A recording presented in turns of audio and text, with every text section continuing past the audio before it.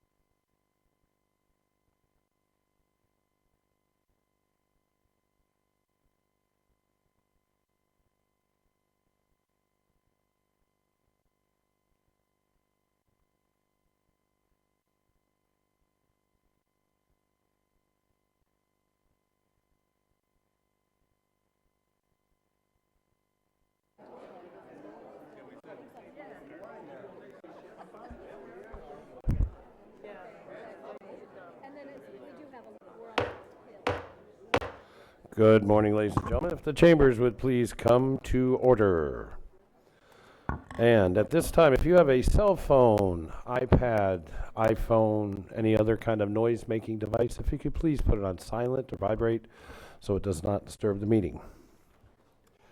So, today's date is July 7th, 2016. It is 9 o'clock on the dot, and this is the Volusia County Council meeting. This morning's invocation will be led by Kenneth Harley, pastor of the Pleasant Grove Missionary Baptist Church of New Smyrna Beach. Where are you at, sir? Please come forward. The council, please rise. Good morning. Let us bow. Father God in heaven, we come before you this morning with thanksgiving. We thank you, God, for this day that you have made. God, we come this morning asking that you usher your presence into this chamber. We ask, Lord, that you would please bless these men and women who have committed their lives to public service. We ask that you would bless them physically, mentally, and emotionally. Please help them to overcome their personal challenges as they carry out the business of our county. Lord, we ask that you would grant them with wisdom, knowledge, and understanding as they deal with the day-to-day issues that they're committed to handle. Lord, we ask your continued blessings upon the families that have been impacted by the terrorist attack in Orlando as well as around the world. Please, Lord, watch over the men and women in public safety who place their lives in jeopardy to protect us on a daily basis. We thank you, Lord, for those who serve in our armed forces and ask that you would please protect them from all terrorist attack. Lord, as we just celebrated our nation's birthday, we thank you for allowing us to live in the land of the free and the home of the brave. In Jesus' precious name we pray, amen. And if everyone would please join me in the Pledge of Allegiance. I pledge allegiance to the flag of the United States of America and to the republic for which it stands, one nation under God, indivisible, with liberty and justice for all. Thank you. Please be seated.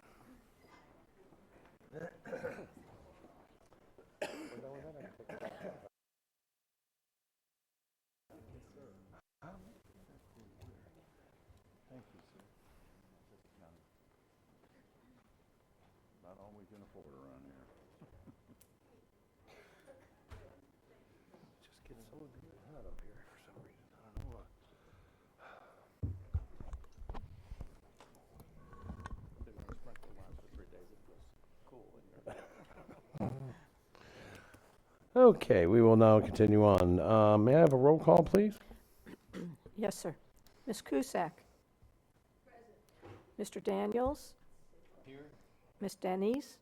Mr. Lowry? Here. Mr. Patterson? Here. Mr. Wagner? Mr. Davis? Yes, I'm here. All present. Thank you, ma'am. And for anybody that is listening or sitting here waiting for item number 25, which is the setting of public hearings for renewal of certificates for public convenience and necessity for emergency medical administration. That item has been pulled from the agenda, so that item will not be heard today. Other than that, we will now pull the consent agenda items. Ms. Cusack. Thank you, Mr. Chair. I have none. Mr. Daniels. None. Ms. Denny's. None, Mr. Chair. Mr. Lowry. None, Mr. Chair. Mr. Patterson. None. Mr. Wagner. I will entertain a motion. Mr. Chair, I move approval of the remaining consent agenda items. Motion for approval of consent agenda. Do I hear a second? Second. Ms. Denny's beat you out, Mr. Wagner. And any further discussion? No further discussion. All those in favor, please signify by aye. Aye. All those opposed. So carried. All right, we will now move on to item number 1, which is the retirement of Mary Tyson, Staff Assistant 1. She'll be retiring after 38 years of International Airport. Ms. Joanne Magley, you have the floor. Morning, Joanne Magley, Community Information Director, and as you mentioned, we have one retirement this morning, Miss Mary Tyson. She retired May 31st after 38 years of dedicated service to the airport. And Rick Carl, the airport director, he will begin the comments this morning. Good morning, Mr. Chair, members of council. Rick Carl, Director of Aviation. I am pleased to be here this morning with a contingent of our airport staff. We got a lot of folks that have been here for a long time at the airport. I would like for them to stand up, please. All the airport team, that long time. Mary, you got a bunch of people here. We got interns running the airport right now, so we got to be quick. Yeah, Mary started 38 years ago, and Dennis McGee was an airport operations agent. So that's how Mary is an institution here. And I thought it was appropriate for Karen Feaster, Deputy Airport Director, who has been here for 23 years herself. Karen's Amarillo grad, came here herself as an intern. I'd like for Karen Feaster to come up and make a few comments, if we could, Mr. Chair. Thank you. Thank you, Mary. There we go. Mary and Charlie. Okay. All right. So Mary started with the county on June 3rd, 1978 as a clerk typist 2 and was quickly promoted to a secretary 2 and then a staff assistant 1. To put the timing in perspective, the year Mary started working for the county, a gallon of gasoline cost 63 cents. The Garfield comic strip first appeared in U.S. newspapers, and the most popular TV show at the time, Happy Days. We believe she is the only employee who worked for 3 airport directors, Doug Wolf, Dennis McGee, and Rick Carl. In fact, Mary was already with the airport, as Rick mentioned, when Dennis started as an airport operations agent. In fact, she was there before Delta Airlines started service in September of '79. Excuse me. All right, Mary was one of the first people our customers encountered when coming into the administration office, and then at the end of her career, their security office. Mary has the institutional knowledge and so many years of experience that she could respond to just about any question asked or situation encountered. In fact, she ran into quite a few challenging ones. A few comments from her performance evaluations read, Mary is a true wealth of knowledge and an asset as an employee. And this employee never ceases to amaze me as to her ability to perform tasks well. I have been fortunate to work with Mary for over 20 years, and I can attest that she's very special and a true inspiration. Mary is blind and never let that stop her or deter her from anything. She has shown us that she can do virtually anything she sets her mind to. Mary shared with us that working and bringing home a paycheck gave her a sense of pride and accomplishment.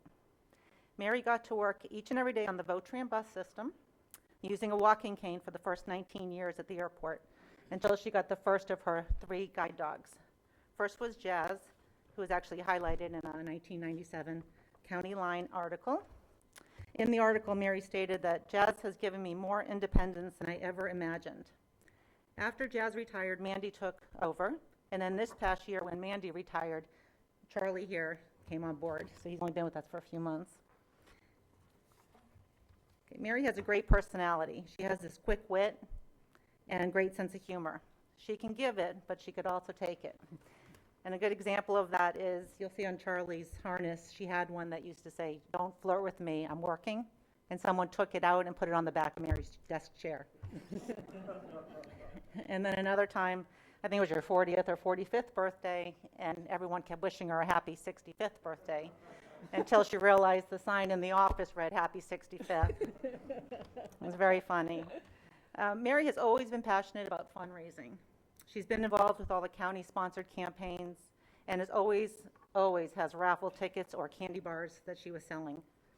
She was earning money for the Daytona Beach Blind Bowling League, the Halifax Council for the Blind, or the Southeastern Guide Dog School, where all 3 of your guide dogs came from.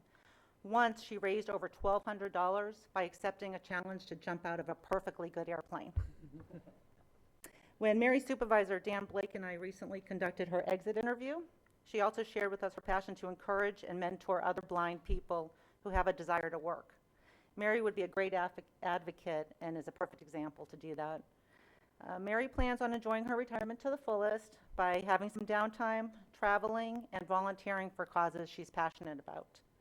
Needless to say, Mary's had a big influence on the airport culture and is a part of our history. So although we will miss seeing her on a daily basis, she'll always be a part of the airport family. We're going to miss you, Mayor.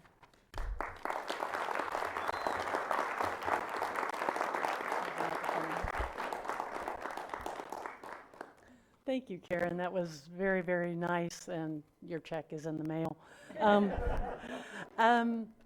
I just wanted to take a moment to thank the airport staff in particular, the Volusia County employees, because working at the airport has been, well, okay, usually a pleasure, okay, every now and then, but I loved my job. If I didn't, I wouldn't have stayed. So working at the airport through the changes and the new building, which is now no longer new, has been wonderful for me. And I encourage the county to consider offering the opportunities to additional blind people or people with other handicaps.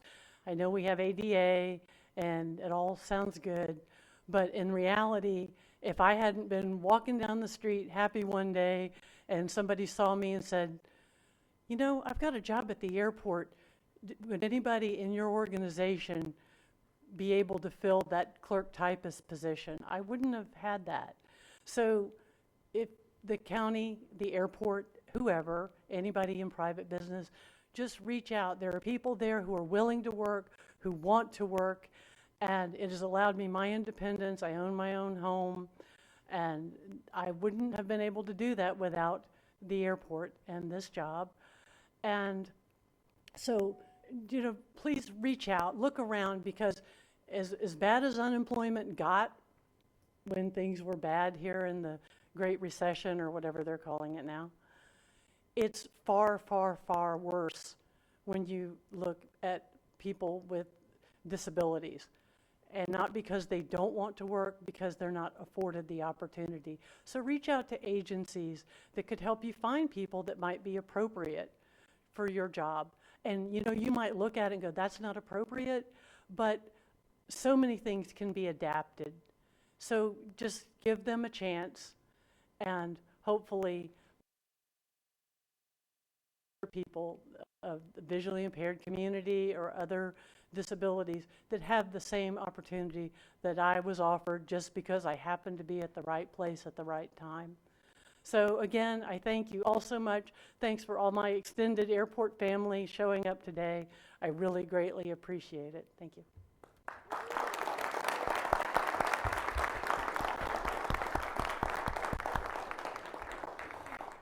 Ms. Kuzak? Thank you, Mr. Chair. Mary, thank you for your years of service.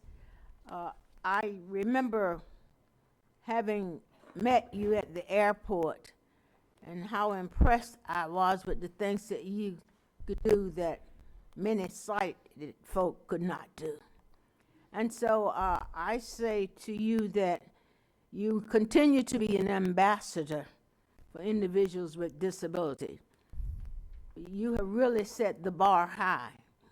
And so therefore, I'm sure there will be others that will follow, because you have laid the pathway. You've put that beacon of light, of hope, into the minds of many people in government and in other agencies that say that, you know, we can hire individuals that may be visually impaired or with other disabilities. So I found out as a nurse that individuals that have some impairment have a tendency to work harder. It's money well spent because they go out of their way to prove that they are capable of performing a task. And you have done that, and I'm proud to have had the opportunity as a nurse to meet you. I was most impressed with you in 1988. And so today I'm still impressed with you and what you do and have done. So you go forth and bring the light with you as you travel on your way to make life better for so many, even though you may have a little inconvenience. Thank you so much, and God bless you. Thank you, Mr. Chair. Thank you, Ms. Guzak. Ms. Dennis? Thank you, Mr. Chair. Hello, Mary. I don't know if you even remember who hired you, but whoever hired you, thank you. I hear what you're saying about our hiring practices and those with disabilities. You have done that for 38 years, thank you. And I don't see somebody that's visually impaired. I don't see somebody that's visually impaired. I see somebody with vision that works towards a future and serves her community. And I want to thank you for your dedication, your stability, and I got to use these words, you probably kept some of those at the airport grounded. I hope so. Yeah. And so much the better if you could keep Mr. Carl there on your side there, because we struggle with him all the time. But very genuinely, enjoy your retirement, and your story is strong, and I think you speak very well, and look forward to other opportunities with staff in hiring those with disabilities. Thank you so much, Mary. Thank Enjoy you. your retirement. Thank you. You're welcome. Well, Mary, it's been 38 years, dedicated service to the airport. I thank you for everything that you've done out there. You and I have only met a couple of times. I think the first time I went out to the airport and got the grand tour, and you were there, we met. I think once when I accidentally walked through the wrong door and you were there and you said, "Who are you and why are you here?" It always was welcoming, yes. Yeah, that was it was a great welcoming. She did not turn the dog loose, so we were fine. But no, you have a great retirement. Go out and enjoy yourself, and take care of Charlie. He's, first time I met this dog now, her service dog here, and I walk up and I go, "Hi, you're Charlie," and he apparently he just is the most lovable dog. He just flopped right over, rolled over. You had to rub his belly, the whole 9 yards. So take care of Charlie, and have a great retirement. Enjoy, and I know we will be hearing and seeing you in the very near future. Oh, yes. I'm sure. Mr. Wagner. So much has been said. I'll keep mine short. You're always quick-witted, I know, because when we first met, we had spoken on the phone a bunch of times. And when we first met, not that it matters at all, but I didn't know the seeing impaired part, because you would just, it never comes across. So it was interesting in your quick-wittedness to me. But I do want to point out, because I know you're fast and you're going to have a reply, but I was one when you started. And I'm ready for it. So, I don't think I can say what just crossed my mind.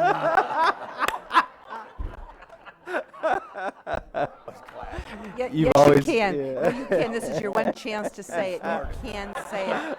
Hold on. Do we need to walk out of the room? Do we need to go off the record for a moment or two? Mary, that's just I really have enjoyed to get to know you. You've been great. Thank you so much. Seriously, I appreciate it. And you can call me to bust me on that one. Oh, I'll get you. I'll get you. All right, Mr. Deneen.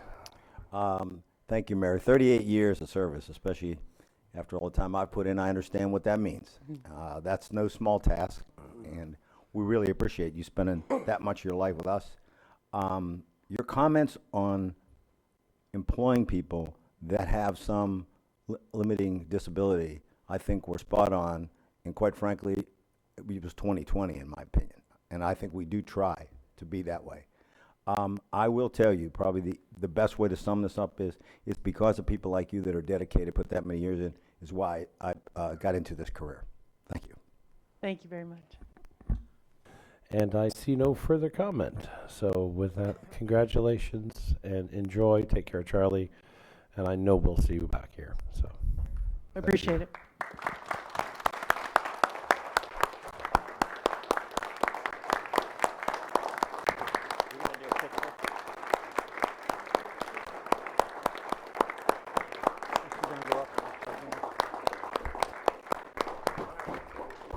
Okay, we're going to take a short recess here, very, very short, so we can do the photo op, because we want our picture with Mary. You want your picture with Charlie? No, I want my picture with Mary. So with that, we'll be in a very short recess.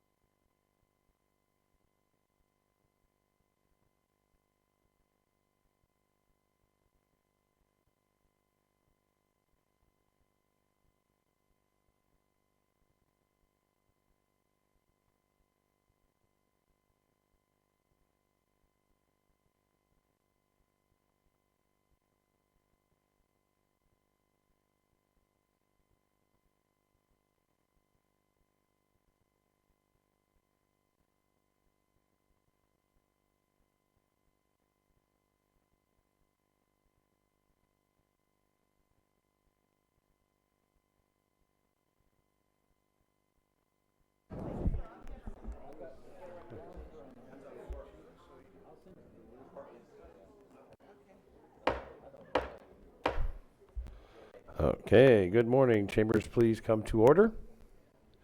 Okay, I think we're back on the record now, and we will move on to item number 2. Item number 2 is opening a public hearing, yes, all that excitement. And this public hearing is the second public hearing on amendments to the Volusia County Home Rule Charter proposed by the Charter Review Commission. Mr. Deneen. Thank you, Mr. Chair. Tammy Bong is at the microphone. She'll explain where we are in the process. Mr. Hyatt Brown is here today, and I'm sure he'll want to come forward to the microphone and probably be brief as always in terms of being able to answer questions. Tammy? Good morning, council members. Tammy Bong, Budget and Administrative Services Director. As you recall, last year in July, we appointed the members of our Charter Review Commission. Of course, today you have your chairman here, who would be happy to address any additional questions. This is the second public hearing. We have one more following this one, and it is for the amendments that are under consideration for today. It's modification of the legislative procedures to confirm to law the repeal of the superseded or obsolete provisions. The second one was the authorization of payment for in-county expenses of county council members. And the third would be the designation of an at-large member as county council vice chair. So at this time, I'd like to introduce Mr. Hyatt Brown, the chairman of your commission, and he'd be here to answer any additional questions you may have, or the public, of course. Thank you, Tammy. Hyatt Brown, 213 Riverside Drive, Ormond Beach. And so without getting into a lot of details, I'll be glad to answer any questions. If you have no questions, then I'll go sit down. You are correct. Brief as always, Mr. Brown. Is there any questions for the chairman of the Charter Review Committee? I think not. Thank you very much, Mr. Brown. Thank you. All right, we will now close the staff reporting section of the public hearing and open up public participation. Is there any public participation? No, sir. Very well, we will close the public participation and the public hearing, open up for council discussion. Is there any discussion on this matter? I see none, so therefore we will hereby close that item number 2 in order of business. This is not an action required, so we will now move on. Thank you very much, everybody, for the report, and Mr. Brown for coming up. We will now move to item number 3, which is the resolution of the delegation of Community Redevelopment Authority to the City of Deltona. Mr. Carl, you have the floor, sir. Thank you, Mr. Chair, members of the council. Rick Carl, Director of Aviation and Economic Resources. I'm here with Arlene Smith, who handled the coordination of this with the city. This is the the resolution that would formally delegate the authority to the city for the CRA. You've had the presentation from the city, and we would just be available to answer any questions if you wish, and we're here to go forward. Okay, thank you, sir. Ms. Hertzberg, are you here to speak as a citizen or as a commissioner, city commissioner on the Council of Deltona? Well, if you're here speaking as a citizen, you get 3 minutes. If you're here as a commissioner, you're kind of part of the government and speaking on their behalf. So you only need 3 minutes? So, okay, please come to the microphone. Is there anybody else for public participation? Good morning, Must Heidi. not, one Heidi moment. Hertzberg. Okay, It sorry. must not be because Mrs. Okay. All right, Ms. Heidi Hertzberg, Hertzberg. your name and your address, and you will have 3 minutes. Thank you, Mr. Chairman. Heidi Hertzberg, 556 Nardello, Deltona. I'm here to make this short, sweet, and brief. I want to thank all of you, staff, council, for your consideration for the CRA for the city of Deltona. It's been a long time in the works for us.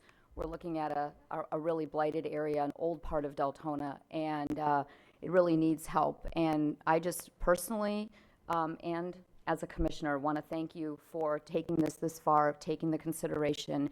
And I can assure you that the city of Deltona will do this properly and in the right way. So once again, to staff who took the time to review all this, and to you that are considering it, thank you so much. You're right, you didn't need 3 minutes. Okay, and yet no other public participation? No, sir. Very well, we'll close that and open up council discussion. Mr. Lowry, this is your district. Hey, And I yeah. think you actually sat on that board once for a couple of weeks, right? Yeah, before they ran me off. Actually, I'm excited about this. I was in the beginnings of that years ago when I was on the Deltona City Commission, and when I was running for this position, I wanted to try to be a bridge to gap between county and city, and I think we've achieved that somewhat, and maybe even better than I dreamed at this point. And I'm really proud of my city and the leadership and what they've done on that, and with Jerry and Jane and all the work they've done on the staff. And it blesses my heart for Rick to come up and tell me that they're a great bunch to work with, doing a great job, and so that makes me proud of the whole bunch on both sides, county and city. And with that, I'd like to make a motion that we approve this CRA for Deltona, please. There is a motion for approval on the floor. Second. Thank you, Ms. Denny. There is a second. And you have the floor. Thank you. I think that today is historical and going to be more historical as the morning goes on, but this is, I'm going to say, is the first one. This is a CRA hearing. This is the most quiet, unified, with anticipation CRA, I'm going to say probably approval. I cannot imagine it not being approved. But when I even saw it on my agenda package, I called the manager. I said, Mr. Deneen, there's a CRA in our agenda package. And he said, yes. I said, I haven't seen you throw in any gauntlet down. What's going on? This is a good CRA, Deb. This is what CRA should look like. Yeah. So very genuine. And thank you, staff. Yep. Seriously, and I'm saying that out of all due respect, and to the city of Deltona, to the county, and for the collaboration, indeed, Mr. Lowry, between the city and the county, because the lack of speakers speaks volumes in itself. I don't think I've ever seen a CRA hearing this quiet. So you've done a good job. Congratulations. Let's see how the vote goes, but congratulations. I think you've laid a good framework, and obviously staff has worked well. You've worked out any bugs or anything that needed to be worked out ahead of time, and that speaks volumes for the collaboration that you don't see behind the scenes. This is what we do really well. And I have to say this, because we talk about this in my meetings with staff.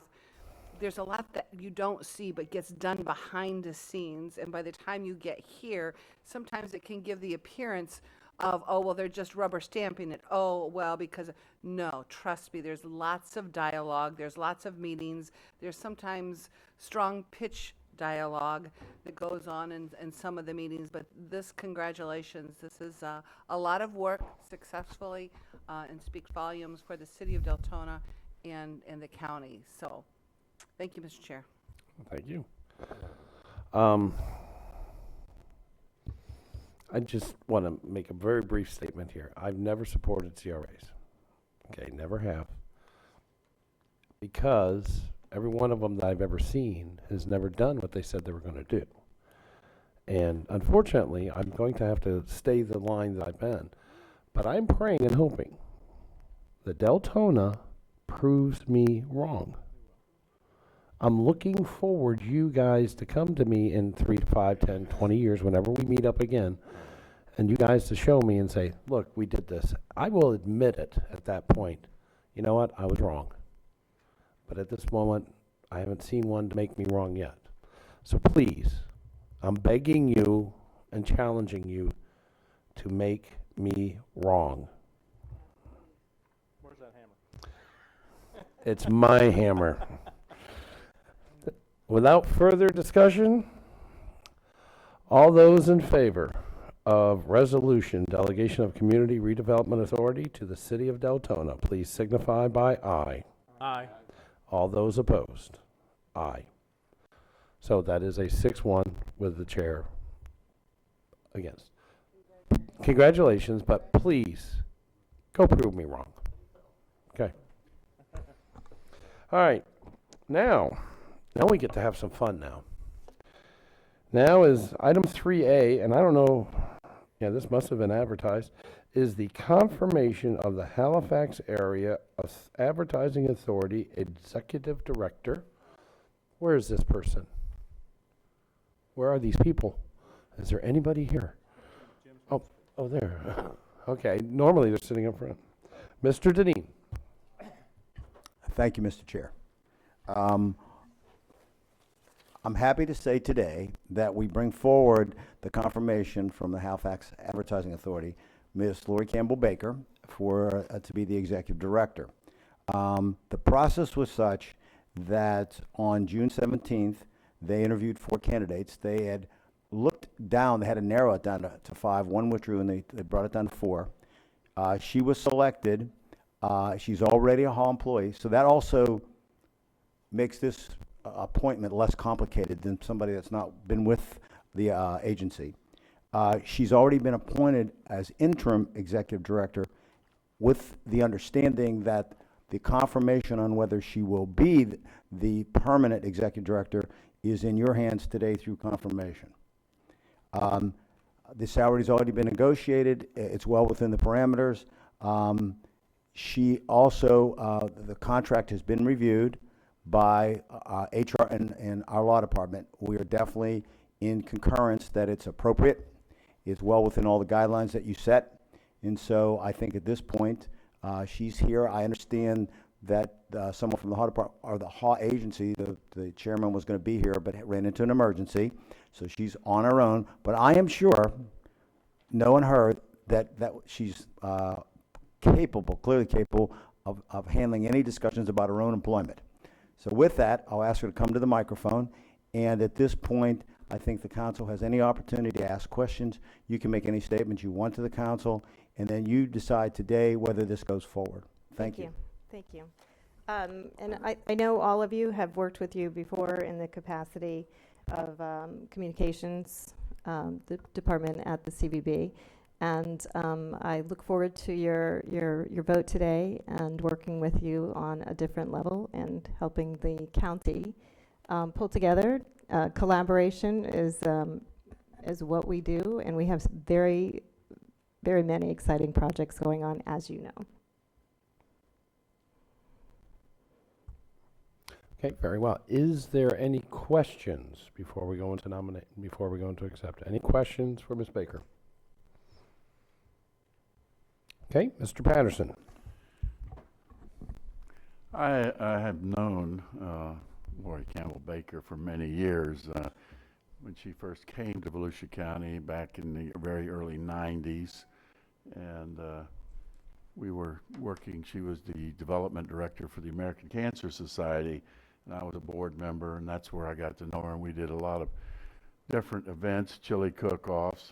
We took over Main Street a few times, and I've always observed her as she worked. She was very, very thorough in what she was doing. She did a great job, and I've watched her move through the community in other positions. So I was proud to see that she applied for this position as the executive director of the Halifax Area Advertising Authority. Mr. Chair, with that, I'd like to move approval of the confirmation of the Lori Campbell Baker as the Halifax Area Advertising Authority Executive Director. I have a motion for approval. Mr. Wagner, he is the second to the motion. Very well. You still have the floor, Mr. Patterson. He's done. Mr. Wagner. I don't want to tell the real story. Oh, he doesn't want to tell the real stories. Notice he you. said that off record too. Close down Main Street with Pat Patterson? Chili cook-offs are big things, and he was the judge. Yeah, I just Big can't see deal. that. Yeah. Mr. Wagner. It was 1 hour after he ate the chili. That's why they. You turned off your mic. You can't even reply. I just want to point out I think this is great. I mean, obviously, I don't know the vote. I'll make the assumption. Oftentimes, we look outside of our community to find someone to tell us what our community is and for leadership. So I'm proud of your board. I'm proud of everybody involved. I think you'll be excellent at this. I think it's a perfect pick, and I wish you all the luck in the world. It's a hard job because everyone's an expert. I know. Yeah. But I really do think you'll do an excellent job, and I'm looking forward to seeing some great work from your authority. So thank you. Thank you. Thank you. We look forward to doing some great work. All right, fine. There's nobody else. I'll take. Oh, can I go first? You want to go first? You go first. All right. I am so proud that you applied, and I've always said that we shouldn't look much farther than our own back door. We have got the most qualified people. We've got people that have lived here for years, that grew up here, that were born here. They are part of our community. And they're the people that should be leading the charge. Who knows better what's in your own backyard than somebody's back there? Thank you. So I greatly appreciate that you applied. I'm so glad to hear the nomination, and you've gone through the process. And I think it's great because you have been truly a beacon in our community, and people know you. Somebody says, you know Lori Campbell Baker? Oh, yeah. And they've got a story. So, and I don't have Pat any. stories. No, they were Okay. good. They were good. They were actually rated G and very nice, and no bad things happened. And No I just, chili. No Okay. chili. No, All right. he's the only one with the chili cook-off. But he's still laughing about it. That must have been one hell of a chili cook-off. It was more than just chili cook-offs. Okay. Events that we participated in. Yes. Anyways, I'm going to keep going here. So anyways, congratulations. I'm so good chili shots. Okay. With that, I'm going to close my comments by saying thank you very much for applying, and I know you'll do great things in our community. Thank you and, very much. It'll be a pleasure to work with you in the very near future. Mr. forward to Deneen, it. could you please take this to the vote? Be glad to. I just wanted to assure the council members, I talked to each one of you about the fact that Lori and I, together with the chairman of the HUB board, had a really productive meeting yesterday. I have never been so comfortable that I think we're going down the right path. I think that she gets it, that we're one team. It's not a we and them, it's us. And that I think she understands and appreciates the support mechanism that's in place to protect us all, because issues that can happen there are bigger than the HUB board. They start becoming an issue for the county government and for the county in general. And she understands the severity of the situation if it gets out of control. I think that I'm comfortable that she will be able to handle any issues they have down there, and that we do not interfere. We want to be a support mechanism. We tried to reemphasize that yesterday. I am very comfortable and confident that she'll take us to a new level. And I'm very pleased to say that I think this is going to be in the best interest of the community. Thank you. Thank you. Okay. No further comments? All those in favor of confirmation of the Halifax Area Advertising Authority Executive Director to be Miss Lori Campbell Baker, please signify by aye. Aye. And all those opposed? So carried. Congratulations. Thank you so much. And we are Look looking forward to forward working to a chili cook-off soon. I'm going to get back to work now. Thank Okay, enjoy. All right, we're going to move on now to item number 4.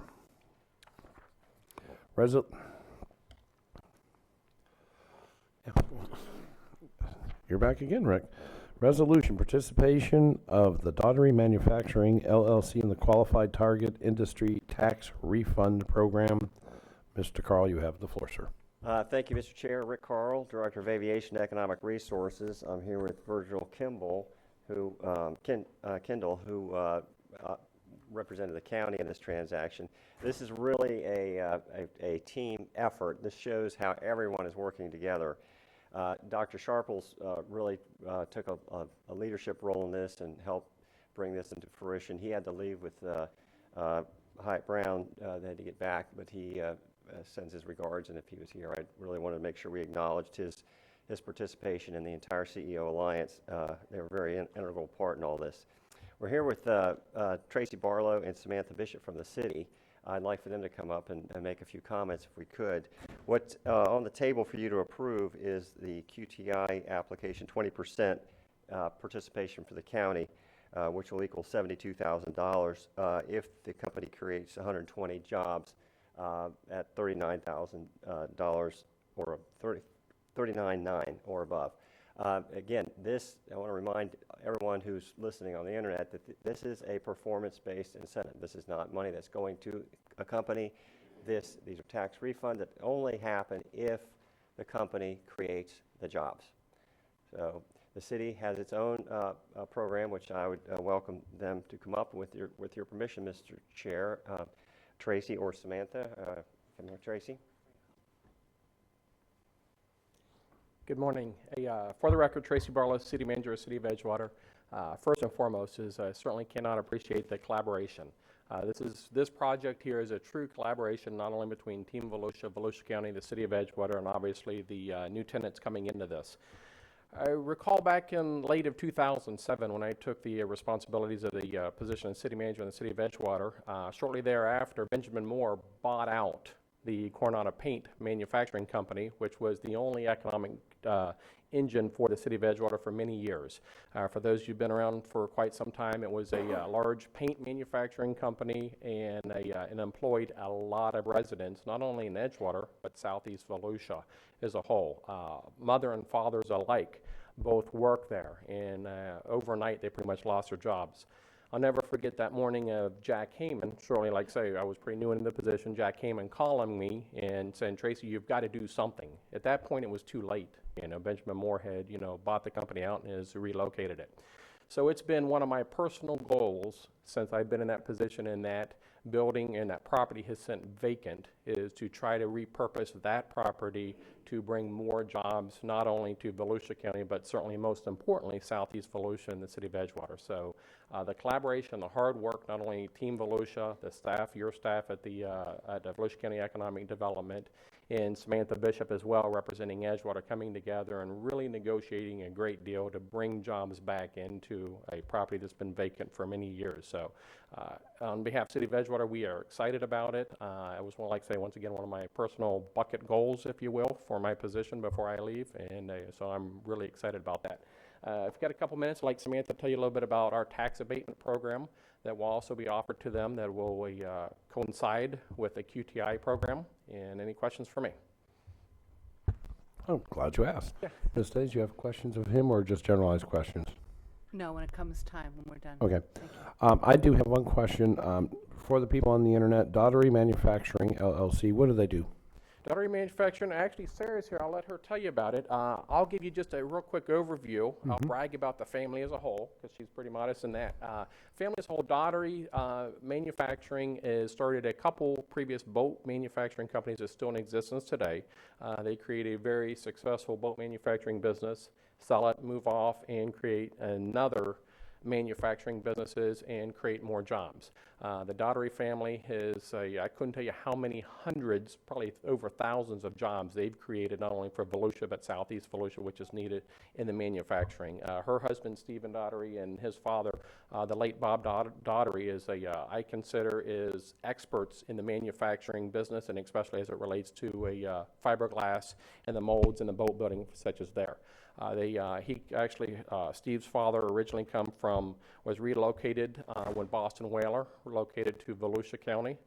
He left Boston Whaler and created Edgewater Power Boats, built a very successful business that is still growing and employing hundreds of people. Sold that, moved off, and created Daughtery Marine, or most people know as Everglades Power Boats, which is still employing over hundreds of people and still growing. Sold that, moved off, and is starting a whole new venture. So the Daughtery family as a whole just keeps creating jobs and jobs and jobs, and probably one of the largest, through those subsidiaries, probably one of the largest job creators in our region, which is needed in the manufacturing. That help? Kinda. They make something though. Are still in the boat? But she's going to talk to us about This it. particular business venture. Okay. Mr. Okay. Chair, Yes. can I go back to my Mr. Barlow? Brother. The location, and I should know this, so I'm going to state it like I do know it, and you will clarify for me, as it always works out. This building, where is this in relation to Park Avenue? This is almost touches Park Avenue, probably less than a quarter of a block just south of Park Avenue, adjacent on the east side of the railroad tracks. So if you know Park Avenue where the railroad tracks is, Right. So it's it's right on the railroad line itself, and it's just south of Park Avenue before you cross the railroad track. So Park Avenue itself and the initiative, and I see it's on your next agenda item when you talk about capital projects, the widening. This is also a need for the widening of Park Avenue to support. Yeah, it's growth. just north of the YMCA swimming pool area, right? Correct, just north of YMCA swimming pool area, yes. And that's kind of where I was going to connect all of this because of the industrial zone out there and the commitment that this council's made to three-laning Park Avenue the rest of the way, because as we know, the support services that will come in with an industry such as this, and the wraparound businesses in the second and third tier are critical to success for everybody, and will expand the other existing businesses. So this is just really, really good. And the only thing that I heard you say that concerns me is you said this was on your bucket list. You wanted to get this done before you left. You're not going anywhere? No, I've got two others on my personal bucket list that Okay, are pretty good initiatives. It's going to be a partnership with the county as well. So, Okay. But and you're correct. This is within our industrial manufacturing zone. It's adjacent to our Parktown Industrial Center, which has plenty of opportunity for future expansion to bring those other accessory businesses that will continue to support his new manufacturing, which is pretty diversified. And I'm anxious for her to tell you about some of those. Thank you. Ms. Bishop, you're next. Good morning, Council. My name is Samantha Bishop. I'm the Economic Development Coordinator for the City of Edgewater. This has been a great project. We've been working with the Daughteries for quite some time. Just to expand a little bit about the Daughteries and what they do, especially Stephen and Sarah, they also make the tornado pods with all their tornado activity in the Midwest that we had a few years ago. And this is just what Stephen does. Stephen sees a need or someone contacts him with a need. He's the go-to guy. He can fabricate and make anything, whether it's a metal fabrication need or an idea that someone has, a little piece of paper, or an idea they've drawn on a napkin, he can build it. Whether it's in metal or whether it's in composites or fiberglass. So they're just amazing engineering genius that he got from his dad. So we're very excited to have him. This particular site that they're looking at is over 12 acres of property, and it also encompasses over 187,000 square feet of roof buildings. So it's a very large site, and it's been sitting empty and vacant for over 9 years in our beautiful city of Edgewater. In 2014, our taxpayers and our residents voted in our tax abatement program that we offer, and that program can be up to 100% of taxes, the city taxes, for up to 10 years. So they had the minimum required for Florida statutes, the 10 jobs, and of course the minimum pay is, maximum pay would be like $20 an hour for them to receive that. So we're working with them to process that application as we speak, and will be critical for them to relocate. As of course, like everyone else, we have stiff competition with other states as well, Georgia and South Carolina and some others. So we're very excited about that. Does anyone have any questions for me on that? George Regnwald. That's why I said it that way, because he's not here.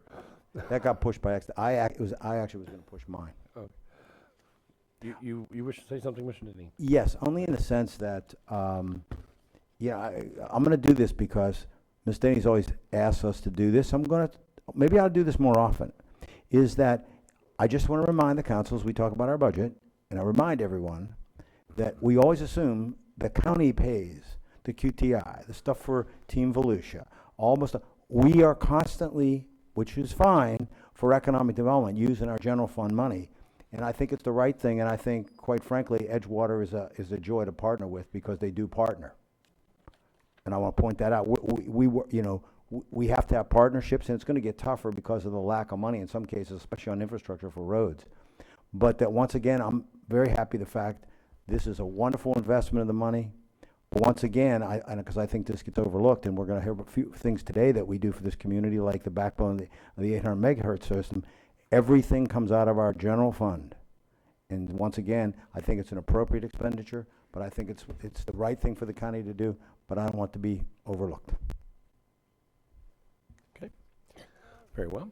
No questions. I do have a question for, I guess, Rick. This QTI, is there a time frame on creation of those jobs? I guess for you and for anybody. Is there any time frame? It's a 3-year time frame. Okay, we have a 3-year time frame to create all those jobs, and then we give them the QTI. Well, they apply through the state, and it's actually a state program, and we provide 20% of the funds, but the state verifies the jobs. Okay. I just was curious because we're gonna get asked that. Is there a time frame or is this forever? Okay. No questions? Ms. Daugherty, why don't I give you the floor? I'm very interested to know exactly what you guys are building. Hi, I'm Sarah Doherty. I own Doherty Manufacturing with my husband. We currently have a place in New Smyrna Beach, but we have entertained moving to South Carolina. The business in New Smyrna will stay in New Smyrna. This will be a whole new entity. Our current business is just basic metal fabrication and fiberglass, the storm shelters, small fiberglass parts. We're in the process of some patents, but this new building will give us the opportunity to go forward with the majority of everything will be theme park work. Everybody knows the growing of Universal, of Disney, and the competition between Legoland, Disney, Universal. We've made great connections. We have a lot of stuff out there that we cannot do without this facility. Our only other option is about 3 miles from our house in South Carolina. There's a 200,000 square foot facility that is on the market. Personally, we love the city of Edgewater. My husband's been here since he was 18 years old, and through Boston Whaler, Edgewater, Everglades, the team of people, the craftsmanship, the attention from the city, and this is home. We really don't want to go anywhere. We love it here, and we can't wait to add an employee and watch these other families grow. Thank you. Very well. Is that the end of the staff report on this matter? Okay. Is there any public participation on this matter? No, sir. Okay. We'll open it up to council discussion. And I would like to lead off and say, Tracy and Ms. Bishop, thank you. 3 years ago, we had this conversation about we've got to do something with the Coronado Paint buildings. There was discussion about turning it into brownfields, knocking it down, doing this, doing that. And I am so glad that you reached out. And Ms. Daugherty, thank you to you and your husband for saving that building, saving us a lot of problems, and putting people to work and creating jobs. That has been our number one goal. Well, mine personally. I know a lot of our council has been on board with that. Thank you very much for coming home. Welcome home, and we would love to have you stay. And if you need more buildings in larger areas, just give us a call. I'm sure we can help you find them. Okay? Ms. Denny's.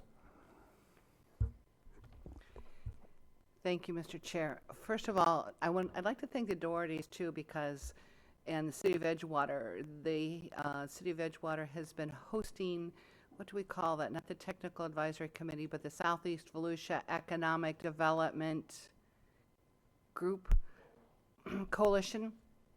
And Dohertys are always at the table, and thank you for that. And when we had a meeting with Daytona State College, and again, it's interesting, you have to hear the industry that they're specializing in is fiberglass. That industry with the commercial airspace, I'm going to go back down there, down at the launch site, and what's coming in with our current boat manufacturers, with Boston Whaler and everybody else down there, there is a demand, a high demand for quality finishers and in this fiberglass industry. So we have talked, and Sam Bishop and the City of Edgewater has been in the forefront with working with Daytona State and other organizations and the industries themselves for internships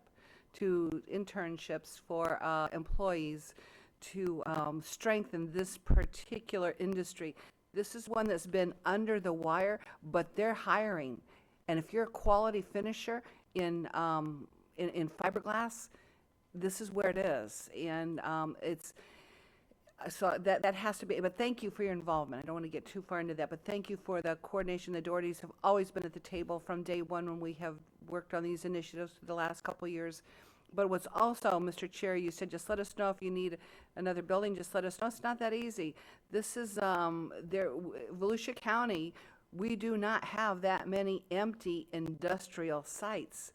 fact that staff has talked about, we need to look at it, Mr. Manager. Remember we talked about industrial complexes and what we need to do with zoning and to try to capture this market? So I know for a fact that it's not that easy, and you've probably got one of the last best big industrial empty commercial sites existing. So, and thank you for that repurposing. You're really breathing some new life into that community and to our workforce. This is and it doesn't. And the CEO Alliance has been very involved in closing this deal and working behind the scenes. I've talked with Mr. Sharples as we've gone on through this and others. But there's a lot going on behind the scenes and in the background. And I thank you all and Mr. Carl for the county's involvement in this. It took a lot to get where you are. And we're talking a lot about this. And I said 72,000, that's all? 70, we're doing all this for QTI. For 72,000? Well, that's just our part. Then you've got the state. And then we three-lane the $3 million into Park Avenue. And Edgewater, thank you for what you're doing. This is the industrial complex to watch for the future. It absolutely is, and this is just proving it. So with that, I move approval. Motion for approval. Mr. Patterson is the second. You still have the floor. I'm done, Mr. Chair. Thank you. Mr. Patterson. Thank you. I know that Mr. Barlow and I, about 3 years ago, he took me on a little tour of Edgewater. Not that I needed a tour of Edgewater. I've been around there for quite a while.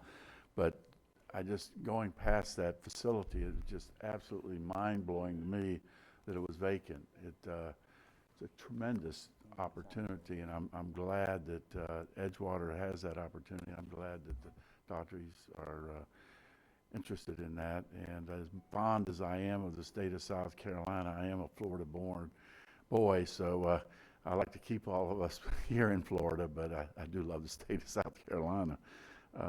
But thank you. Thank you for what y'all are doing. I know it'll be a tremendous opportunity for all of Volusia County, for anybody that is looking for work. So thank you. Mr. Wagner. Are all other parts of the deal worked out? Like, if this is this a go, or is there still some contingencies? So it's all go? Because I like to feel excited when we're done. This is such a neat thing. Sometimes I get my hopes up and then things fall apart and then I'm all depressed. And, this is just so neat to have someone stay and this investment. Are you laughing at me? It is. Sometimes it falls apart in economic development and gets hard. This one's, on my right's making fun of me over here. Sorry about that. I just want to say thank you for investing here. Really appreciate it. I mean, this is obviously I help support Disney and Universal quite a bit with a 3- and 5-year-old, and if I knew what parts were yours, it would make it even more special. It's just really exciting to have a company like yours stay here and grow here, and a lot of my friends and involvement in fiberglass industry. It's a big industry. I mean, it really is, and especially in Florida, especially with all the boat makers, the experts we can pull from them, and I'm sure you do, obviously. It's pretty exciting. So congratulations, and thank you so very much for staying here. We really do appreciate it. Okay. No further. I have one comment before we go. Mr. Patterson, I lived in Edgewater. He still took me for a tour around Edgewater. So he's just Mr. Tour. I lived there at the time. He probably felt you needed it. He may have, but I was telling him where to turn left and right and where we were going. So anyways, no further discussion matters then. Very well. All those in favor of the resolution participation of the Daughtry Manufacturing LLC in the QTI tax refund program, please signify by aye. And all those opposed, so pass 7-0. Congratulations. Welcome home. All right. Yes, we're on time. Yes, great work. All right, now item number 5 is the update on capital project schedules. Mr. Deneen. Thank you. If I may, before we go, is everybody okay? Do we need a 5-minute break or anything? Everybody good? Let's move. Mr. Deneen, you have the floor. Thank you, Mr. Chair. What we have today is just simply the project schedule format. Now, if you remember, Ms. Denny's originally brought this idea up. We welcomed and embraced the idea. We think it's going to be good for us and for the council, especially now that the economy starts to change, and we're going to actually, as you'll see in my budget, have a significant number of capital projects that we have committed, that we are committing to get done. What George will do is going to walk you through and show you what the process is. The information enclosed in some of the examples are just for illustrative purposes. They're not finite or official official timetables. The other thing that will happen is if the council agrees, we felt that we'd probably come back once a quarter with an update. But the first major stretch or endeavor that we'll take is when we first put everything in the chart. Now, it's going to take us some time because what the chart is good about, or the process that George is going to talk to you about, will actually make us look at a number of things, and that is where we are on all things that are being constructed. And there's so many that they're all going on, a lot of them at different stages, all concurrent in a lot of cases.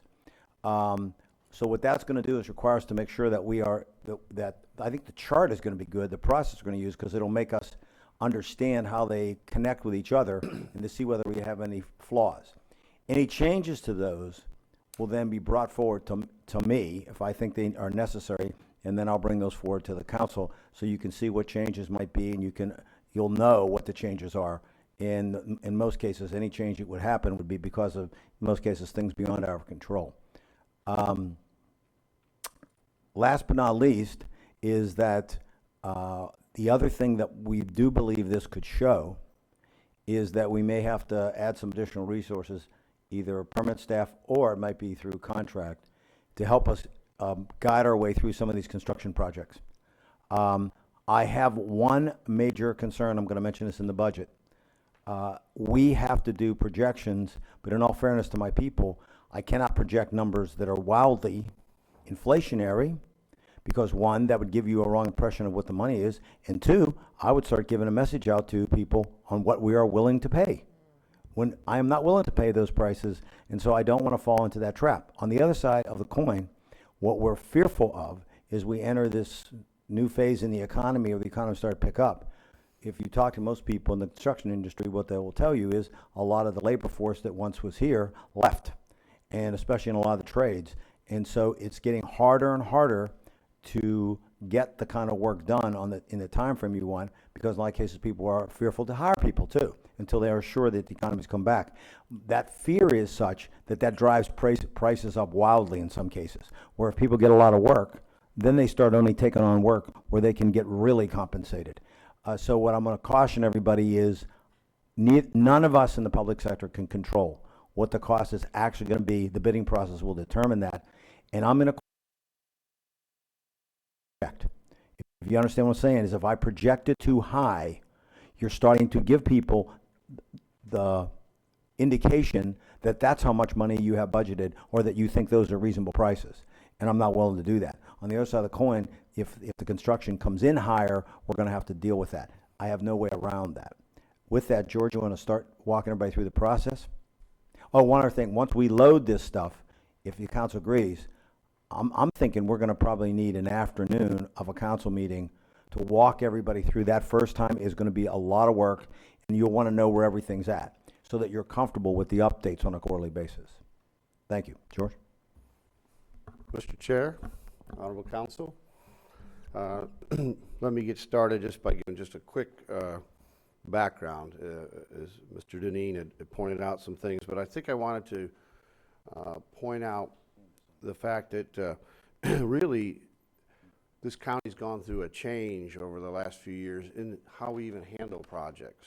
And it started basically with Mr. Deneen coming in.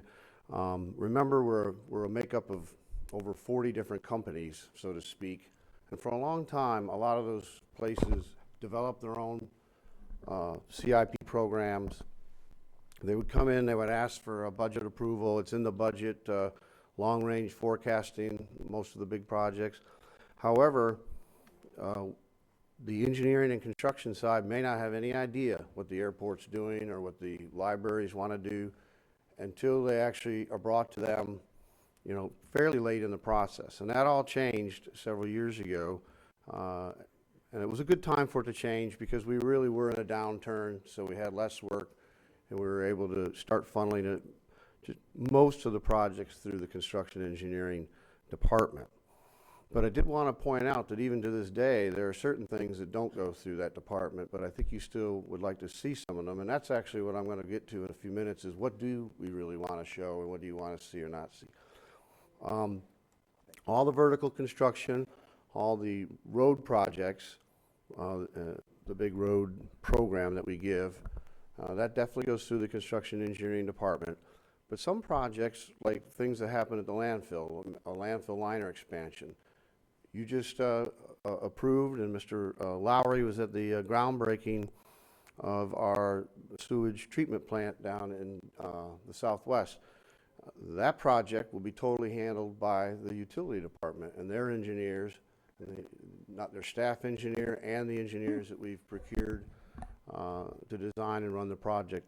So the challenge as we put this together is it's not just one area, it's not funneling all to one area, it's funneling through 3 or 4 areas. So this really is a good exercise because this will be the first time we've ever attempted to put all those documents together into one program. So it's going to be, I think it's going to be very neat, and it's going to be very enlightening, as Mr. Deneen had said, because it's going to show a little bit about where our resources are.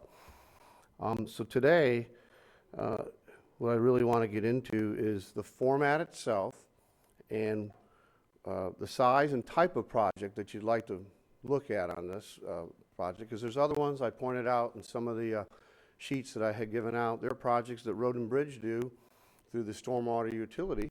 Some of them they go out to contract, some of them they can do themselves. They're very sizable. They can tear up an entire neighborhood. There's something you may want to be aware of, but they're buried really in the Road and Bridge budget through their operations, and they do a lot of the work in-house. You may or may not want to track that. And then when does it get on the schedule itself? And we've got a recommendation. I mean, we think that really, because again, there's a lot of wish lists out there. There's a lot of planning that goes on. Some of these projects are literally years into planning, but when do we really want to attach it to the schedule? And maybe when we attach money to it, because that's when we're going to be coming to see and coming before you for ask for money in the budget. You'll be seeing the design phase when we pick the engineers, and of course the construction phase, and then some of these, like the road program and some of the others, involve property purchase. So that's another time. So there'll be multiple times we'll be coming before you, and I think it's important, how we have that phased on that schedule, and when do we want to pick it up on that schedule. So let's go ahead and put the first cut sheet up. The other thing we came out of this really, and I think it's a great idea that came from the staff, was we wanted to put together a background sheet on each of the projects. And again, the data on these things has not been vetted. There's nothing that has not been approved by myself or Mr. Deneen, and so we're going through that process now. We thought it'd be helpful to have in the background on all these projects that make it on the schedule a little guide like this, where you can see some of the basic information, the features, possibly when site was purchased, right-of-way was purchased, and the known council actions that we've gone through to date. And I think one of the things that's going to be key in this is the funding status, because one of the things that's going to drive this schedule, besides our resources, of course, is the funding. And it's not just the funding of our dollars, but it's going to be often the funding from other agencies. Just off the top of my head, I hit 5 major ones that we use all the time. And by the way, of course, what makes it challenging for us is each one of them have their own procurement rules and their own rules on how you can do the project itself. When can you start the project? Some, like the FAA, I mean, you have to design the project, and then you have to go and ask for permission, and we have to put quite a bit of investment before we can even ask for the money, and then hope that we get it. So, but just we have the FDOT, the FAA, the FHWA, St. John's Water Management, and FDEP that we get money from on a regular basis for projects. They partner, we leverage, but with those monies usually come time constraints, deadlines, and/or like in the case of the DOT and FHWA, you might not be able to start a project until they've moved it in the spot that they want it in their budget cycle. So that all will have to come into play. And I think we can show that when we, put together these sheets and when we throw it up on the schedule itself. Go ahead and just put, the actual schedule up that we have just for illustrative purposes. It is, and the thing about this, we'll be able to sort it many different ways. We just have one example here because I think you're going to want to look at it different ways. Seems kind of simple, but as I said, there's a lot of background that goes in it. Now, what you don't see on this schedule is when something moves, because really we haven't really started any of this, none of it's been approved, but when we nail down when they were approved and when they were supposed to be going, and then there is any slippage in the schedule, there'll be a hash mark over that area showing where the change was. And that, of course, I think in the quarterly updates will be where we'll be doing the explaining and the updates on exactly what's happening. But we wanted to take a lot of complex information and drill it down into a fairly simple chart that everyone could carry around, understand. We could, have it, we'll probably have it, online, accessible for people to look at. So, and then we would be a living document that would have to be updated and brought to you on a quarterly basis. There are many more projects in this. We just wanted to go ahead and take a look, and like I say, for illustrative purposes. And it'll take us several weeks at least to go through the process of putting them in and then taking a look at what they do. Now, like I say, this isn't really accurate, but if this was accurate, you could take a look and say right away where all you have a lot of construction going, and if there were one particular area, do we have enough inspectors to cover that work, or do we need to go ahead and get a CEI firm to do it? Even in the design world, there's only so much design that we can have going on at one time that we can manage as they come back through our office. Property acquisition and permitting, those are things, again, they take up time, and that's I think what's another valuable part of this schedule is going to be our procurement, our purchasing folks. They need to know what's coming up because it sets their workload when they're doing this process. When we're doing contracts and property work, of course, that's a legal workload. So it affects almost all areas of the county. So it will be a really good tool as we take a look. And what's happening really is we went from a situation where we had a few projects going on and we could always work them in and handle them. But as this starts to ramp up, there will be decisions that'll have to be made based, if it's a high enough priority, do we want to add temporarily or permanently some resources? We can do that. And then in what area? Because the other key thing is, we have a great staff, and I think they're some of the most versatile people we have, but there are things like that need a certain expertise that we may not have, or we may only have one of. We go years and years without having a bridge, and now we're going to have two under construction at the same time. So it's just an interesting thing we take on. Vertical construction can vary up and down. I think as Mr. Deneen said, it's an interesting market out there, even getting qualified contractors. But we struggle with the same thing, qualified inspectors, engineering and design firms that can do the work. And then the other thing that I think we should look at factoring in is some of these projects, do you want to build them during a boom, or do you want to try and look at the market a little bit and see, right now, if it's glutted with and asphalt prices are really high, is this the time you want to do it? Or do you want to back off and see if there's a better time to do a road or something at that time? Those are all questions I think we should be asking ourselves. We ask them all the time in the background, but I think as we put this together, it'll really be a great exercise to see all the factors that we put into this. George, if I can add, one of the things I think that answers another question or helps resolve an issue I think a number of council members have is, and I think the longer you're on council, the more this becomes a frustration, and that is demonstrating to people how much we do. I think people are astounded. Especially, I think, I love cities, I managed a city, but the focus is way different than if you're the county government. And we're doing so many things in so many areas with everything from enterprise funds to the general fund to the MSD, 64 funds. We got 64 things we're probably doing. The nice thing about this, that's why we applaud having this process.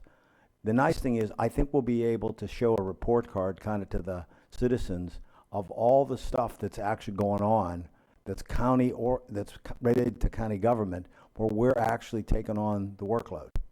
And I also think it demonstrates how much effort we're putting out to make it a better community by making sure that we're taking care of a lot of the basic needs in the community and the economic development needs. So I think what this will do is it'll give sort of a snapshot, which we don't have today, of showing everything that's going on. I also think what it'll do is it'll demonstrate once and for all, which I struggle with as county manager, and that's the complexity of the organization that we run. And, I think when they come up here to the council members, the longer you're here, the more you realize that, is that everybody has their issue, their focus. But if you're on this side of the dais, the focus is a lot different because you see it all. And bottom line is, I think this is one of the few times we've never done this before, so I do think it gets lost on people. Once you approve it up here, it gets lost on all the stuff that we're actually engaged in. So, going forward, like I say, what I'd like to hear back as input is if this general format is okay, we'll go ahead and we'll start loading the projects. That will take some time, and what we will do, we'll vet them and we'll have a proposed schedule when we come forth to you, and then we can get down to the nitty-gritty on, what's important, what are some of the parameters, what are some of the constraints, what are some of the funding urgencies with grants, the road program. It's tied to our comprehensive plan. The water projects we do, they're tied to our comprehensive plan, things we've committed to be able to grow in this county. We'll have to show where all that's tied in, so it's a priority. And like I say, decisions may have to be made on resource allocation at that time. So if you give us an okay on the format, then we'll plug everything in, and then we'll have a mini work session with the council. I'm planning on doing as part of one of our meetings.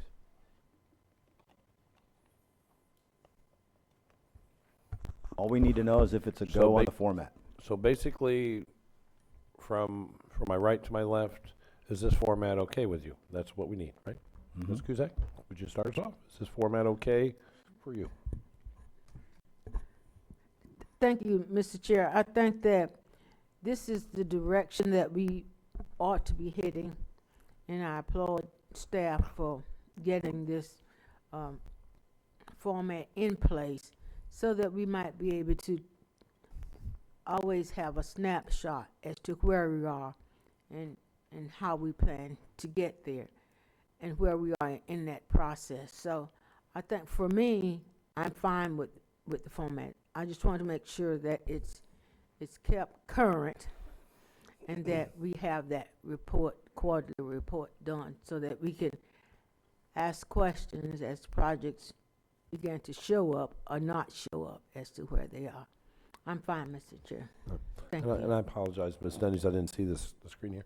You, ma'am? No? Okay. Mr. Wagner?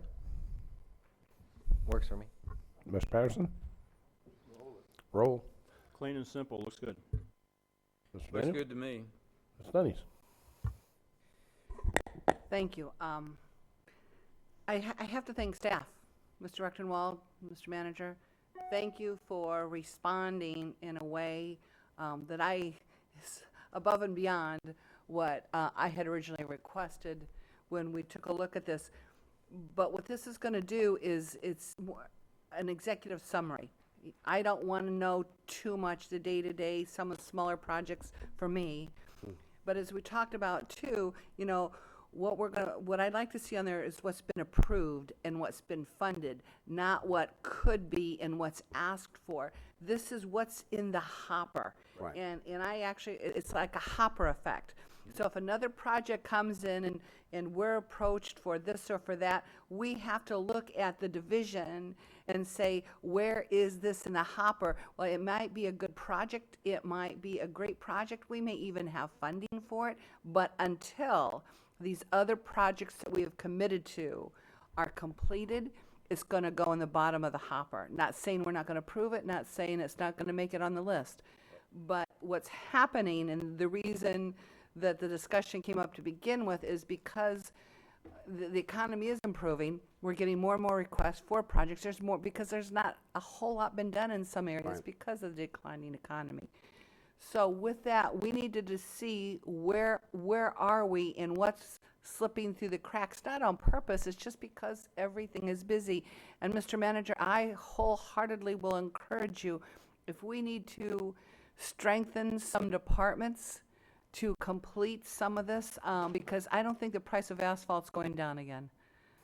George, Probably not. It's just, that's just, those days are gone, and the only way that will happen is if the economy tanks again, and we certainly don't want that. So, I'm very much encouraged. I like the executive summary, the way it goes.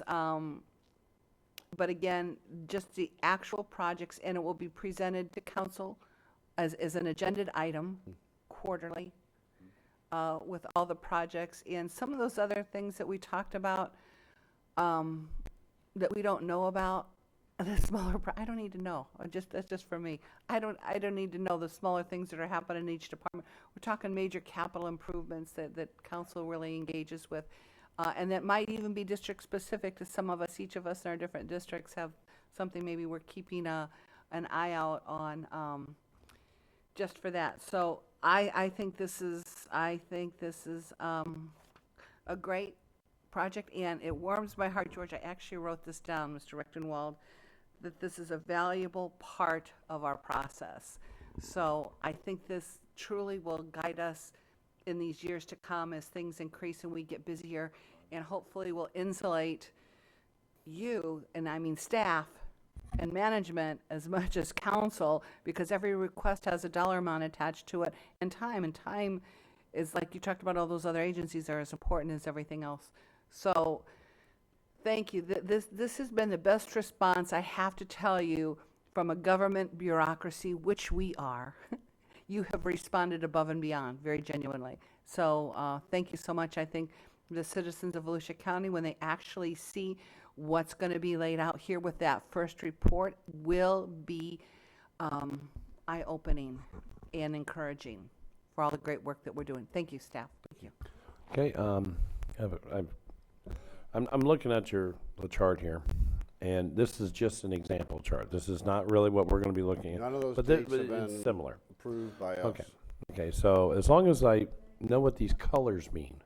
Yeah, there's a, if you want to throw it up there, on the front, I'm always big about having the key. As a matter of fact, depending on how big we make the sheets, I like to have the key On the sheet, yeah. On the sheet. But Okay, there that'll we give go. you an idea, of what we're looking at. Simple, and like I said, the bottom is going to be one of the key things to look at. It's the little hash area, because that's when something changes, you see. The schedule's Schedule not really good if you keep moving it around. It's not supposed to be a moving target. We set it, and then we will show where the changes were, and we'll have explanations And of what's happened. And it might be a change in priority on a project, that something came up that we needed to act fast, and we all agree as a government that that's the thing to do, then we'll do that. Otherwise, as Ms. Denny said, we'll have a hopper. I think it's going to really impress people about how much we are handling. Yeah, and if you could go back to that sheet again, the schedule? Yeah, the schedule sheet. Now, this particular thing, these are actual projects that are out there, correct? These are actual projects, yes. Just Now, the nothing else. district, there's a line there that says district. Right, that's just one way that we What is sorted them. that? Because It's just the district that the heart of the project's in. Some might cross over into multiple districts where Well, our I mean, roads go. but what is the district? I mean, the airport is not in District 1. Yeah, it may not, I don't know the accuracy of anything in here other than Okay, I mean, is that supposed to be like the voting district? in the district of, for you guys. So that you Okay, can because understand. some of those Traffic are, You can district quickly that is look at Yeah. your project and understand that these are the ones that are happening in here. But really, for a lot of these, you're gonna all have an interest because our airport, all these things are okay, I'm just, yeah, like the district thing, I was looking there, that's what I thought it was, our voting districts where we're at. I mean, Gobbler's Lodge is not in District 2, and the airport's not in District 1. So, yeah, None of that was, none of just that's numbers. accurate. They just threw numbers in. Okay, very well. Is there anything else we need to do with this, Mr. Reckmall? You have our marching, we'll start marching. Pop smoke, move on. All Yeah, right. I will come forward in the not too distant future and talk to you about, we will need, during a meeting, I gotta carve out at least, I'm gonna say 2 hours to walk through all the projects once we first load them, because that's when you have questions. So I'll be working with the council on when's a good time to do that. Well, that's going to be happening in the near future. Correct. Yeah, we're Correct. steady working on it. We'd like to have it, you know, I'm thinking the second week in August, or second meeting in August is our Second target. meeting in August is good. What I have to do, though, George don't schedule that, I do. But before that happens, I have to be comfortable that I've had an opportunity to review all this stuff, because that way, if it gets shot at least I'll have had part of the responsibility for making sure what it is. Okay, no surprises, okay? So yes, we will shoot for a date once that makes sense, but you know what it is? I'll tell you what's happened. When we start doing this format, we do think it's a really good idea. And Ms. Daines, I know you originally this concept. It's going to be better for all of us. It's going to be a lot of work, but we also recognize that it's going to be harder for us than we thought to load this and look at it to make sure what we give you makes sense. That's why it's going to take time for us to walk you through it. Okay? Yeah, we may have to add some other symbolism and notes too, because there's gonna have to be some explanation on certain things. Again, Correct. like I said about the funding sources and things that are, you know, the DOT may be actually setting the start date rather than us, some of that type of thing. Well, and the other thing is we have not worked out how we would make sure the council's notified when we make changes, because they can happen during the quarter. And we got to talk to you about what happens. But a lot of those times, we don't have control in a lot of cases when what happens. All right? Thank you. Thanks for the idea. I do think that it's going to help me in terms of explaining to people and help you the complexity of what we do and how much is out there at any given time. Okay. Mr. Chair, I'd move for a 10-minute recess, please.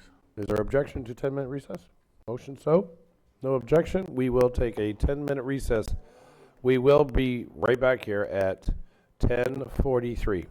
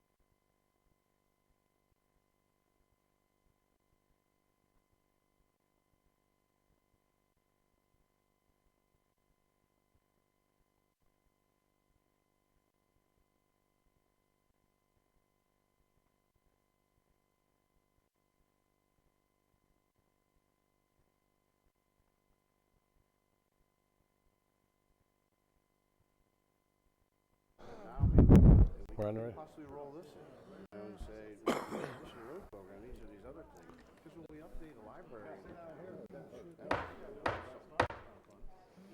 Good morning. 10:43 on the nose. Okay, we are going to move on through to our mini budget workshops. Mr. Deneen, where you at? Oh, there you are. Okay, Mr. Deneen, you will have the floor on the 800 megahertz radio system technology upgrade plan. Yes, thank you, Mr. Chair. Kim's going to step forward. The sheriff's here also to support this important discussion on this issue. What I want to say is, and I'm going to keep doing this every meeting, is that this county, in fact, I talked to Mr. Patterson about this, and he's in a unique position, which is very unusual, where he was around when you made the switch in '93 away from all the disparate radios to one system. Now that nothing is safer for the public. My opinion, the essence of public safety is first and foremost communications. Doesn't matter what you have if you can't talk to each other and get people where you need them, when you need them. Bottom line is, once again, to make it work, the county took on the budget responsibility for the entire 800 megahertz system. You actually loaned the city money to buy radios. We're not loaning anybody any more money. I mean, they can buy their own radios now. But the fact of the matter is, we inherited, we took on a cost. Do I think it was the right thing for the county to do, just like Consolidated Dispatch? You betcha. This made us one of the safest counties around and probably one of the best communication systems in the country where we can actually talk to each other. You know, they're still having issues lots of places, even in New York, talking to each other. Here we don't have that problem. Makes us safer. Nothing's better for citizens. I only say that, I want to emphasize is, this system, as Kim's going to explain, it's time to change it over. It's $19 million. It all comes out of your general fund. We constantly spend our general fund year in, year out for this community, for public safety. And Ms. Davis talks to me about not getting the message out. A lot of this has become forgotten. And that's where the rate you set, that's where this general fund money goes. Goes to things like the Consolidated Dispatch, it goes to the regional library, all those things that you took over because the community needed to move forward, and this was the only way to make it happen. So with that, Kim, together with the sheriff, are going to talk about what we're going to do for this system. And I'm happy to say that you will see in the 5-year forecast that I have worked out the plan and to be able to pay for the bills that will be associated with this system, including the radios. Kim?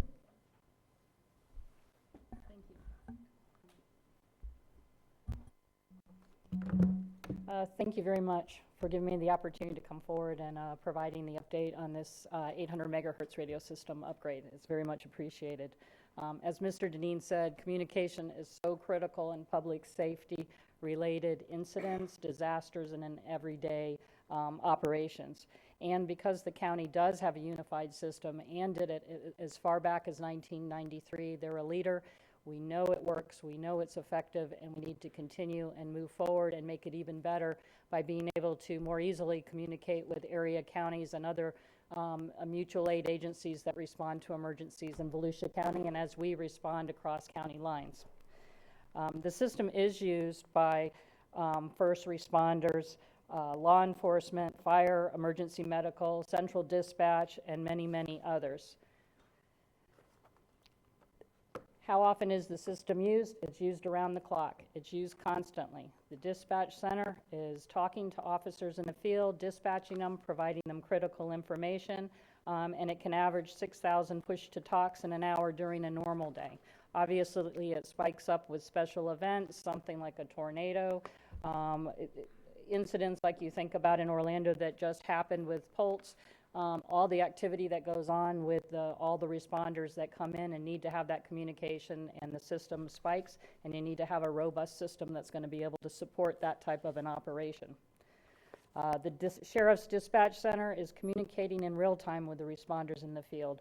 First responders are communicating with each other and able to logistically plan what's going on. It's a lifeline for those people on the front line. They need to know that they can reach out and get help if they need it.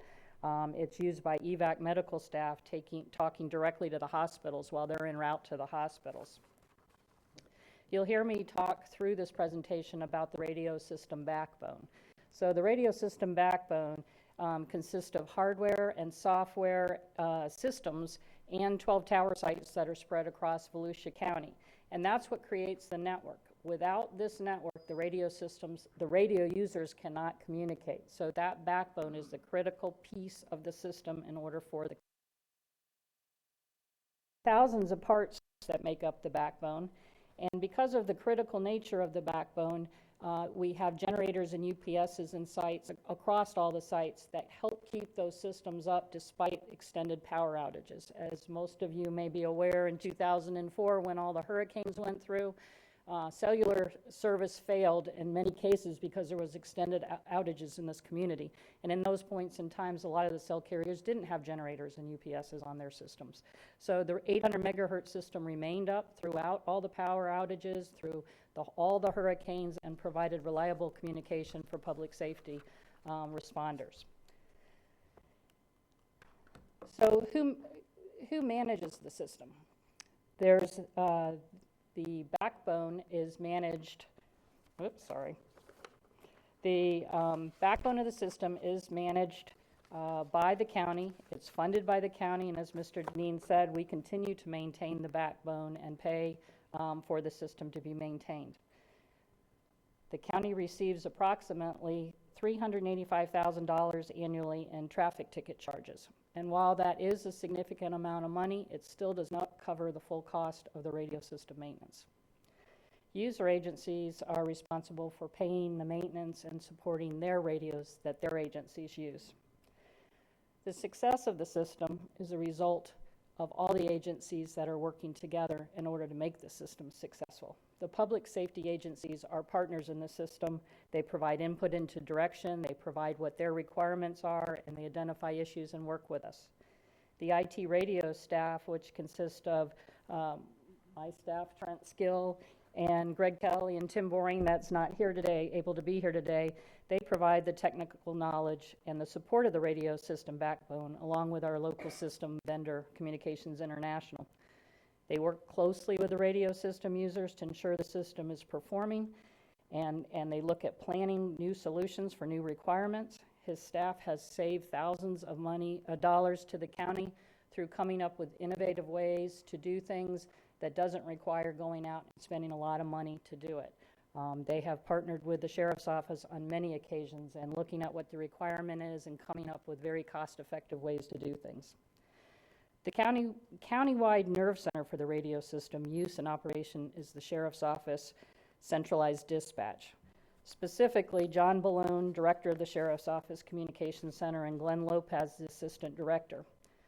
The dispatch operation is a first responder and the main connection to the first responders in the field. They see and experience firsthand how the system is running, what needs to be done to make things happen better, and what is needed in the future. The county is very fortunate to have all the talented and dedicated teams that they have that's making the system effective and reliable. So what about the upgrade project? What is this really? As Mr. Deneen said, the radio system is old. It's 1980s technology. The system manufacturer says they no longer will support the system after December of 2017. We have received a commitment from our local maintenance provider that will continue to support the system for another 3 to 4 years additionally as we transition to a new system. Obviously, the parts availability, it will get worse as you go along, so the sooner we move off the system, the better that it is. We've pushed out the migration of the new system to at what we feel is the longest we possibly can, which is in the 17-18 timeframe. We feel we've got the full life out of the system.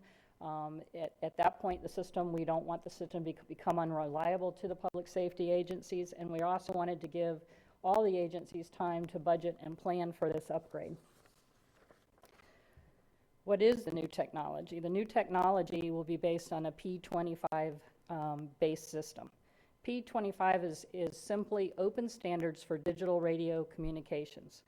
The standards were developed to be able to have agencies come together and be able to talk very easily regardless of what vendor systems they're working on. Today, that doesn't exist when you look at the older technology. The new system will be a P25 Phase 2 system, and it provides the additional capacity to the radio system, so as traffic increases, the radio system can handle it. A P25 system also provides competitive radio pricing, because now with this new standard, you don't have to have proprietary radios working on your system. You can use other manufacturers, and hopefully that makes it a more competitive market and lowers the price of the cost of radios. The digital technology will also provide clearer audio. So, what is this going to cost? Based on our preliminary discussion with consultants, with vendors, with area counties that are like size, we've estimated that the backbone will cost approximately $11.7 million. At this time, based on current inventories, we're estimating that it'll cost $7.3 million to upgrade county radios. Cities and other agency radio costs are also expected to cost an additional $7 million. But with that being said, the prices we're giving you are unnegotiated. They don't reflect bulk pricing that we hope to get through a solicitation. And also with other vendors that can provide radios for the system, we also hope to be able to reduce those prices dramatically. Efforts right now are going on with departments and with the cities to right-size inventories. A lot of the agencies carry a large inventory of radios because their radios are so old they have to have other radios to back up those radios in case of failure and to use for parts. So as you're moving to the newer radios, it makes sense that you can get rid of a lot of these older radios you really don't need, and again, bringing down the number of radios you have will dramatically bring down the cost that we're presenting here today. The county and city agencies have already saved $2.5 million by taking advantage of a P25 limited time offer that Harris put out. To get P25 software in the radios, Phase 1 software, it's approximately $400 to $500 that you have to pay per radio. Harris put out that they would give the software free, and all the user agencies had to pay $35 to $45 programming fee per radio. So that's resulted in about a $2.5 million savings by not having to purchase that software as we move forward. Many of the radios that the county and city agencies have are P25 compatible radios, but they do need the software in it in order to be able to run, and then once the systems are set up for P25, then we turn it on. So how is this funded? Beginning in the FY 13-14 time period, money began being reserved in planning for the system upgrade. Tammy Bong and her staff worked with departments at budget time to transfer money into reserves for the eventual radio replacement. They based the amount of money that was being transferred in departments on the radios, the number of radios that department have. County staff's also been talking with city law enforcement and fire services for the last few years, recommending that they budget for the upgrades. The project costs for the radio backbone and a significant number of the county radios will be fully funded in 17 and 18, FY 17-18. The remaining funds will be available in 18-19 if we need it. Hopefully, we reduce the inventories, we look at the competitive nature of radio costs. We'd like to be able to reduce the number that we're providing you, but I can't guarantee that. So where do we go from here? Where are we today? So today, kicking off with the budget workshop, providing you an update on that. And in the July-August timeframe, we will be procuring a vendor-neutral radio system consultant that's going to come in. They're going to look at our existing system. They're going to look at what our future requirements are. They're going to be experts and really analyze all the radio manufacturers that are out there. Look at their technology. Look at the cost of their technology, not only from the original implementation to the ongoing maintenance. We want them to come back and look at fire paging options. We want them to look at microwave system options. Then they're going to come back and provide different options to the county, and then our plan is to bring that back to you in January of 2017 and discuss what the findings of the consultants are. In the January to April of 2017 time plan period, we plan to release RFPs for the microwave and radio system. And at the moment, our plan is 2 RFPs. The microwave is not linked directly to the system manufacturer of the radio system, so we can do it independently. If the consultant comes back and thinks we can save more money by bundling it, then we'll do that also. In January 2018, that's our target to begin this project and begin the implementation. We expect it to be about a 3-year period of time. And these dates are general estimates and will be adjusted as we go along, and obviously resulting from what the consultant puts out to us. So that's pretty much the information I have. If there's anything else I can provide. Well, Ms. Denny's was up here for just, you're good? No? Okay. I do have a question. This may be a little bit too technical for this discussion here. So maybe one of the techs might have to get it. You're saying the P25 system is also a radio and an IP? Yes. It's like a VoIP? Well, technically it is. Yeah, it's It voice is over audio. internet. It is audio over an IP digital system. Okay, Yep. okay, so Yep. I'm talking to the right person here now. Yeah. Okay. That's only accessible by these radios. It won't be accessible like accidentally by a cell phone system or anything like this. Like, nobody, I guess basically nobody can piggyback onto that and do something that, As it exists today, there are scanners out there that you can listen to different radio talk groups. That will be a decision of the sheriff's office and law enforcement to determine if they want to encrypt any of the channels and talk groups for certain so they can't be overheard. Certainly you have to be programmed on the radio system to be able to talk on the radio system, but you can't always prevent someone from listening in through those scanners. The new systems that are out do provide cell phone apps to be able to have the radio system on your cell phone. And so we're looking at that as lower cost options also for certain people, but it's that's- not public safety grade network, it's the cellular network, so you have to take that into consideration. okay. Also, now I know we're doing this. Our other, and I know probably we don't have the answer to this, but are other counties doing this also? I mean, are we going to be up to date with Seminole County? I mean, if we have heaven help us, another fire or something happens and we need to rely on another county, can we pick up the radio through our new system and call them and they be compatible with us? Yes, and Seminole has just finished completing their upgrade to the P25 system. Okay. Orange County is P25, Lake is P25. We do already have certain communications, but again, it's an awkward and not smooth transition with the mutual aid between those. We're also looking at, which we'll be bringing to council, locating on a Seminole County tower to expand the coverage in the DeBerry Sunrail area. And we're working out a deal with Seminole County, and so that site we're going to start and actually set up as a P25 site. Now, and these towers already exist in the county, right? They do. Okay. No, we're not. Everything we've been told so far doesn't indicate that we should have to construct or acquire any additional towers. Okay. Depending on the solution. Although you have a tower for us. You have a tower? Okay, Mr. Patterson. Yeah, I just want to comment because I remember going back to the 1995 when I first sat up here on the council in 93 when this went online. It was kind of like going from a CB radio system to something much better, the 800 megahertz. In 95 it got a little controversial because there was still some political haggling going on regarding between the vendors, and then moving into some of the local law enforcement who were expressing some discontent about the system. But I saw it at its best in '98 during the fires.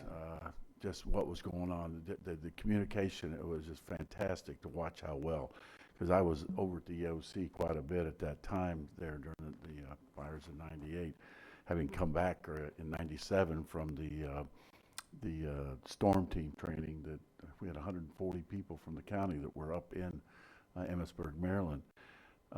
Then when I was in the legislature in 2004, 2005 during the storms, it was just really fantastic. But we really need to move on to some of the newer technology, and I think now that it's caught up and it's competitive, I know it'll probably get very competitive when you're trying to hire, looking at some of the vendors that might be out there. But this is something I'm glad to see, it just provides that extra level of protection. The communication is just, you got to have it.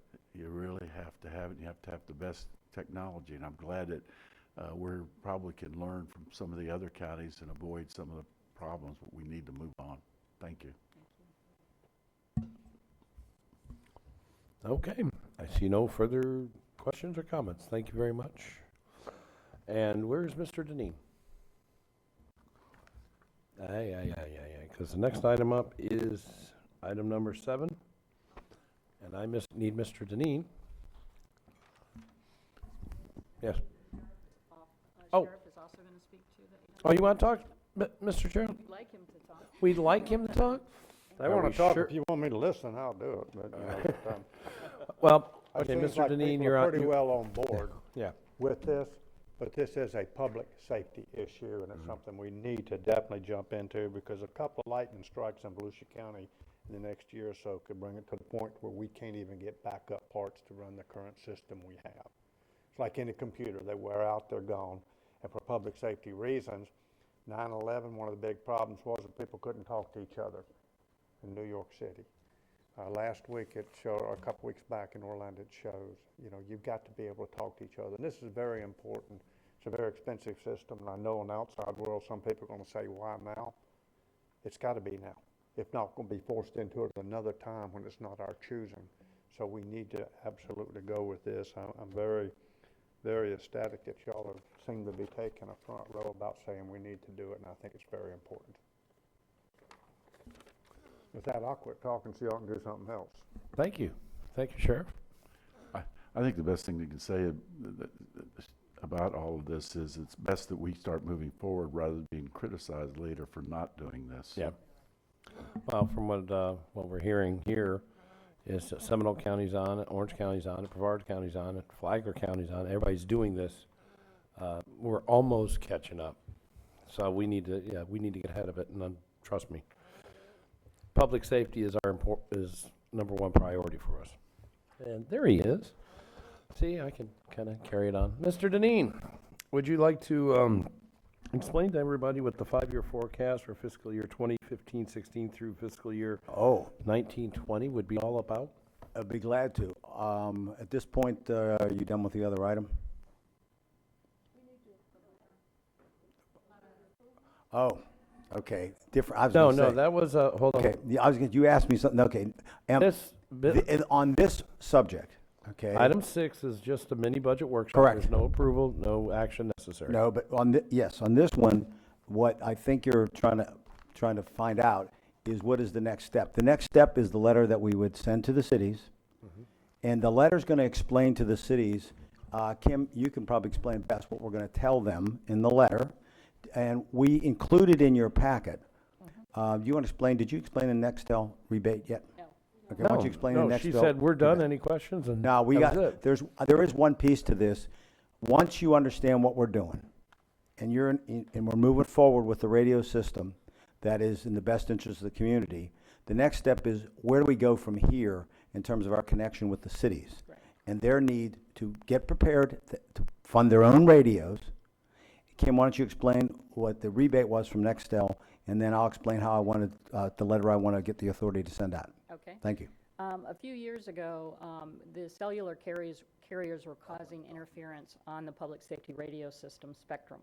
So the cellular carriers, the public safety agencies, and the FCC got together, and it resulted in a federal mandate that required Nextel to pay public safety agencies to relocate or get their radios reprogrammed to a different frequency that would help eliminate what the interference was. So the county entered into a contract a few years ago with Nextel that required Nextel to reimburse all agencies that had the radios reprogrammed. It was staff time and mileage per radio. So we have, after several years, finally reconciled with Nextel, and in total have received over $1 million in reimbursement. Part of that, about half of that, goes to the cities and other agencies, and half of it goes to the county. So what we have, for instance, Daytona Beach will be receiving a check for over $150,000. So what we want to do is tie that to the letter to be able to return to the cities and What I'd like to do at this point is to have a letter, I'm gonna send a letter to them, if you concur, that says to all their managers that, this is the situation with the radio system, that our council's moving ahead. We're gonna stay up to speed with public safety here. We're gonna make the investment. We're planning on making the investment in our radios. We're gonna show it in our 5-year forecast. And what I'm gonna do is tell them that they need to make the provisions, that we are not gonna lend them money. They have to buy their own radios. They've got plenty of time to do that. We'll explain the time frame. And that how some of the stuff that they could have bought recently could already be compatible. We'll explain that. And that just as a sweetener, we will send them their rebate check with it. So the check's in the mail by government, and we're here to help. So we're gonna send that out, and hopefully everybody will be so enthralled by the fact. I'm gonna recommend they probably use that check to start their radio fund. But I think it's a nice way to say, we're serious. This is the single most important piece of public safety, and that we're there. We're going to spend our general fund money if we budget it, and that they need to be aware and they need to be prepared and they need to follow along. And if you say, go ahead, I'm going to send that letter out after this meeting. Okay. Ms. Denny's? Just a comment, Mr. Manager. Elected Leaders Roundtable, this may be a really good place to bring this up with the city so that we're on the record with the changeover that's coming. And I think it would be good to update all of them at that point, because sometimes there's not necessarily direct communication from management to elected sometimes, not on purpose. It's just a day-to-day operations, but I think that would be a really good venue to update I everybody agree. what's Do we know going when the next date of that's going to be? Do we know? on. Next week, isn't it? Next week. Okay. I nominate Deb Denny's to bring that up. There you go. I have a calendar conflict, Josh. That's how I knew the date. Well, I'll be out of That's the town. manager. I'll be out of town, so George will do that for sure. Wait. I'm But there. no, it's a good idea. Good idea. Hold on, hold on. Well, you're there. You I'm could bring sitting it. on the He's board. sitting there. I'm sitting there. Come on, chop liver here, guys. Just No. give me the letter. Yeah. Okay, I'll Give me bring the it. letter. It's in August. Okay, that meeting was canceled. It is in August. It is in And I'm sure if I'm here on, and I'm available, I'll be glad to do that. And Mr. Chop Liver, he can also be there and talk about it. Dang. Okay? Boy, tough crowd here. Sorry about that. But no, we'll take care of it. I think it is a good place to bring it up. That way the roundtable will know what went to the managers. I nominate Deb Denny's to take it to the League of Cities. She just loves going over there. Oh, yeah, that'd be a good idea. Could do that. could do that. That's a real good idea. It would be better coming from the chair, though. Where is the League of Cities? Orange City, next one. When? I'm not your secretary. I don't know. They don't send me email. That's good. I'm sure he can work that out. We'll find it. Thank you Mr. for Chair? volunteering me. Yes, ma'am. I think we ought to recognize that our staff has already been meeting with the staffs of these cities. So We it's have. not new No. to them. They have been planning it and working together. So I think they're the ones that, where the rubber meets the road, and they understand what needs to happen. So I think what we're doing is just putting the icing on the cake. Correct. Just checking the block. Well, what's gone on is, and Making Ms. sure. Kuzak's absolutely right, I should have said that. On the people that are actually involved in it, like their police chiefs and that, all definitely should know and have been involved. But this is a way for me to make sure the manager and the council knows, so they budget their money. Okay. All right? Yeah, this is So if that's a basically- go, I'll send the letter, and we'll also go to the roundtable. We'll go to the And roundtable, commit- we'll go to League of Cities. League of Cities. That'd be good. We'll make the tour. Thank you, Ms. Denny's. Okay, anything else? That's on all. this? Okay. So we are now done with that. Thank item. you all. Yeah, thank you. All right, we're going to move on to item 7, shall we? Yes. Okay, item 7 is the 5-year forecast, fiscal year 15-16 through fiscal year 19-20. Mr. Deneen, you have Let the me floor. get my sheet here. Give me just a second. Where's it at? It's buried in here. Hold on. Yeah, I don't have it here for some reason. Okay. I need all 3 of the sheets. Where's it at? Oh, the handout, but I also need the square box. Are we ready? In just a second. I don't have it there for some reason.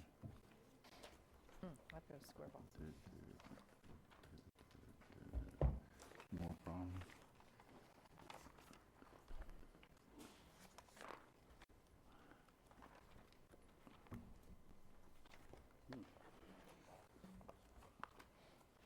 Okay, where'd it go?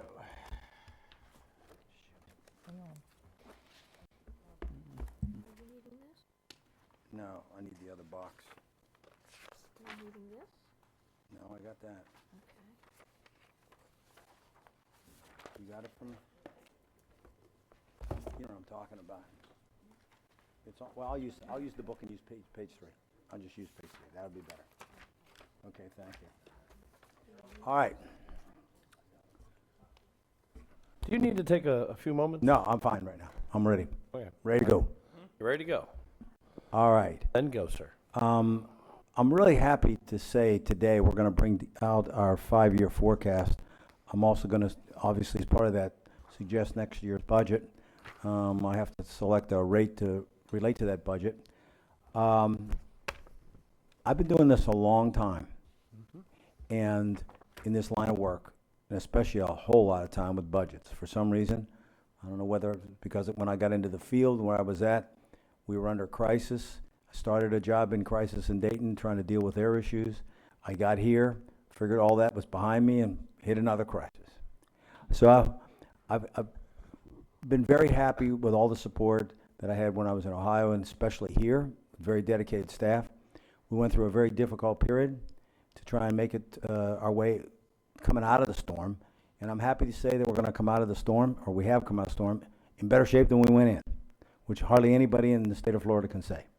That had everything to do with the councils that I've worked with, all the people that are up here today and the previous councils, on making the kind of tough decisions that got us through, and it all was about fiscal control, and it's about cost.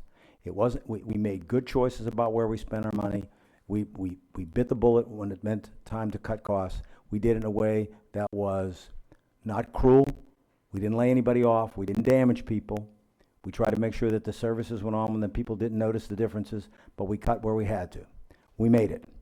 Now, during that period of time, this council and the previous councils that I work with allowed me to do one of the things that's very fundamental for which I was hired, and that is to try and set us up with our own finance department and our own budgeting people to make sure that we have a game plan for now and into the future. And we use good budgeting practices. And year after year, we ended up finding ways to reduce debt, finding ways not to incur debt, made cuts where we needed to, stopped expenditures and try to enhance revenues where we could. We also have good budgeting practices here where, unlike a lot of places, we allocate funds where they're appropriate in holding accounts that pay for things. For example, we don't wait till everything wears out in terms of capital equipment to set money aside for it. We actually budget small amounts in the departments, and what some people say, well, you're staging money there. No, you know what you're really doing? You're showing what it really costs, because that equipment's wearing out as you're doing it. So rather than taking that money and spending it to expand programs or hire people you can't afford, you're making sure that you've equated that cost in the budget. Now, why am I saying all this? Because this gets us to a point that I would have liked to have done earlier, but the bad economy and the downturn stopped me. It kept us from moving forward, but it really didn't get us to the pinnacle of where I thought we could go. And I do think I'll articulate a point today that no one's really said to me specifically this, but I've always believed that it's something that the council would be happy with, but maybe never aspired to. And that is what I'm going to show you today is a budget, a rate, and I'm going to have assumptions with this, that when we worked out the 5-year forecast, and I'll walk you through this first sheet, and then we're going to have to go through all the budgets and all 64 and talk about what's going on. But I'll show you on this sheet how we can pay for all our operations for next year, how projecting out we can pay to continue to run the government at reasonable levels, reasonable projections. We can pay for all of the capital that we have put in front of you on the capital needs now and into the future through those 5 years out of cash and acquire no debt for those. Number two, we will work and we have sufficient funds set aside. There's 3 obligations against the general fund today. 2 of those we have budgeted in our budgets to continue the payments, and no boat one ends up being settled in the end of 16. The other one will be settled in the October of 18 on 2 of the items against the general fund. That leaves a third issue, which is an old sales tax issue, had to do with the courthouse over here, that we have the potential in 2018 to call that bond, and it's about $3 million. We have anticipated that in the budget, if you'd like, and I could pay that off. And then on top of all that, we're anticipating that we can set enough money aside so that the obligation that we incurred with One Daytona, they have not asked for any of the money yet of the $20 million. $5 million was in cash, $15 million we were going to borrow for 20 years. Their first payment they're going to be asking for of $12 million is in about a month from now. What I believe we can do, if we stay the course, is I believe that if I get the right direction from the council, based on the assumptions I'm going to make, that I would not borrow that money for long-term debt. I'd only do short-term notes, and I'd retire it at the end of 18 also. So what I'm suggesting is a plan that would pay for the run in the government, pay for the capital, not incur debt, and return our general fund debt to 0 at the end of 18. And return our general fund debt to 0 in the end of 18, which would be the first time that the county's general fund had no debt against it since 1976. And the government's only here, this form of government, this county only been here since 70. Since 1976, long before you were even thought of, Josh. There, see, they weren't even thinking about you at the time.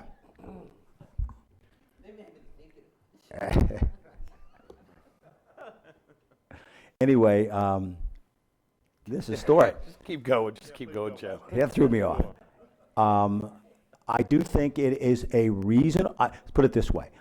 I will tell you that I had at least one council person that said to me, "Do you seriously think we could do this?" Yeah, I do. I think we can. You have to decide if you want to do that, and you have to agree to the assumptions I made. We also have to stay the course. Now, I'm going to give you a sheet that goes along with this. Does everyone have? Did you hand it out yet? Which sheet? This is the mini budget workshop, 5-year forecast assumptions to maintain the 6.1. Does everyone have that? Make sure. Yes. Yes. Now, let me go through the presentation, and this will be more explanation than we'll have to get into on each fund. But I really need to make sure you understand this and understand this in the public arena about how this is going to work. These are the assumptions that you have to, that are behind this. And now it's like anything else. If you want to guarantee, you have to look at what my assumptions were. If you change the assumptions, then here's the point. We can still make the goal, but you're going to have to modify something else, and I could work with you on that if we had to. I'm going to quote Mr. Patterson. He says you always have to quote Mike Tyson. You know, when they ask about what do you do when your opponent has a plan, he said, well, everybody has a plan till I hit them. So we got to have a point where if we get hit, can we still make it? Mm-hmm. Also, Mr. Lowry sent me a text on something I thought was really important. And he said, if you don't mind me saying this, Ms. Lowry, was that it's an uncertain economy we have. You probably speak better for yourself. It's an uncertain economy. And I agree with him. But I think that the greatest protection against an uncertain economy is not having debt. Because then you can deal with your revenue. Also, you'll see there's assumptions in here where we did forecasted a reasonable salary adjustment and also a reasonable cost on health care that makes sense so that our employees will have coverage in both areas. Now, if you let me walk you through, then what I'm going to need is some direction from the council. And with that, I will start. The first sheet that I would like to do is the one that says General Fund Budget Overview at the top and has 2 boxes on it.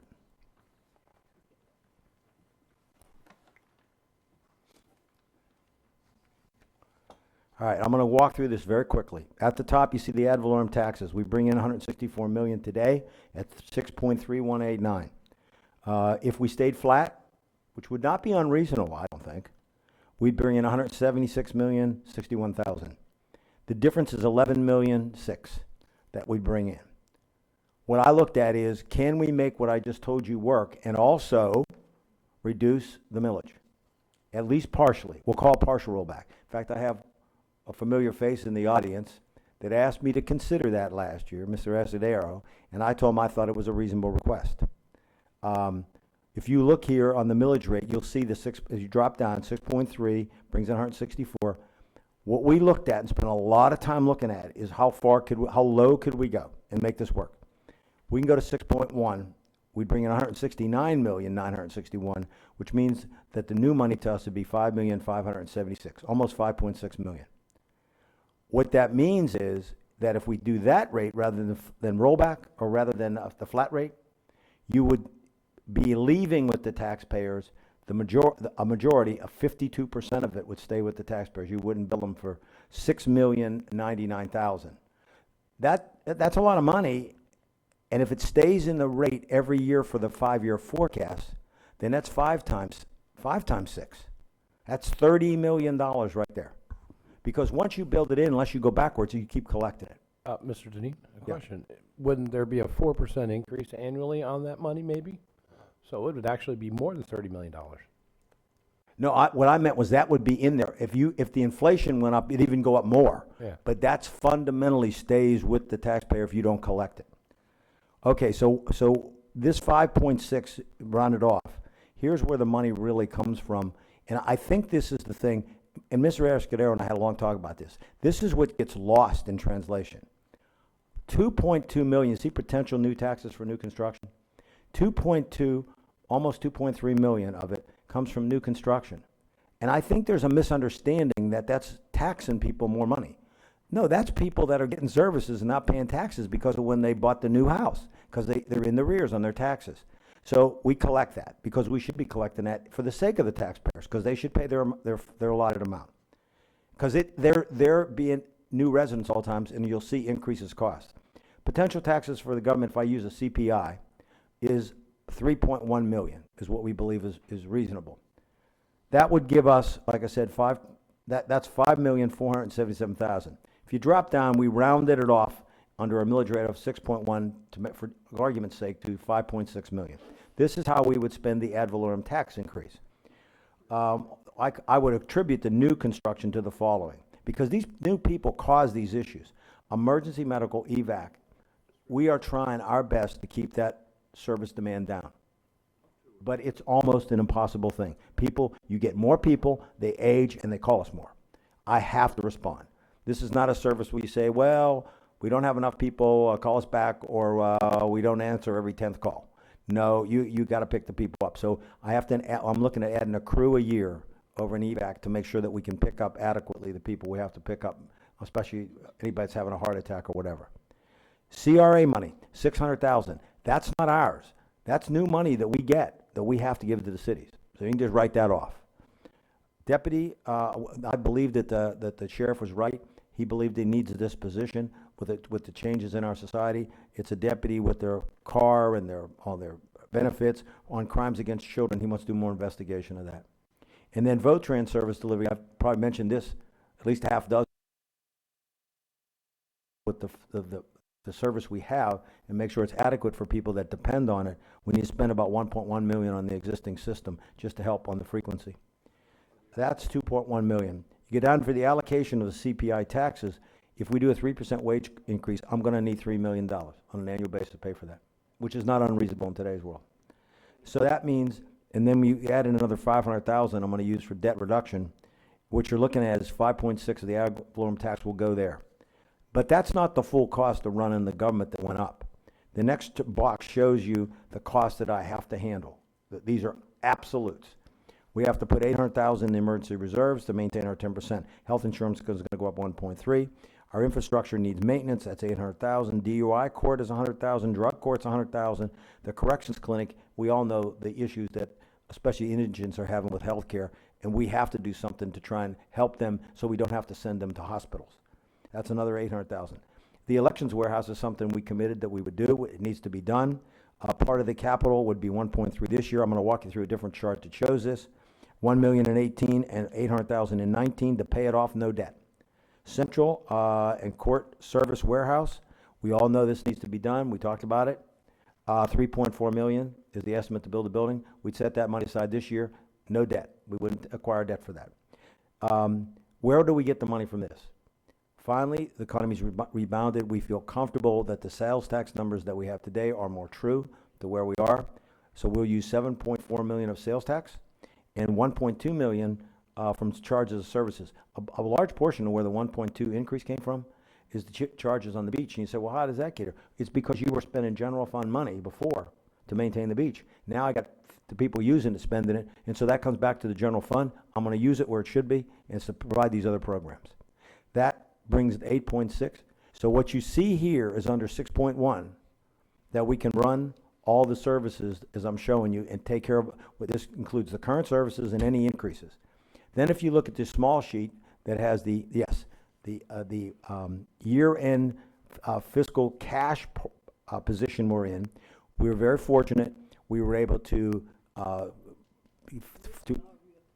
yes, the original is all reoccurring. On the 6.1, the big sheet you have, it's reoccurring money. I have budgeted, I should say the staff, have budgeted for the next 5 years all these reoccurring costs, Councilman Kuzak, with reasonable increases in them. And so we can cover all that. The next is at the end of the year, if you remember, we had some one-time cash. Always use it for capital, always use it for non-reoccurring. Last year we bought property with it. We did a number of things. This time, what I'd like to do with the cash is take 1.5 and put it into the backbone, the 800 megahertz. We have to pay for that system. I'll show how we're going to pay for the rest of it. The Sheriff's Evidence Facility, 5 million would go to that. That would be the general funds portion, and 7 million will borrow against the MSD because they have to pay their portion. That will get the Sheriff's Evidence Building, which you promised him, and he has been patiently waiting for 8 years to get done. Off-beach parking, we were going to borrow money. These are things we were going to borrow money for. The off-beach parking, as you know, we have to do it. We got to pave those lots. I'll do it with 5.1 million of cash. That will use up all the one-time cash. No money will be borrowed to do those projects. Mr. Denny, just Yes. a question. On that project, that's paving every property council has bought for off-beach parking? Or the majority of them? No, that's let me do this. Let me clarify that because let me clarify exactly what that is. Okay, we'll come back and show you that. I'll wait 'Cause for detail, when you thank you. say that, I also know that I have money for certain ones already. So that's a good question. We'll clarify that. Then I'd like you to go to this chart. That is the chart that has the forecasted capital improvements. It's the third. You should have a sheet, but it's also the third part of the book. Everyone have that? Yes. This is really the capital side, so you can see what we're doing. Parking development is this stuff with the beach capital. We'll come back to that. That's the 5.1. Sheriff Evidence Building, as I told you, that's the 5 million there. The other money will come from, now what I'm showing you is all general fund costs. It's in the book on the third page. You want to find it there first? Next page, it should be. You got it? Okay. Sheriff's Evidence Building Lab, there goes the 5 million I talked about. And the MSD money will come forward, and so there'll be no additional money for that. The 800 megahertz, as I showed, 1.5 in this year, 4.3 we budgeted for next year, and 3.1 the year after. That pays for the system. The 800 megahertz radios, 827,000 this year, 827,000 next year. They're paid. The Court Central Warehouse, 3.4 million this year. That's the money that's paid. EVAC, this is a discussion that we need to have. You remember we said we have to replace this building sometime. It won't fall down, so to speak. It's decent. It does not serve our needs the way it should. We're showing 4.4 in 18 and 3 million in 19, if we so choose to do it, and that should be sufficient funds to replace the building. The Elections Warehouse, 1.3 million this year, 1 million in 18 and 800,000 in 19, pays it, so we shouldn't have to borrow money.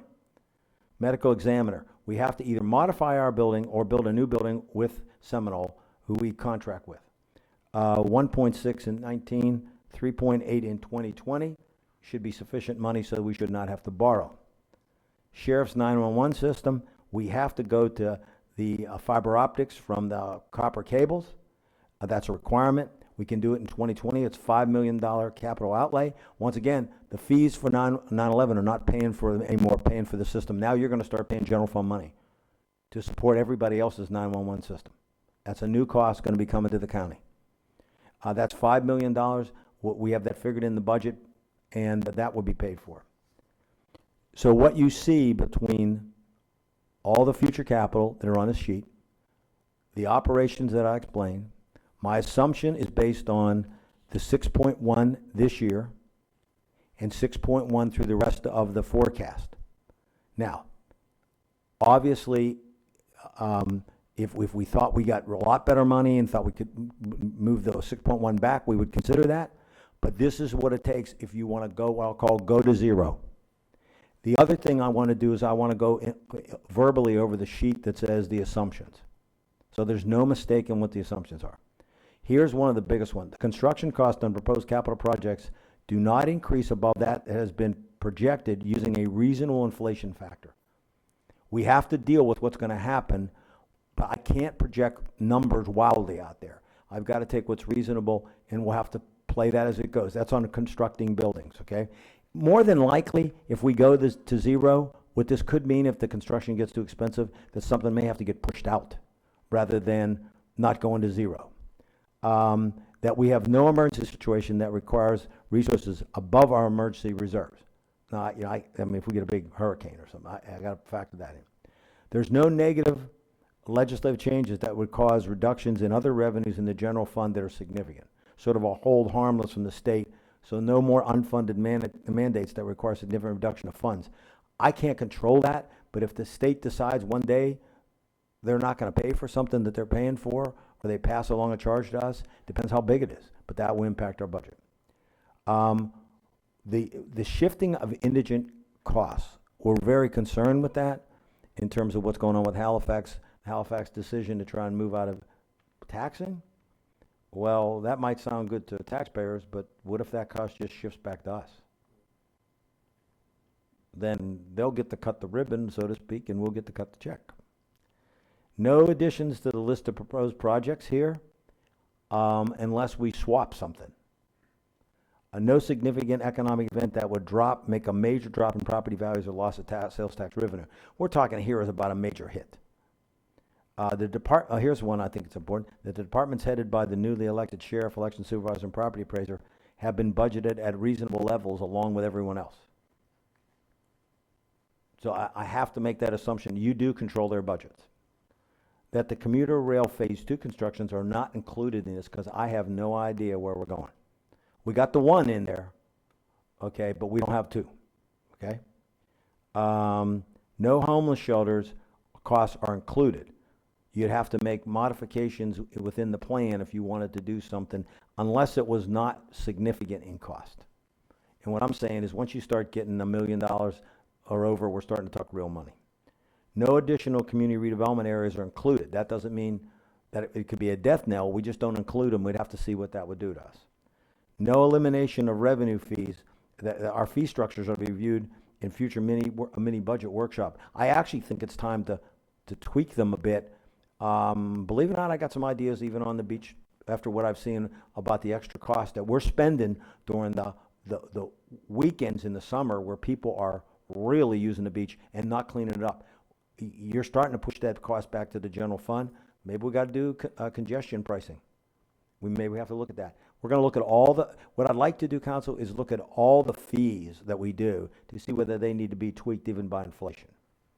And that last but not least, our forecasted salary adjustments are 3%.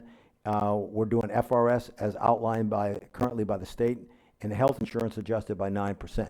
Well, we got nailed last year for FRS. We're hoping now that it's kind of settled down. Those are the assumptions. Now, the assumptions are not killers if something happens on going to zero.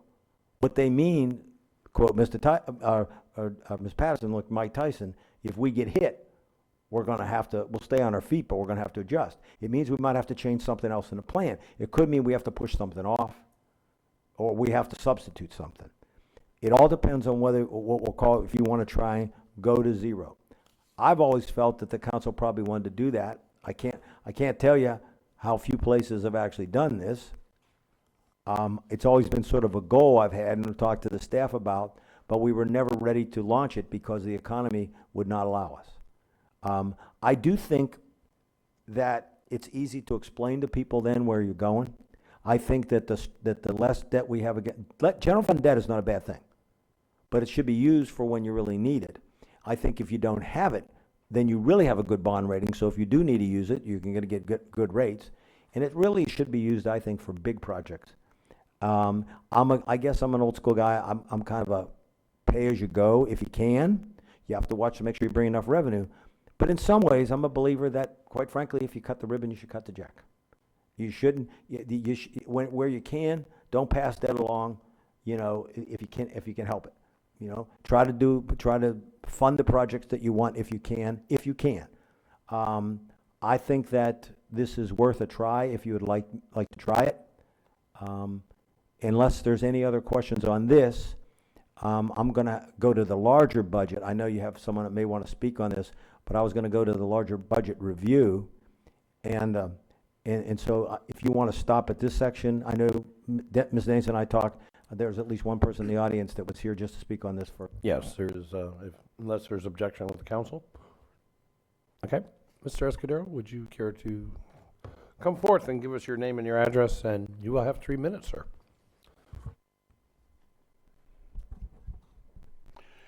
Thank you very much, Mr. Chairman, distinguished members of the council, and Mr. Manager. My name is Stan Escudero. I live at 3034 South Peninsula in Daytona Beach Shores, and I do appreciate your accommodating my own schedule by letting me speak at this time. For some time now, for several years, several groups in this county, the Taxpayers Action Group, Tax Reform, Volusia Tax Reform, other groups, have urged that the county council provide some amount of rollback from the continued increase in property values and millage rates, so that the people don't have to keep seeing their taxes go up markedly year after year after year. And I'm delighted to commend the manager on his proposal and the council, assuming they approve it, because this year that's exactly what's happening. As he pointed out, the taxpayers of Volusia County will get a partial rollback of $6.1 million this year, and it's projected that you will get, or that we will get, similar rollback in a similar amount, depending on income and so forth, through 2018 at least. And this, as I say, is exactly what we've been asking for. But more than that, through a series of fiendishly clever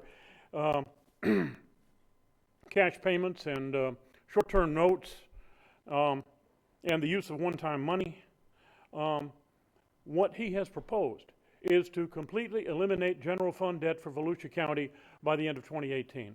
This is a really big deal, Mr. Chairman, because this is most likely unique. I'm not aware of any other county in the state of Florida which has done this or even attempted this. And given that Volusia County is weaker financially than so many other counties, it's an extraordinary effort. It's a bold effort. It's a well-conceived effort. It's something I urge you to try. I'm probably going to run over your 3 minutes, but you won't mind hearing what I have to say. This, if you'll forgive me for saying so, this shows what comes from electing fiscally conservative representatives to the county council. I'll find it possible to refrain from mentioning which party, but It is absolutely extraordinary. I'm having trouble finding words because it goes well beyond my expectations. It's easy, Mr. Chairman, if you're a government entity, it's easy to be fiscally conservative if you don't have any money to spend. But it's really hard in times like this, good times, which by all projections are just really getting underway now. It's really hard for any government entity to resist spending all this lovely money flowing in. But that's exactly what you're doing. You're not only resisting spending it now, you're planning ahead for the intelligent spending of it in the future on exactly those things which it needs to be spent upon, so that not only does the county get what it needs, but it gets it without acquiring additional debt. I think this is exactly what you should be doing. I think that the county, I think everyone will benefit from this. It's been a long time, Mr. Chairman, since I've said this about any politician, and really meant it. But right now, on this issue, I'm damn proud of every one of you. Thank you, sir. Thank you. You know, I just thank you, Stan, Mr. Escudero, Ambassador, and have a wonderful day. Be careful out there on the road and stay cool. I trust you'll fix any tickets I get rushing back. No, they're already figured into my revenue. we anticipated. That's one of the assumptions. No, thank you very much, Stan. You know, this has been, and I'll tell you this is a great day for everybody here in Volusia County. And I had to let him go over because it is just so infrequent. Matter of fact, since I've been sitting here for 3 years, especially on a matter of a budget, anybody has ever come up to this dais and that podium and said, "Thank you, I'm proud of you guys for doing this." I had to let him go and say that. You know, if he was still here, I would offer a round of applause for him. But thank you, Stan, for doing that. All right, we will move on now. Here's what I would like to suggest, is that I gave you an overview of the general fund and where I think we could go if you want to go down that path. What we're required to do today, okay, is also we need to walk you through the details, which I've gone through, but you need to show the public that we're doing it. Walk you through the details of the budgets. Now, of the enterprise funds, obviously we borrow debt against those they're businesses. You base it on the fee payers are supposed to be paying it. The other funds, the other taxing funds, as you know, have been so close to the margin. There's no way for me to recommend going backwards on those. Our fear on those was that we'd have to raise them. The good news is we don't have to raise any of them, and we still should make it in the 5-year forecast. So I'm not raising any of those in the 5-year forecast. So what we were willing to, or are capable of doing today, is walking you through the budgets themselves. And Ms. Denny's, that'll show you the thing on the capital. And I'm going to make sure I get you an answer right now for that in a minute. But also, as we go through those, you have to bear with us. We're going to touch base with the other funds just to talk about the highlights. It may take some time, but I think it's appropriate for the public to know. What I know is that you've looked at all these, and they need to see that you've seen them, so they also get to see them. Now, at this point, Ms. Chair, do you want to wait to respond to any of this? Do we walk through all that, or do you want to have any comments before we walk you through the details? That'll take you a good, at least probably 20 minutes to a half an hour. 20 minutes to half an hour, you think? Okay, let's, I say we just go for the gold. Let's rock and roll through it. Okay. Let's go through it. Let's get her done. And we'll refrain from comments 20 minutes from now. Right. Good. You have the floor, ma'am. Thank you. Good morning. I'm Donna DePeister, CFO, Deputy County Manager. It's my privilege today to present to the council and Mr. Chair the 5-year forecast that you have before you. Just to give compliments to the staff, this is hard. It took a lot of hard work and dedication of them to prepare this document for you today, led by Tammy Bong, who will be also presenting alongside me. We're going to sort of tag team this. They work tirelessly fine-tuning all of the information you see here today to ensure that we are giving you the latest and update information. Just so you know, the forecast, it is an iterative process, internal and external forces influence the numbers that you're going to see before you. As a result, this document reflects a snapshot in time and with it the assumptions that are in play at that point. We looked into our own trends as well as local, state, and national indicators as we developed the forecast. We use numbers of different sources, some of which we have identified in this document at the back of the overview section. The overview identifies the overarching assumptions used in this forecast. Just to name a few of them, we've projected sales tax increases to average about 6% over the forecast period on average. We are forecasting a 3% salary increase to demonstrate that our revenue forecast can sustain this level of increase over the forecast period. We forecasted health insurance at the national average of 9%. We also forecasted FRS changes based on the rates that we have currently in place. We have left that flat for the following 2018-20 years. Fuel is estimated to grow at 1.5%. You will see this as we walk through various forecasts, however, that we have set aside fuel stabilization reserves in some of our funds just in case we run into an issue with fuel prices, because those are very sensitive. They can be very sensitive to what's going on in the foreign markets. And all other the estimates are pretty much tied to inflation or our trends. If everyone's ready, we're about ready. We can begin the forecast. Now, Tammy's going to take you through the general fund in more detail, and we'll present that information to you as soon as she's finished consulting with Mr. Deneen, and then we will move forward from there.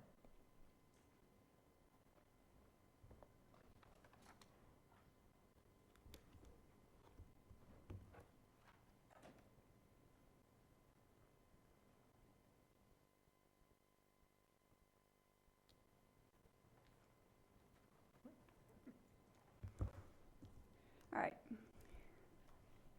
Good morning, afternoon now. Tammy Long, Budget and Administrative Services Director.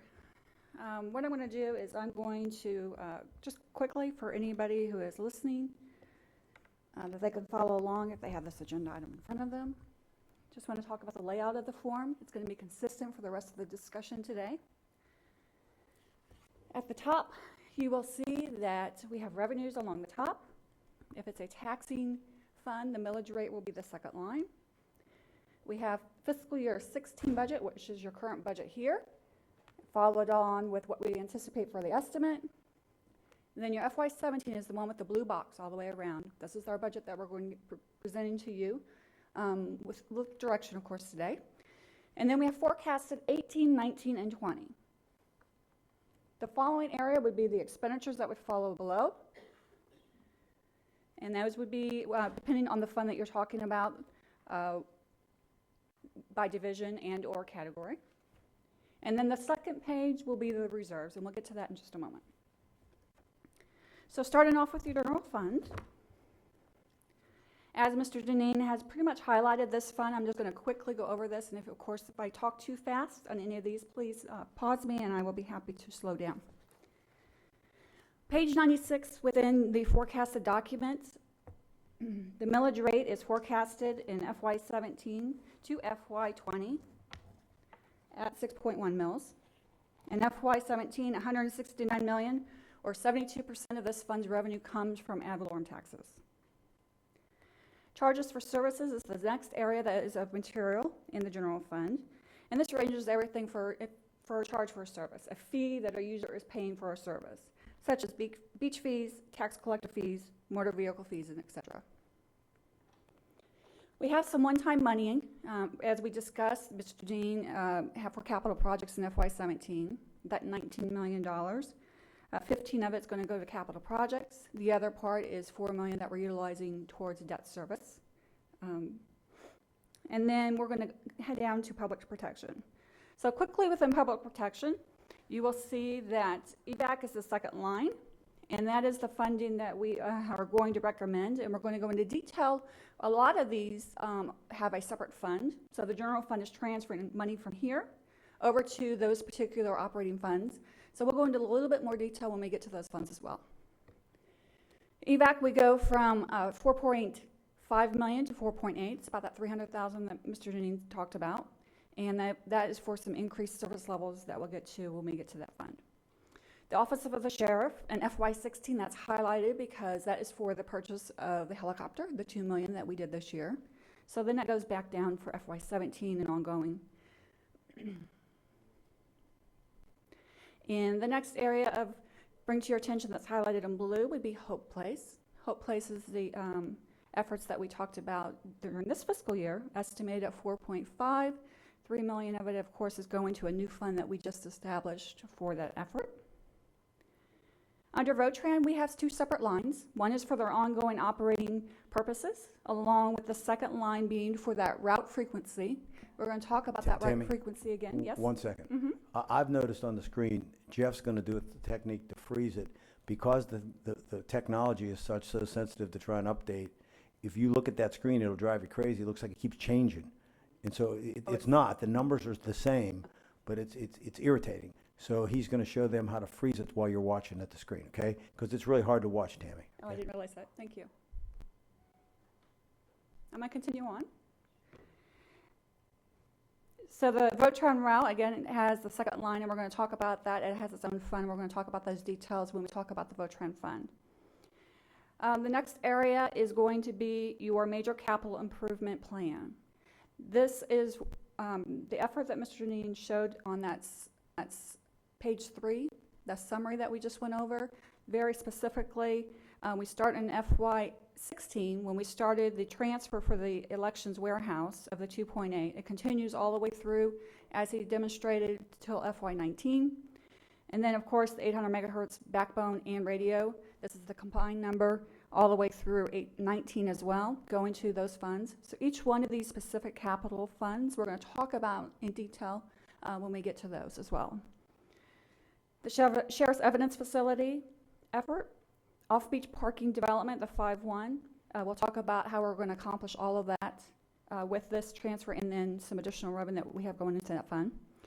The Central Services and Court Facility Warehouse. The 911 technology, which happens to be the copper wire to, we'll talk about that when we get to that fund as well. The EVAC facility goes from FY18 through 19, and then the medical examiner facility coming from 19 to 20. So at the end of the day, you have a line that's called revenues less expenditures. You always want it to be in a positive manner. If it's in a positive manner, we're going to demonstrate where that funding falls to on the next slide.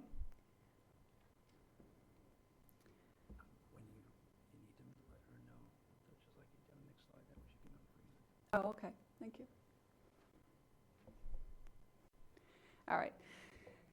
The top part is just a summary of all of those detailed expenditures by category, personal services, operating, and so forth. But it's really the reserve area. The reserve area is where you want to know where you're going to fall at the end of the year and how fiscally strong you are. We have continued on with your reserve for council's contingency. That's that one-time pot of money in case things come up during council meetings that you utilize off and on. We have a fuel reserves. This fuel reserves is in case we get into that crisis again where the fuel prices hit the roof. This is not only for general fund operations, it's also the set aside for VOTRAN. Revenue stabilization and transitional reserves, those are two revenue sources, reserves that we set aside when the revenues were falling. So we will look to those again in the future, how we want to allocate those resources. Reserve for future capital is just leftover money that we're going to carry forward for some of the efforts. And then the last three, if you recall last year for the very first time, we set aside $1.9 million for phase 2 of the commuter rail debt service. So this would be that 1 year's payment of debt service if we go forth in that effort. And then the one is the courts reserve that we had set aside where we were trying to keep that debt service pretty stable throughout the forecasted period. So we're utilizing that reserve to keep that line pretty straight. And we will be completing that, of course, in FY18. So that's why that's 0 in the future years. We do have a new line, which is called the debt redemption. This is money that we were, if you recall, that we were to the good. This is where that money is falling at the end of the year.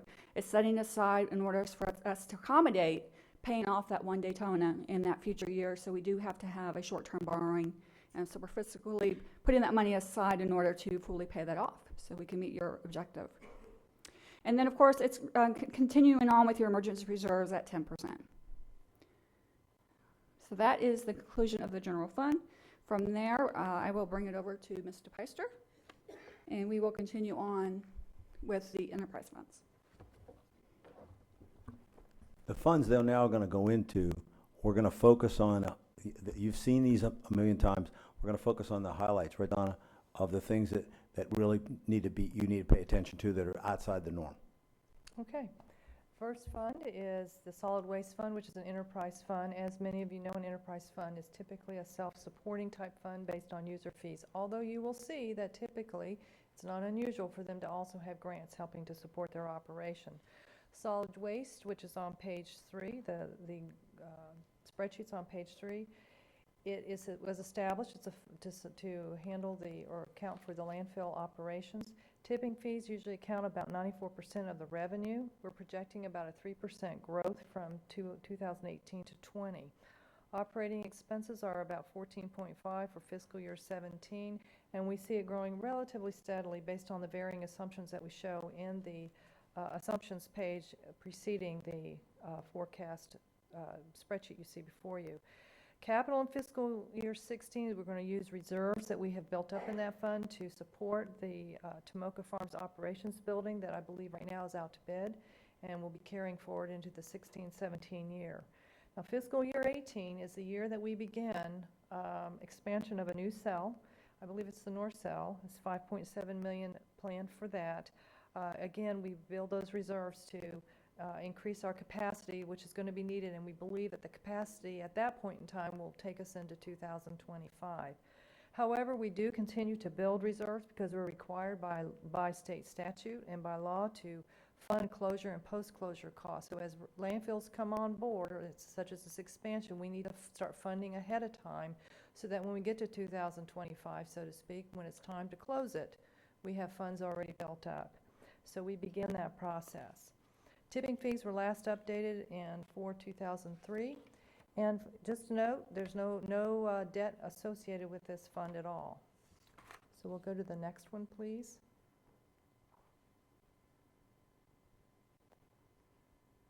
Ah, good, worked. Freeze that one, please. It's on page. The next one is on page 7. It's water utilities. It's established to account for our water and wastewater service systems that we have operating throughout various locations in the county. So water and sewer sales account for just about 90 to 100% of the costs of the operation, so they're very dependent on their fees. Operating expenses are slated for fiscal year 17 at $12.5 million. We again expect it to grow pretty steadily based upon the varying assumptions that we have identified in the preceding pages. No changes in positions in this fund, nor were there any changes in positions in the landfill fund previously. I failed to mention. Capital for this fund, if you recall, we built reserves in the prior year so that we can, which we just broke ground on the advanced wastewater management treatment plant that we just broke ground on about a month ago to handle reclaimed water so that we can improve nutrient flow into the Blue Springs facility or Blue Springs area.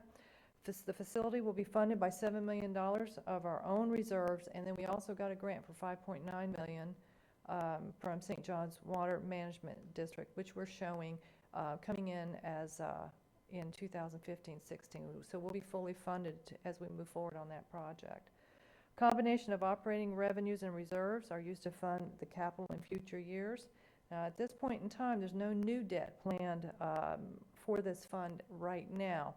However, there is some outstanding debt that we are currently paying on.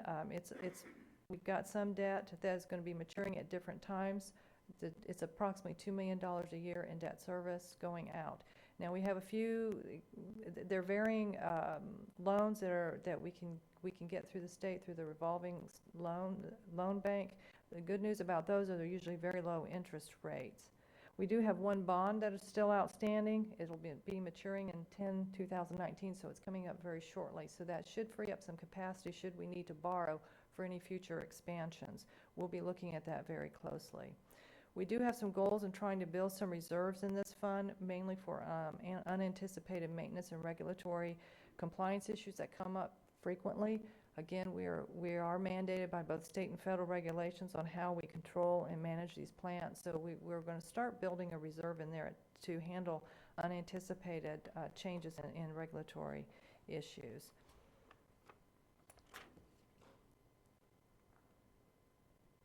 Next fund is Fund 451 of the Daytona Beach International Airport. Business income and PFC charges account for about 80% of the revenue. The growth projections that we've identified, you can see those in more detail on those revenues on page 9 of our document. Operating grants, we rely pretty heavily on operating grants, especially from the federal and state innovative financing for our debt service. Operating expenses for fiscal year 17 are about $15.2 million. Again, it grows pretty steadily based on the varying assumptions, and no new changes in positions planned for this fund throughout the projection period at this point. Major capital, we've listed a significant number of major capital projects that are on page 10. One of the things we want you to note that when you look at the capital improvements shown, you'll see, and I'm going to just show this real quickly. You'll see, well, let's see. You'll see where we have a local grant match portion. That's our local grant match for any capital projects that come in. Typically on federal grants, there's usually 90% federal, 5% state. We have 5% match on those capital grants. When you're dealing with state grants, it's usually 50-50. So what we're showing here is our match coming in for, or what we would be expending for those capital projects, and that's what we're showing. So you have to keep in mind that the projects themselves are significantly larger than what we're showing here. We also have programmed in the $12 million. As you can see, we would have to borrow $12 million in order to fund the terminal update that we've presented to you some time ago, the new facelift for the airport. We're looking at borrowing that money in the 16-17 year, and then we would probably be spending those monies. $2 million would be designed for 16-17 and construction in 17-18 and 18-19 to be completed by that point in time. There is still debt on this fund. There's a bond issue still outstanding. Interestingly, that bond issue will be paid off in 2022, so it's coming up very close, very shortly. We also have a small note that we borrowed to purchase some property a few years back, and that one's actually going to be paid off in 2017. So our debt is starting to diminish in that area. It's around $3.5, $3.8 million a year. So we'll have some availability starting in 2022. Reserves, again, we build reserves to make sure we can fund our local match. We also started building a revenue stabilization reserves. If you'll notice that by 2019-20, we will have built that reserve. Let me go to the next page, be a little better for you to see that. You'll notice that we have a stabilization reserves right here that we've built by 2020, about $15.6 million. We believe that's important to have those reserves because should we lose an airline, we've got to be able to survive till we get another. So, and that process can be somewhat lengthy. So we're being very, very careful in making sure we have revenues and set aside in case we encounter some bumpy air, so to speak, along the way in the airline industry. All right, go to the next one, VOTRAN. VOTRAN is our county transportation system, provides transportation across 52 fixed routes and 41 paratransport vehicles as well. Oh, thank you. Is it going to clear off?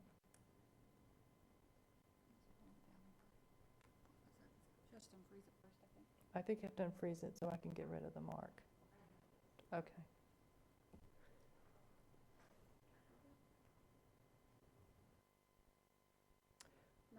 Not on my screen, but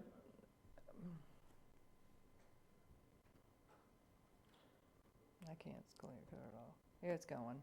It's starting to go. All right. VOTRAN, which is on page 17, established to account for county's transportation system, as I just mentioned earlier. The revenues are pretty much dependent upon grant revenue as well as a general fund transfer. Let's see if I can draw that. You'll see that. The actual fares only count about 14% of the revenue, so they're dependent upon transit money coming in from both the state and federal government to help support their operations, as well as a general fund transfer. The grant funds would cover approximately 45% of the revenues in this fund. The remaining revenues that come from the general fund will be are planning to be increased, as Mr. Deneen had indicated earlier. We're planning on adding $1.1 million in fiscal year 2016-17 to cover increased frequencies in 2 cross-county routes. One is route number 60, which goes from it's an east-west connector, and route 20 into Land.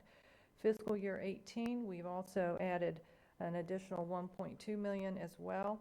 That would allow us to expand, or I should say increase route frequency for Route 7, which is a core area in Daytona Beach, and Route 11, which is around Mason Avenue. Now, we don't have any other additional routes or expansion of routes included in the rest of the remaining of the forecast at this time. Operating expenses are about $22.1 million, grow steadily based upon varying assumptions. VoTran employees, just as a reminder, even though we show personal services costs in here, are not county employees, but they're employees of our contractor, McDonald Transit.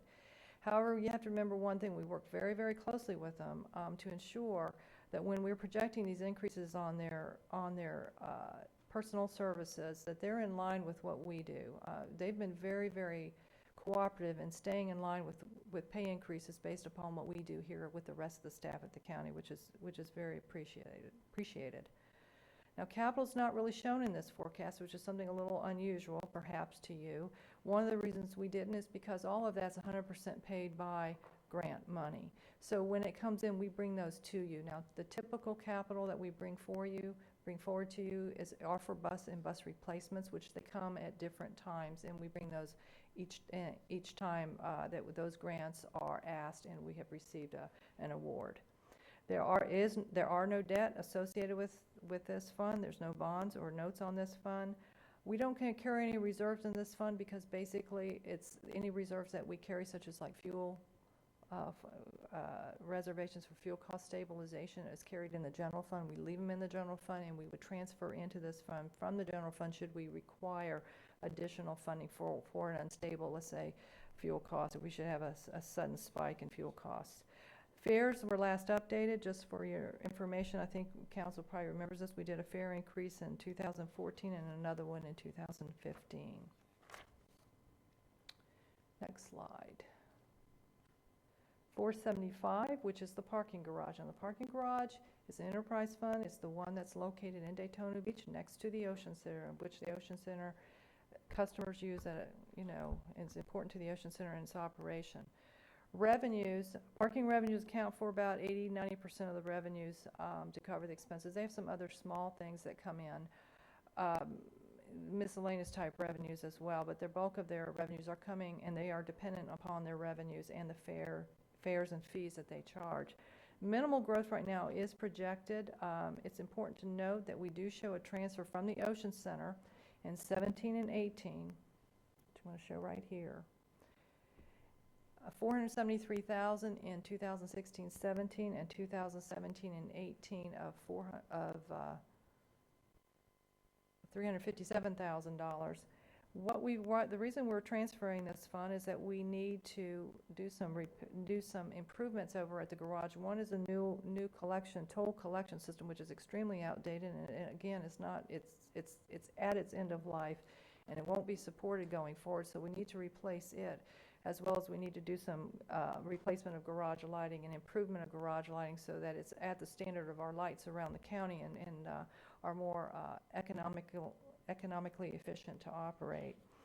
Operating expenses are about $2.4 million. It grows steadily throughout the forecast period based on the varying assumptions.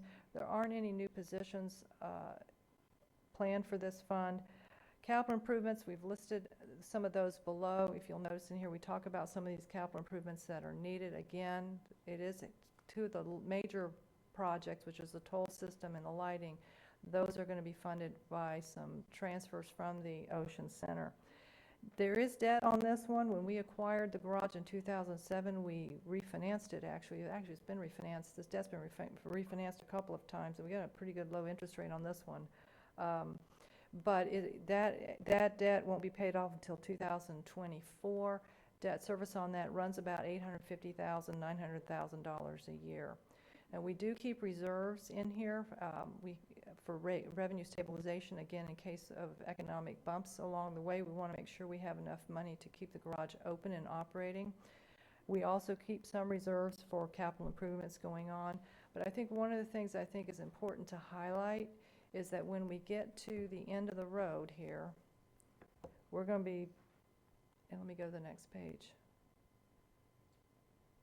Sorry. You'll note, oops, let me back up. When we get to the end, you'll notice that our reserves are going to start to run out. We're not going to have, I think we're missing a page, but the next page on in your analysis will show that reserves are going to start running out. We're not going to have enough to fund capital improvements on this garage, and it is aging. So we're going to have to start looking, as we had mentioned, that we're mini budget on fees, that we're going to have to look at the fees on this one and start kind of making some plans about what we need to do about readjusting those fees in order to build those reserves so that as replacements are needed, we're able to afford to do so, and without having to borrow to do so. Okay. Am I on 118? Thank you. Let me see if I can clear some of this out. It's just on mine. Okay. Well, I'll just scribble all over mine, and hopefully yours won't look like that. Okay.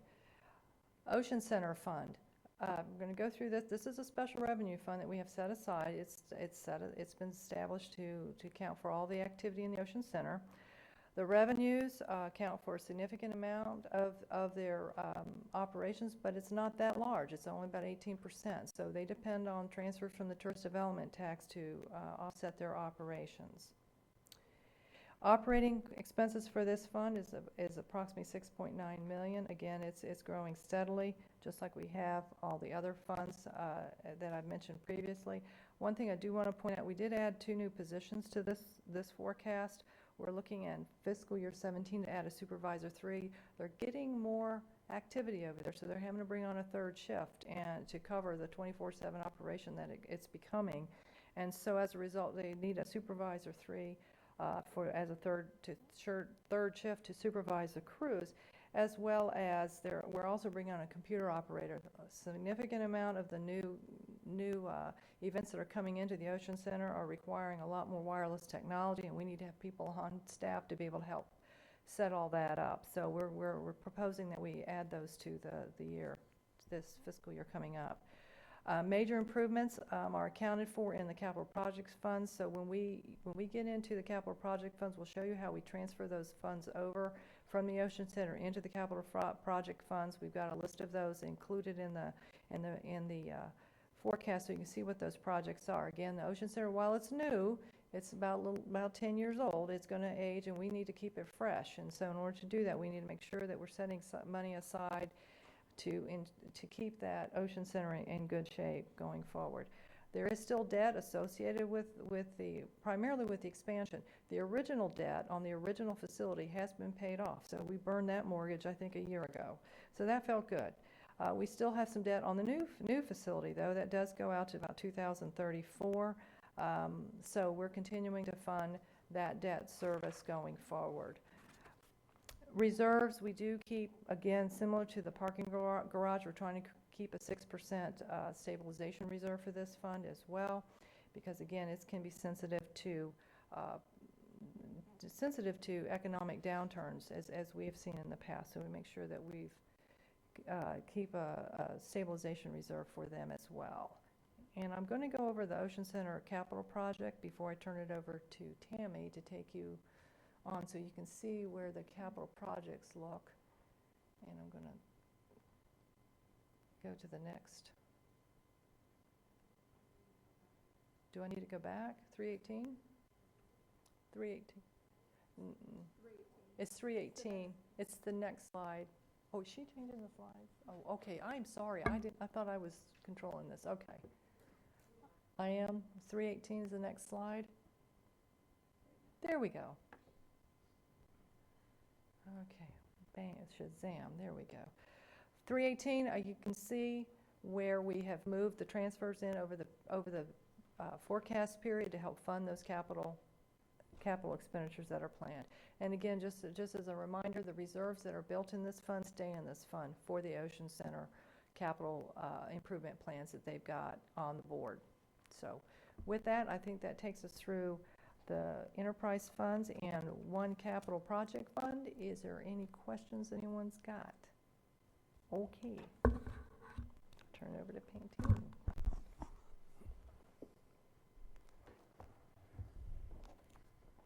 Alrighty.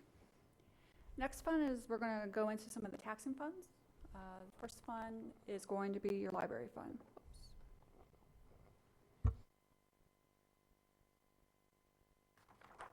I'm going to put it down, Sue, if you could just move me to the, thank you. All right, again, the ad valorem taxes is presented at a 0.5520 mils. It generates about $15 million for the ongoing library's operation. Your total operating revenues for this fund, because they have other charges and services and so forth, is about $17 million. Your operating expenditures, however, are right around that $17.4 million, meaning that they are utilizing still a little bit of their reserves in order to meet their capital efforts. The good news is we are out of that issue in 2019. We then have enough revenue coming in with that flat millage rate in order to accommodate all ongoing operating expenditures. This fund does have an emergency reserves at 7%, and the reserve for capital stays strong within this fund, ending at $3 million in fiscal year 20. Your next fund is going to be your mosquito control fund. That fund is on page 36 for those following along. It's presented at a millage rate of 0.1880 mils, generating right around $3.8 million. This millage rate has been in place since fiscal year 15 when we reduced it back in that date. Operating revenues total about $4 million, with operating expenditures being right at 4.1. They utilize just a little bit of reserves for their capital efforts as well. However, the reserves in this fund stay strong throughout the forecasted year. In FY17, they had $2.3 million in reserves, and they're ending their forecasted in FY20 at 1.2. This fund does have an emergency reserves at 10%, so they're at their full allocation for emergency reserves, along with they have a little bit of money set aside for fuel. Your next taxing fund will be your ECHO fund. This fund is on page 40. Again, this is a voter-approved rate of 0.2 mils. It generates right around $5.6 million a year for that effort. As you recall, your resolution allows for CRA payments from this area. Your trails allocation, which is $1 million, where part of it goes to ongoing trail efforts, along with your debt service requirement for the borrowing that you had in this fund. This is forecasted through the conclusion of your fiscal year 21, so it gives you your full allocation through the end of this voter referendum. And then the following area is going to be your boardwalk and parking development. So that's the money that is remaining after you have allocated your grant program at $2.5 million as forecasted, and the remaining proceeds are allocated into boardwalk. So in FY17, it's at 1.8, and then it continues on through the forecasted period, growing as the values of the tax base grows. It ends with boardwalk being right around $13.7 million estimated for that effort. Your next fund is going to be your fire fund. And this fund's going to be on page 44 for those who are following along. The millage rate in this fund is going to be flat. That was presented in FY16 for this year for the first time at 4.0815 mils.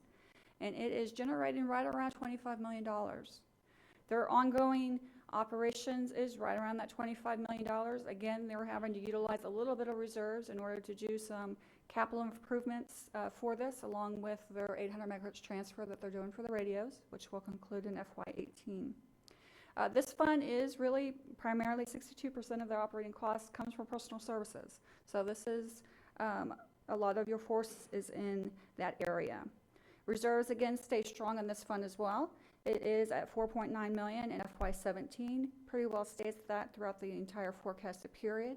Even with us utilizing some of that money for capital efforts, we are able to maintain that reserve because of the values of the estimated forward. We do have an emergency reserve in this fund of 10%, and that's fully maintained through this forecasted period as well. The only thing that is a little bit out of the norm than their basic budget is going to be your capital for future capital, which they're looking to replace their SCBA replacement in FY20. That's why you see that little fluctuation in the ending year. Your next fund is going to be your Municipal Service District Fund, and that's your MSD fund. That's your unincorporated area city kind of concept. It has your millage rate of 2.2399 mils, which is right around $13.5 million of ad valorem taxes going into this fund. So about 27% of it is the taxes, so you have a lot of other revenue sources going into this fund in order to support its ongoing operation. A part of it has a direct relationship to contracts for services that are rendered by the Office of the Sheriff. The Sheriff's ongoing revenue for that is at $14.9 million. So again, it has a direct relationship to the expenditure that you see down under the Office of the Sheriff under contracts. Your utilities is your two other sources that we feel that are probably not the most stable in this fund, and the reason why you have to have a little bit of reserve sitting aside, because they really do have some impact in the legislative session, is your communication service tax. It's been talked about for years, so that's one of those areas that, granted it is $3.5 million, we do want to monitor that revenue source and make sure you have a little bit set aside for that. Utility tax is $7.7 million in this fund. And then this fund also benefits from sales tax. It does get some operating allocation for the ongoing operating purposes. Of course, this fund has everything to do with growth management, anything like a regular city would, your deputy patrol, animal control, mosquito control for just the unincorporated area of this area. Then below, you will notice that we have interfund transfers. This is where we have efforts that are a very direct relationship to the MSD. So the Sheriff's Office has a District 2 that has been requested for this area, and it is estimated at $500,000 in FY18, $1 million in FY19, $1 million again in FY20, and then I believe in FY21 we have another allocation estimated in order to complete that. The next item is what is called CAD, or Computer Assisted Systems, Record Management System as well. Dispatch, thank you. That total effort is $5 million. It's allocated in FY19 and 20. The good news with this fund, when we ended, the next slide please, when we ended this fiscal year, or the previous fiscal year, we had a little bit of extra money in this fund. So this is your reserves. So for the very first time in this fund since I've been here, we've been able to increase your reserve account and created a reserve for debt service. So we're able to offset some of those costs that we have for those debt services that were going to be needed for the Sheriff's Evidence Facility that we talked about earlier today. The MSD will have to take a debt of $7 million over a 20-year term. So you are making some efforts in order to offset that payment for the first few years in order to try to stabilize it out until the revenues for this fund increases going forward. Again, it does have a revenue stabilization of 1.8, and your emergency reserves is right around your 6% at $2.5 million. And then the next fund is going to be your Port Authority Fund. This fund has ad valorem taxes totaling right around 1.9 with your millage rate of 0.0929. So your ongoing operating is $2.7 million. We have some one-time money sitting in FY17 of a grant. So a grant fund was closed out. This was the originating fund of that transfer, so it's returning those proceeds back to this fund in FY17. Your ongoing operating costs in this fund is right around $1.8 million. Your capital effort is going to be right around close to $900,000, close to $1 million.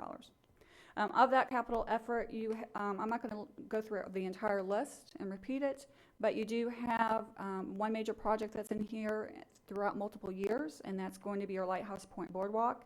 $200,000 in 17, $518, and 19 is the $500 as well. So that's the biggest project that's allocated in this fund for capital efforts. However, you do make a transfer annually to your beach capital fund. So that's really where your major capital improvements are going, is in your beach capital fund.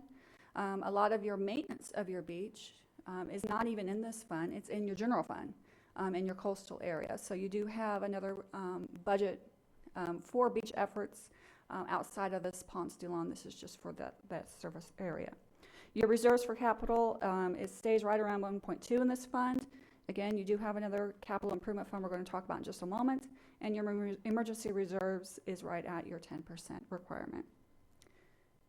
So I'm going to talk about the next fund, which is your 313 Beach Fund. This is going to answer the question about that $5.1 million transfer that we just talked about from the general fund. So we have that one-time money in the general fund of 5.1. We were transferring over to this fund in FY17. That's going to be right around the middle of the page in your revenue portion of, there you go. So that money is coming in. And the very first line, though, is an ongoing revenue source that goes into this fund for beach capital efforts, and that's a portion of your beach access fee. So 2/10 of that fee goes into this fund. It's about $900,000 a year for beach capital expenditures. Again, you do have an annual transfer from your Port District Fund that we just talked about. You also have a couple projects that have ECHO, that were awarded ECHO projects. So this is the place that the funding gets allocated to. You expend the expenditure, and then you seek reimbursement from ECHO, and that's what the proceeds in those Tornadoes, Smyrna Dunes, and Hiles is for, listed out for. You then, we continue on with the rest of the box at the bottom is going to be your parking development. So that answers the question as these are the properties that we acquired. So we are using, yes, a little bit of transfers that we've received from prior years. Beach access fees for FY 16, 17, and 18. And then we're utilizing the general fund contribution of the 5.1 that we transferred in FY 17. And it will allocate funding for those construction of those projects through FY 18. Okay. There are additional expenditures listed on the next page. Sorry, Sue, I touched it. And this is just for beach ramps. There are various efforts on beach ramps that we will get into more detail when we talk about the detailed project listing. But these are proceeds that are coming in from that beach access fee at the very top of the worksheet. We're allocating it to the other efforts of the beach, which would be beach ramps would be the next phase of that. So again, the bottom area is just a summary of the reserves, where I know it's kind of confusing because this is a capital project fund, so it goes multiple years in order to complete a project. So things fall to reserves, and then when you have enough money in that reserve account, then you allocate it to the project up above the line in the corresponding fiscal year. So that concludes this specific project, and I'm going to turn it back over to Donna, where she's going to continue on with some capital projects. Yes, I'm going to see how fast I can talk. All right, the next capital project fund is the 800 megahertz capital fund, which we had already talked about this morning. I just think the important thing to identify is that the general fund is supporting the transfers coming in from the general fund to support the backbone, and the other participating funds are transferring funds in to support the radios themselves to acquire them. And you can see that by 18-19, the majority of the purchases will be completed, with 17-18 being the significant year when we begin the majority of the construction project. Next slide, please. I'm not going to touch anything. I think I'm just safer that way. Elections Warehouse. It's a capital project that we presented to you earlier this year. It's again, it's a 9,000 square foot facility that's going to be located somewhat centrally. It's a $6 million project. Funding is coming from a general fund transfer. As you can see clearly up in here, we already transferred some money in this fiscal year, and we're going to begin transferring in these out years. And by that point in time, we should have enough built up that in 18-19 we can complete that construction. Next page, please, which is page 68. Oh, dear. Good. All right, the Court Central Services Warehouse. Again, It's a project that we've been planning, and I don't know why my circles aren't going away on here. Oh, okay, it is. Okay, good. We're funding in fiscal year 16-17, $3.4 million. We're going to be constructing that warehouse at that in 16-17 is the anticipated plan. Again, no debt is planned to fund this this project. Next slide, please. Sheriff's Capital Project.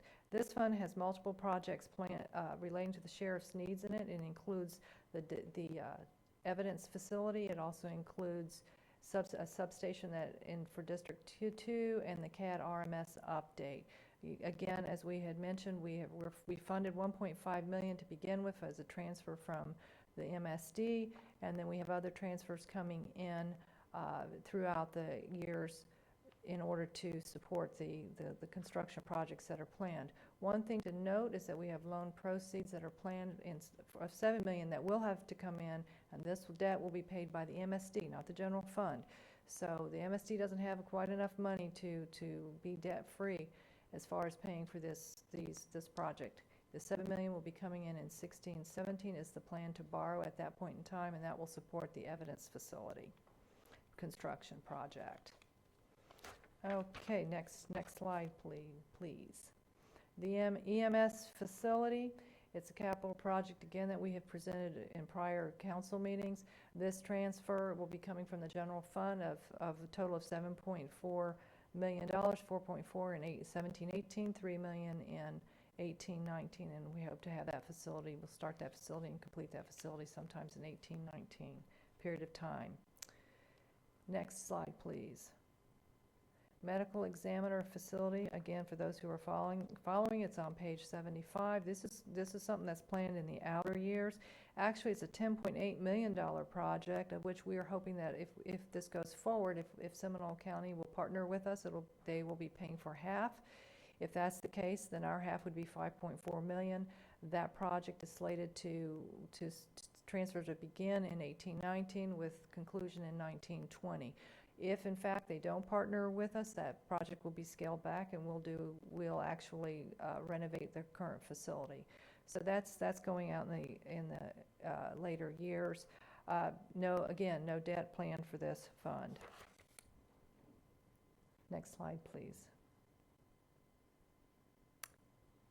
There we go. 375 fund is the Boardwalk Development Fund. As Tammy was showing you from the ECHO, our plans for transferring money along the way as funds are available in the ECHO fund after we've met our obligations of that fund for projects that are being funded there, grant projects as well as the trails projects, et cetera.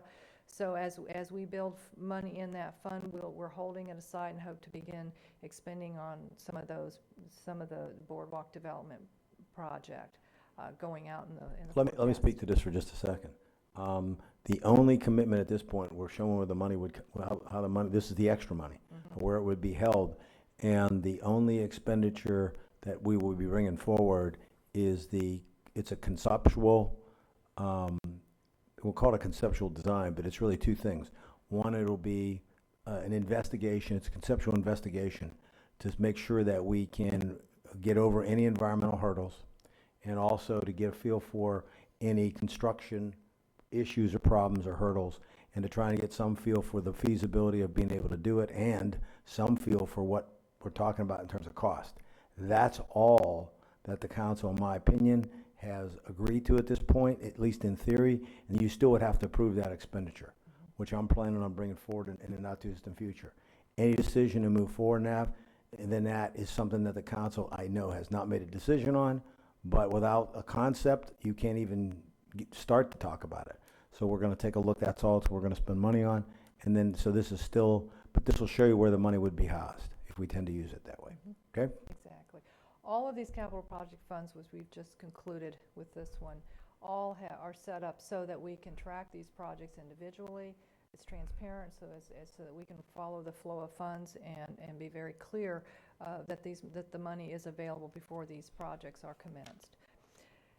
Next slide, please. We're going to change over from the capital projects. I'm going to turn it back over to Tammy to handle the Economic Development Fund and then I pick up the This is one fund that I think you all need to pay real attention to, because this is the essence of the capital money that we have for economic development incentives and infrastructure. Tammy? Alrighty. This fund has your revenues at the top again, is going to be your transfer from your general fund. You have allocated $4.2 million for that effort. You have money that is going to be carried forward from prior years of 3.8 in FY17. And let me just kind of flip my books, because I do have little circles Some all of the over my money, screen. some of the money that you see here would have been the money that we would have went after for the Blue Horizon project. Blue Origin project. So this is, I really do need, Tammy, make sure you go through, because this is it for us in terms of what you approved, that I have authority to sort of be out there selling and trying to make deals on, without having to put that in front of the council publicly. Go ahead, Tammy. All right. So you Wait, have. wait, excuse me. Yep. Actually, Mr. Deneen, didn't we give you the ability to move around the budget and negotiate? I thought it was with, let's clarify that. I thought it was within what was available in economic development. No. Go back to that, no. Okay. You gotta go back to those minutes and check that out, because we purposely said. Let me check that. We wanted you to have the ability, I thought, to move around the budget, because when the time comes, and it's not if, it is when. Yeah. We don't want to disclose this publicly. We did not put parameters on this. You're right. And gave you the Let ability me to. Let me get with Dan and go over, make sure I understand what the level of my authority is. That would be if the deal of sort of a lifetime comes along and we've got, Exactly. because I can't take it in front of you, because That's exactly right. it's not wide open. But I'll talk to Dan and I'll have a feel. But here's the point. The first money that I can sort of move ahead with that approval is this. That's why I want you to look at that. Well, in that discussion, the reason that we had that discussion was, if we say we have 6 million or 8 million or 22 million in here Oh, for economic development and incentives, that's exactly what the ask is gonna come Yes, at. exactly. So- Exactly. So, Exactly. I don't like the word cloaked, but that's probably the best word, is to give you the ability to negotiate. We did talk about that very clearly. So it's not all in here. That's. I believe you there. Let me clarify with Dan to what level. I always try to bring things to it. Let me clarify with him privately what that level is. Understood, but I just don't want that comment. No, you're right. You're right. Dan, thank you. All right, to recap, we have a general fund transfer of $4.2 million allocated for the last few years and through the forecasted period. Your ongoing operating is about $1.4 million. That's for the personal services operating and the legislative program that's in this fund. Then you have what's called the incentive program. And of the incentive program, you have two expenditures that are ongoing in nature, and that's your Team Volusia and your incubator program. And then you have money that's considered the leftover of the allocation of 4.2. So that's 2.2 estimated for ongoing incentives annually that you're contributing to for that effort. So if you would take the 2.2 and you would add in the remaining fund balance from the previous years, so you have about 3.4 that's not allocated to other incentives, which we'll talk about in just a minute. So you have 5.7 sitting in this fund for incentive opportunities that are presented during FY17, estimated at this time. We do have two additional lines under the incentive areas of $75,000 for JetBlue marketing incentive. That's just the remaining portion that we anticipate in FY17 to pay that. And then we have $300,000 for the program that you recently had just approved, which was the airline incentive program of $300,000. And that's only if somebody comes forward with an initiative.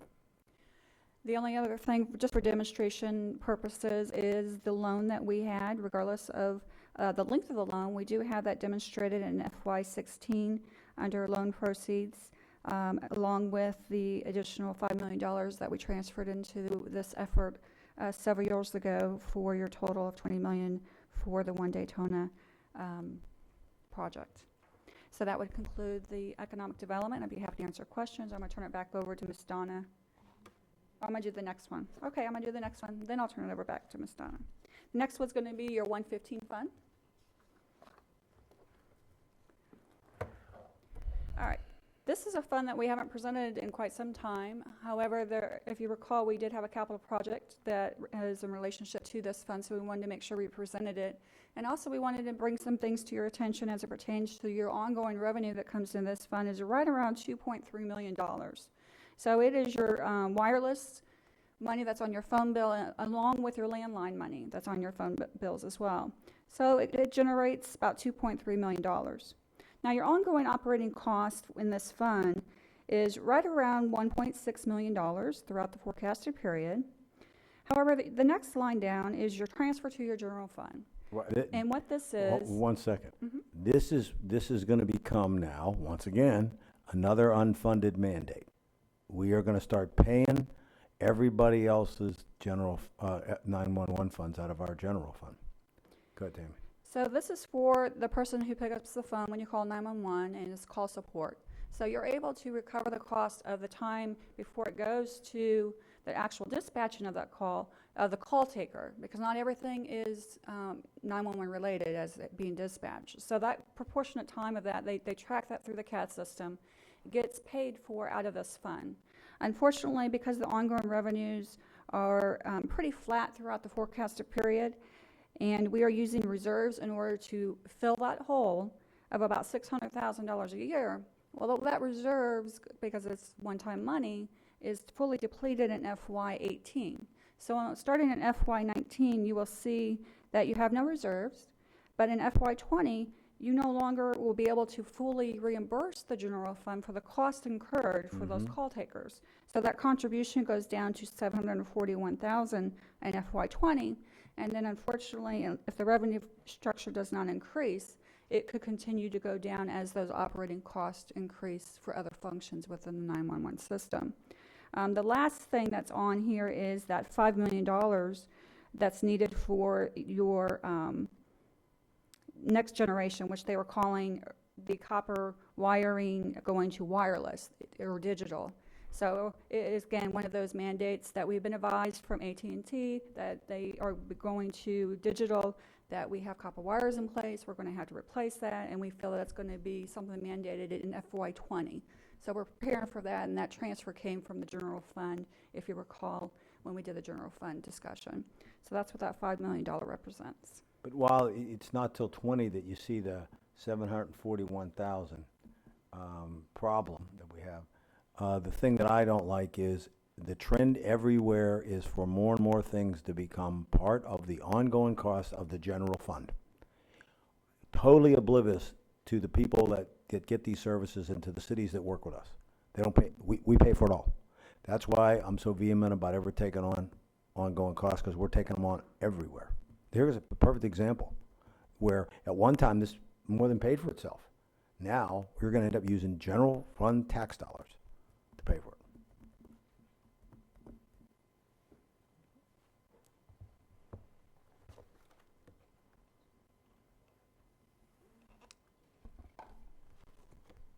Okay, I think we're on the final fund, so hang in there just a little while longer. All right, we're on the Emergency Medical Services Fund, which is, just a moment, which is on page 90. I think I shut off here we go. Shut off one of the microphones, excuse me. This fund is established, of course, to account for the county's evac ambulance operation. Fees account for about 76% of the revenues, which means that we have to help subsidize the operations to currently of about $4.8 million coming in from the general fund. Now, if you'll notice, fiscal year 2015-16 was at 4.5. We're projecting 4.8 that will be needed from the general fund to subsidize the operations in 2016-17, and that's about $300,000 increase that Mr. Deneen showed on his recap of the general fund increase that's required. That's to add the crew. To add the crew and one biller coder is what's required. In addition, I think it's important to point out that there is some sensitivity to this, to the fees on this fund. 54% of the fees are either coming from Medicare or Medicaid, which again, that's controlled by the federal government, so we have to watch that pretty closely. Operating expenses for fiscal year 17 are planned to be about $20.6 million. The increases in the outer years are pretty much based on inflation and direct or indirect costs that are due to increases that we know are going to be expected in the number of transports. I do believe that we ended fiscal year with 54,000 transports. I believe when we took EVAC over, it was at 48,000 back in 2011 period of time. So it's growing. Medical supply unit costs are expected to go up 6 to 7%, a little higher than some of the other medical supplies in other areas, but that's what we're seeing in all the medical fields that we're medical supply areas that are being handled by either EMS or by fire. Replacement for capital. Usually we're building a replacement fund or replacement for cardiac monitors, auto pulse machines, defibrillators, and stretchers. It's on a regular schedule, so we keep adding to that, setting that money aside, which you're going to see here. We keep adding to the pool, and then we replace as we need to, because those are important for life safety, and that we can't have failure in that equipment. And in addition, we've also gone ahead and trying to set aside at least $200,000 in revenue stabilization, mainly because you never know what Medicare and Medicaid is going to do, so that we can make sure that we have revenues to support the operation going forward. And that's pretty much it. That concludes emergency medical services. And I believe that concludes all of our funds. Am I correct? Thank you, So Donna and we're- Tammy, for putting the fun in funds. Well, they're still awake. I think that's a good sign. I have. Oh, that The was whole so bad. time, I've waited. Okay. That really is, Painful. I think, a complete overview. One of the things I think that comes through in the public when they see this is, I think it's surprised how complex we are and how involved all these different funds are. I feel comfortable on the projections that we've made and on the recommendation that I made to you today, and so I need to hear back. Okay, I'll go ahead and single out here first. Oh, there, now everybody's clicking in. Now, all these are projections that are with the assumptions and everything else. Correct. This is Okay. all, what you saw in the 6.1 is the general fund. All the other funds would stay at the current rate. And as you can see, we are in the black and fiscally sound all the way through the next 5 years, given the theory that we'd stay at 6.1, or we'd stay at the same rate that we have in the other funds. And then I gave you my list of assumptions for things that we have to take consideration, especially if we, in the general fund, want to go to zero by the end of 18.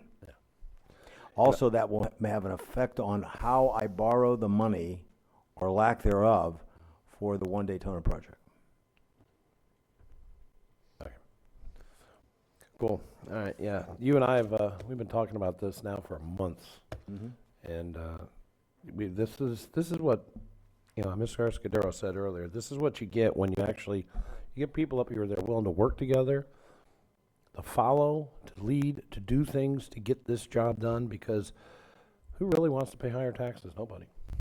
And I'll be very honest with you. I'm very, very happy and very proud to be a part of this group, and this all of our council members here. We've all had our own inputs into it, and I'm very proud to say that yes, here we are, folks. We are going to reduce your taxes. That is one of the greatest things that I've ever been able to say to the citizens of Volusia County. You are getting a tax break this year. You're going to reduce the increase. Right, we're reducing our tax Now, increase. Of that, about half of what we would keep is not an increase to anybody. I want to be clear. It's taxes that are owed for new properties that weren't paying them yet. So out of the 5 million, 5.6, about half of that is not coming from existing taxpayers as an increase.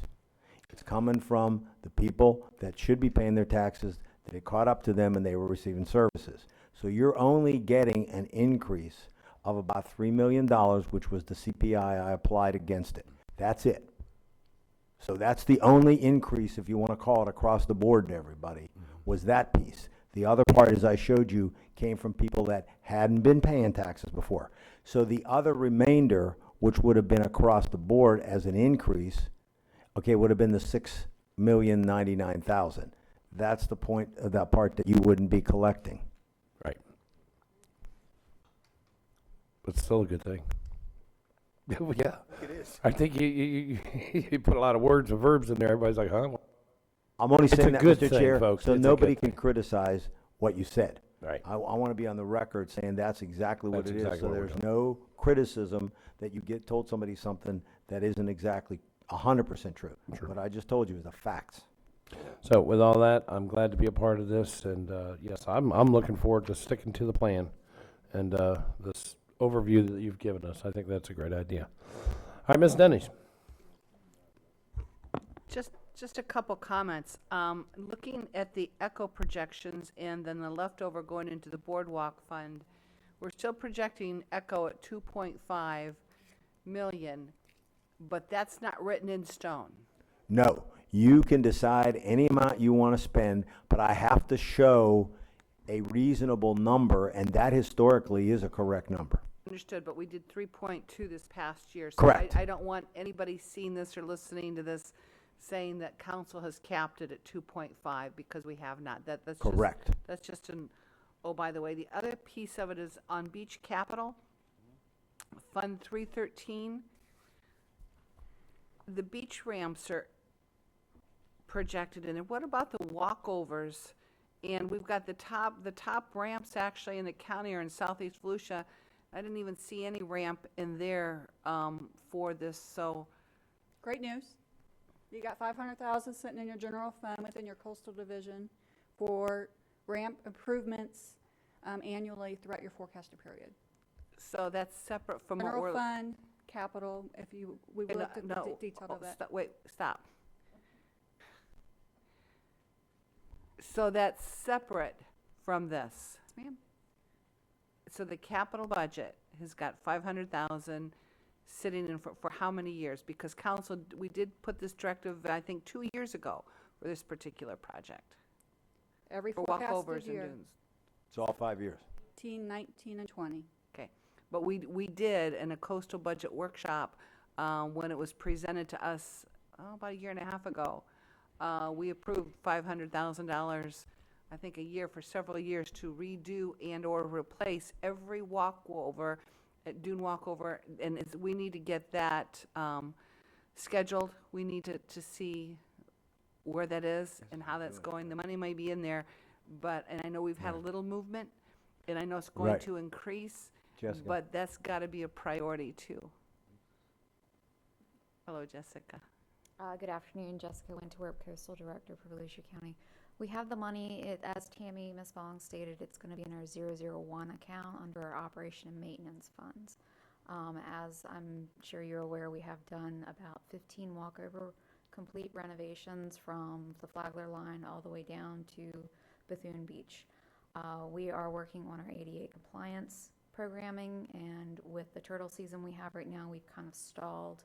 We are actually meeting next week to figure out what we will be doing in-house starting in October and what we will be doing through contract starting in October. It's just referenced in a different fund. Can we get an update on that, Mr. Manager? Can we get Coastal to give an update? Because I think now that Jessica's on board and we have,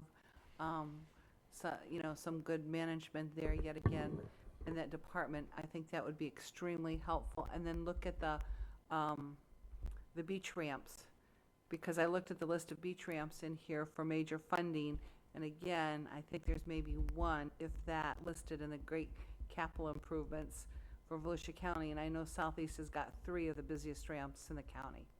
So if we could take a look at that, I would really appreciate that. Thank you, Jessica, thank you. I look forward to that update. But overall, I have been like a kid in a candy shop with this one. It's like, I have good news, I have good news. Tell us, I cannot say anything until it's been presented to council, and council's had an input, and then we vote on it. But this, to have Volusia County in such a solid fiscal position is just, it's historical. It is historical. We hear all the time, you know, Volusia County is number 2, the highest taxed county. Well, guess what? We just did our part. We're returning more dollars to the taxpayers than we're keeping, while still maintaining a conservative reserve as council's directed. The reserves are staying. You have built in the 8 to 9% with health, the insurance, was it liability, health insurance, and the property. And then supporting our employees. So we're protecting them. It's just a wonderful conservative plan. So I don't want to hear any more about Volusia County being the second highest in taxes. I don't want to hear it. We're not. Our portion is not. You add everything else in, be happy to have that conversation, but it's not on our end. So I think this shows a lot of fiscal constraint from everybody. It's just a great plan. And when you parallel this with what we did earlier on the capital improvement project report, I mean, we talk about a strategic plan. It's actually this plus that. Here's the plan, and here's how we're going to fund it. And if it's not in there, it's not in there. So it's actually a pretty, you put those up parallel to each other, and it's it helps navigating. It gives me a very high level of assurance. And I think with the transparency, once the citizens and the other organizations in the city see what's happening here, it's impressive as heck. It just is. And thank you, Mr. Manager. Thank you for the conversation with staff. Thank you for working, I know at least with me, through the conversation and the questions. This is just the strongest document I've seen for government. And thank you, Mr. Manager. Mr. Lowry? Thank you, Mr. Chairman. I echo much of that myself. I think if people in 2000 knew what was coming at them and 2007 knew what was coming at them, they would have maybe prepared a little differently. Lord willing, the creek won't rise, but in case it does, the thing that I like about this is the debt issue, to knock the debt down, maybe even prevent future borrowing, because that's what can get you in trouble when things get tough. So I like this and appreciate your all's hard work very much. Thank you. Ms. Kuzak? Thank you, Mr. Chair. I just want to say compliments to staff and to Mr. Deneen and for presenting us this budget overview, and also to say that this is a well-planned document, well thought out document. And so I cannot say enough good things about it. And I'd like for us to make sure that the word goes forth that because of that ECHO funding, that we are not taking that or limiting the funds to put away on the back burner for something else. This is funds that will be left over after we have made all of the commitment as recommended by the board to the citizens. So we are following through with our commitment to the citizens in every way. Every effort has been made to have a plan of action, and I feel that I must compliment the previous councils that are not here today that helped to get us to this place today. It's all through good work and collaboration with staff and manager and the council and the citizens that we have come to this place this day. And I'm on board 100%. I'm willing to work the plan, and I think when we work this plan, we will all benefit from the good work that we have done. To my colleagues who are here, I say that this is a job that we can go down in history as saying that we were a part of, such as the previous councils can say, that got us to this place. Thank you, Mr. Chair. Thank you, ma'am. Mr. Wagner. Jim, staff, great work, everyone. This was a process that is literally started 8 years ago when I got on the council. I have to, if you guys only knew what it was like my first, second year, how horrible it was.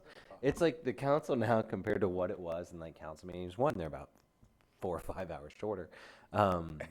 Now, luckily, just the difference. Like, I know it would be boring to look at or like listen to old stuff or look through old agendas. You'd be blown away at the difference. Remember the old charts? It's so much more exciting now. Oh, the charts of the path and the lighthouse, how much money. It was like a save-a-thon or raise money. And we're like literally cutting. I mean, it was bad. So to be here now and to leave with this is, it's not as sexy and as cool as like some of the other legacies we get to leave. Like the bridge is an amazing project, or Hope Place, or all these things that are, I didn't mean it in the sexual tense, but this is a neat legacy to leave that is for the people that pay attention, the fiscal aspect of it, and to have the ambassador in here and say that was pretty neat. I mean, you got to realize that I don't know, we had a budget meeting when I first started that standing room only in here, standing room only downstairs. It was bad, and then the next year we assured them that we'd reduce it, and we reduced 25 million the next year. So it was a process. So to be here is it's a great feeling, and I really have to thank the prior councils, but this council especially. I mean, we set out at that point to try to just make it through the storm.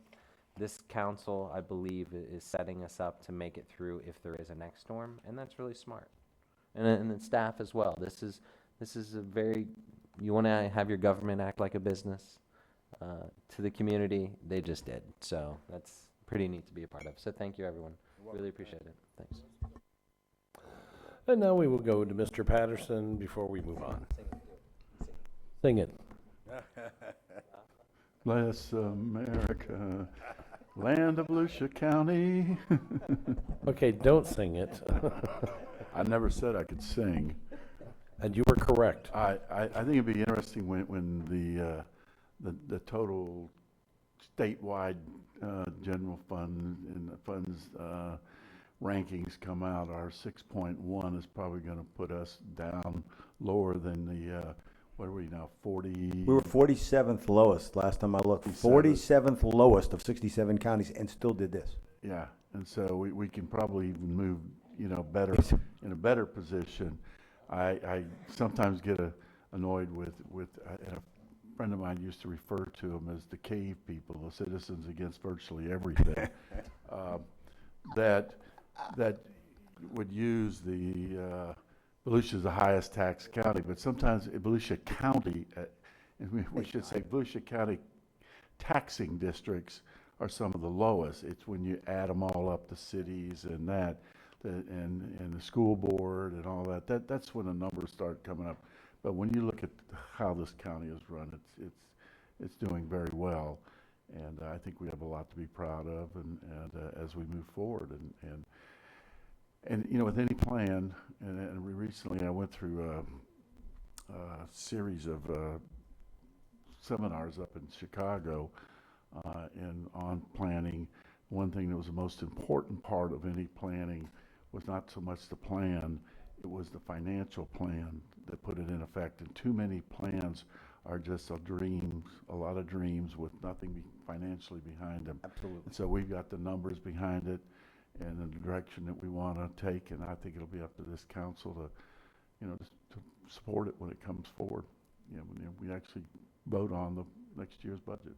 So thank you to the staff. I think you guys are doing a great job, and we'll always have a hiccup here and there, but for the most part, things are looking good.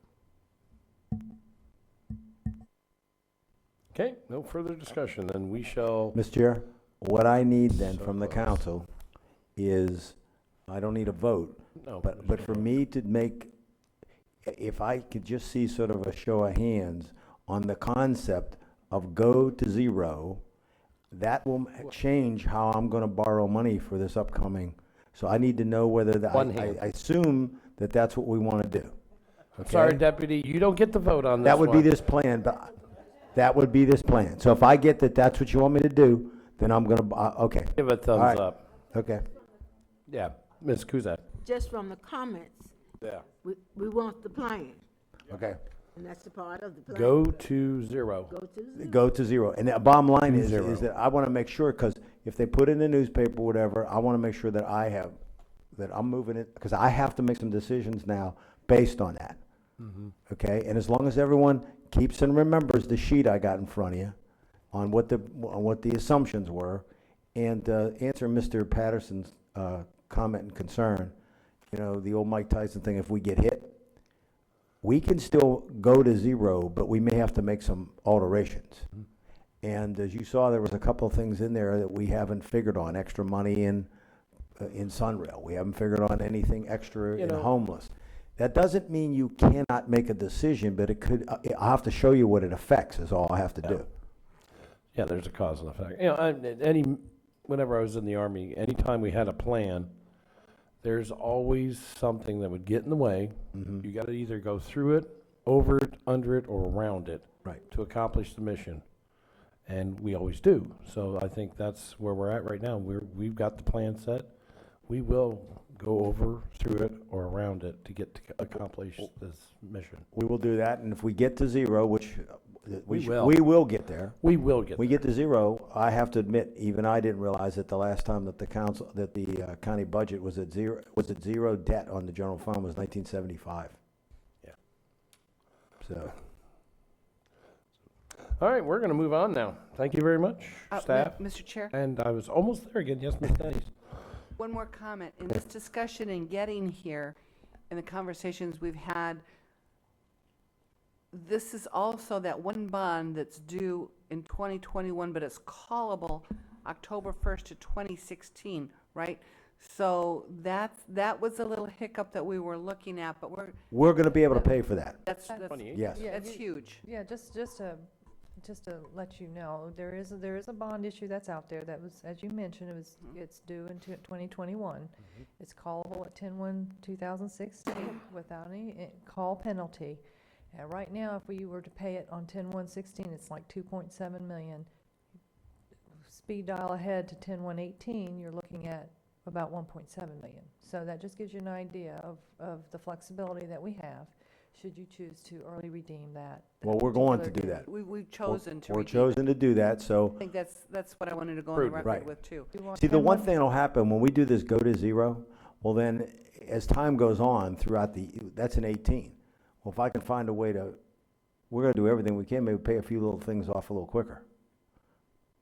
The other thing is that philosophically, I mean, I do believe I think we're all the same in the budget office. We're pretty conservative. We think there's nothing wrong with debt in the general fund for the right reasons. It's usually for bigger projects. I really am a guy that believes county should pay as you go if you can. Because then I think that the council that made the decision pays the freight. And I think that's right. I'm a great believer that that's what you do. And I agree with Mr. Lowry. I think that there's a lot of dangers. The greatest protection of danger is don't get too far, so to speak, don't get too far in the deep water, especially if you can't swim too good. And I really do think that we got an opportunity here to move forward. We will put this in motion, and we appreciate your support. We'll put it in motion. Well, very well. Okay? I'm with you. Okay. Good. Now we're moving on to item number 39. Okay, we're there now. Mr. Lowry. I have a 30-minute nomination speech to give. I am going to hit you with a gavel. I'd like to nominate Michael Fincher. Okay. Michael Fincher has been nominated by Mr. Cultural Lowry for the Cultural Council. Is there any discussion? Seeing no discussion, all those in favor, please signify by aye. Aye. All those opposed? So carried, unanimous. Alrighty. Ms. Zimmerman, is there any further business that needs to come before this council this afternoon? No, sir, and I do not have any public participation. And that was slip. my next question. Boy, you are a mind reader today.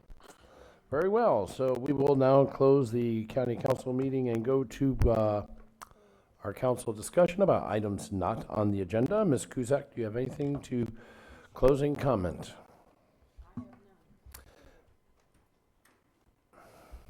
Mr. Daniels, you've been awful quiet over there. You have any closing comments, sir? No, Mr. Chair. Ms. Denny's, you have any further closing comments? Small item, if you'd pass this down, Mr. Daniels, take one. The last council meeting, members, I passed out a brochure from a group called the Miracle League of Volusia County, and it is a nonprofit whose goal is, they've already had the land donated by the sports complex over in the city of New Smyrna Beach, but they're trying to raise money to build a field so that the kids that are in wheelchairs or in walkers or special needs disabilities can actually get out there and play ball. So they're starting a couple fundraisers. This will be their initial gala at the Atlantic Center for the Arts. I am asking participating in this gala and showing up. I went out for the ribbon cutting there. It was an amazing, the Tortugas had Sheldon out there, their little mascot. It's supported by wonderful organizations and leaders within Volusia County. So I just think that if you so would like to, I would love for us to support this at whatever level you think is appropriate. Okay. We have done 2,500 recently for. I think that would be just for several. perfect, Mr. Chair. Thank you. Wait a minute. I can't make a motion, so thanks for trying. That was quick. No, I can't make a motion. No, I cannot. I am not giving you my hammer. It's mine, mine, mine, mine. But I was just actually going to finish off that part, and I won't be able to attend that issue. I've always been to these things. If you want to ask, I can fit it in the So, I make a motion that we support the Miracle League of Volusia County at the Grand Slam level of $2,500. there is a motion to support for 2,500 a Grand Slam, and it is a second by Mr. Wagner. Does that work in the budget? Can we still get to zero? It fits under the plan. Is it get to zero? It's still in go to. Okay, we're still in the go to zero. Okay, we're gonna be playing with this one for a while. Is there any further discussion on that? Motion made. Support of Grand Slam for the Miracle League of Volusia County. All those in favor, please signify by aye. Aye. And all those opposed. So carried, unanimous. Now, I would really like, I can't be there, but I'd really like to point out that I'd like everybody to be there if we could, or as many of us as possible. There's been quite a few times we've done things, we've all said, yes, I'll be there, and one or two of us show up. And I think it shows great support from the council if at least three of us show up. So I'm just saying. Mr. Chair, You also. still have the floor. Mr. Chair, Yes. also, if you have a situation where we have tables and you know you're not going to go, then in some cases I can circulate that to administrative people that could then show. Yeah. So we have a presence. So I'm going to put my little ticket out there. I can't go. I have another event on that date. You still have the floor, Ms. Denny's. No, well, there's two tables at the event, so I'll find out what that is, bring that back to you, and if you have friends or you have your kids, whatever, we'll just go, just to show support for this organization and the community and what they're attempting to do. Thank you. Thank you, ma'am. All right. Okay. Mr. Lowry, do you have anything to say? I have nothing. You've actually been very vocal today. Well, thank you. Yes. He has. Mr. Patterson, do you have any closing comments not on agenda? Yeah, let me bring this up. As the council's representative on the Sunrail Commission, I know that John and Julie was at a tech committee meeting, and he sent me some information, so I don't know if there's anything that he wants to say or do about that meeting that affect. The big thing I'm concerned about is the whole Sunrail North phase, and Was anything discussed regarding that, Mr. Angioli? Mr. Patterson, that's a good question. In fact, the agenda was John, shy of John, you have to identify your position. And Angioli, Public Works Director. The agenda was shy of any information related to Phase 2 to Deland.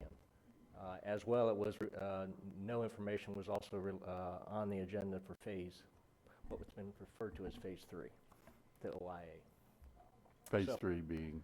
From the southern leg into the airport, at Orlando Airport. Right. So no information, but the question was raised, and Ms. Lohr mentioned that there was no activity whatsoever happening on Phase 2 to DeLand. Okay, No thank you. activity at all. Thanks, John.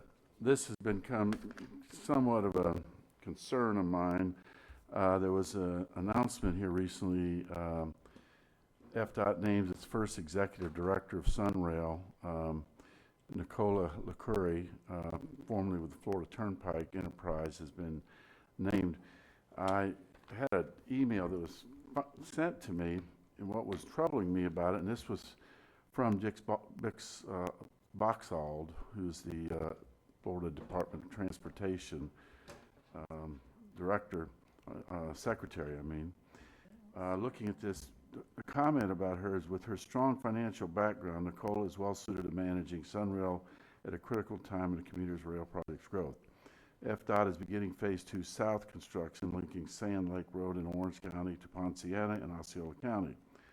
The entire Phase 2 South expansion project is a 17.2-mile segment that will feature 4 additional stations to the existing rail system and is expected to be up and running by 2018.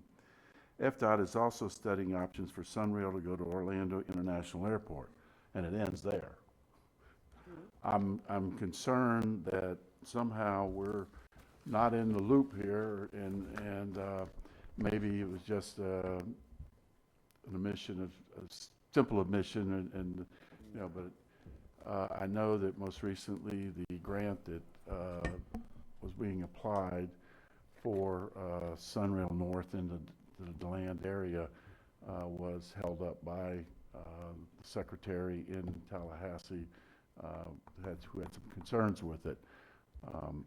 I've talked to the district secretary, Noran Downs. She keeps telling me that we will continue, they will continue to look forward to this, but I think I'd like some clarification, and if it's okay with the council, I'd like to get with staff to send a letter to the FDOT Secretary, Mr. Boxall, just saying we're kind of concerned about that. If there needs to be some maybe changes to the agreement, or what the direction's going to be. I mean, I keep hearing that, oh, it's dead, or it's not dead, or it's on life support, or what.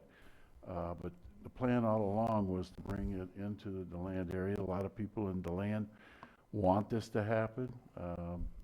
There's been some from the city side of this, so I think that's my responsibility, is sitting on the Rail Commission to keep pushing whatever it is to get some clarity, to make sure that the agreements that were in place, that they're living up to it, that the whole commission is. Mr. I got a question, Mr. Patterson. I'm sorry. I just had one question. And this might be Mr. Eckert too, this director of Sunrail, who appoints her? Isn't it the board that appoints her, and don't they have to do it unanimous? She's working for the Department of Transportation. She's appointed by him to be the executive director. This is a new position that was created. That's because they're handling the operations of Sunrail. Yeah. But now, everything they're handling, they're going to hand over to you. Okay. Ms. Kuzak, you had a comment? My comment is that I think that we ought to proceed with the direction that you think that we should go, Mr. Patterson, because I'm not satisfied. I think that they keep telling us what they are doing, and nowhere does the land station seem to be in a part of the negotiations here. But we will be a part of the final tab that they will want us to pay. So I think that you're moving in the right direction. We should be questioning them. We should get some clarifications on this. Either we are and have just as much rights as everybody else in this game, or we need to know where we are. So I would recommend that you follow through with your plan. I agree, and I will totally support you if you come back and they say, hey, you know, this isn't gonna happen there, and we need to sit down and re-go over that contract again. I would support you, Mr. Patterson, 100%. Well, you know, one of the meetings I had some concerns because, you know, they were kind of moving forward, looking the possibility of the Sunrail Commission taking over early before the actual 2021 date, I believe. That's the drop dead date for the commission to start running it, and creating, you know, the FDOT would continue to be paying the bills, but the commission would be actually running it and then officially taking over at that 2021 date. But there's just too many things that are pointing to me as concerns, such as, you know, who it is. You know, the Links board is saying, well, we just hired somebody who has rail experience. So does that mean they're trying to push forward that Links would be running it? And if that happens, where does that put us with the Votran? We don't have anybody from Volusia County that sits on the Links board. And of course, our Votran is the council here, pretty much. The concern, the new parking lot, we're still, even with the most recent numbers, we're only 1% behind Winter Park for the amount of, I think we dropped from 35% to 34% of the total ridership. A lot of ridership coming from Volusia County. I think seeing the station when I go in and out of there, not all the time, but occasionally coming in the evenings, that the parking lot is full. That's and the need for an additional parking lot, but we have some concerns about in the future if there is a Sunrail stop at the airport in Orlando, the effect it's going to have on us in paying the expenses, because it's going to go up. We're what, about $75,000 a year to maintain the current station. That Be another $100,000. Yeah, so we could get close over $100,000 a year for providing free parking space for folks. I don't mind people who are going down to Orlando to work, because that's what it's designed for, but I don't want to be the place where everybody drops off their car and comes back a week later after they've flown out of the Orlando airport, which sometimes you have to do fly out of Orlando. Right. There's no getting around it, but yeah, but it'll happen a lot. And it could hurt our revenues at our airport.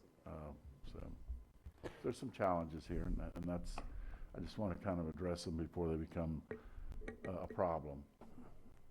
Mr. Daniels? Mr. Daniels has to. The bigger concern to me is if we have that percentage of the ridership, that means we have that huge percentage of the operating expense for the whole system, and we're getting no economic benefit from it.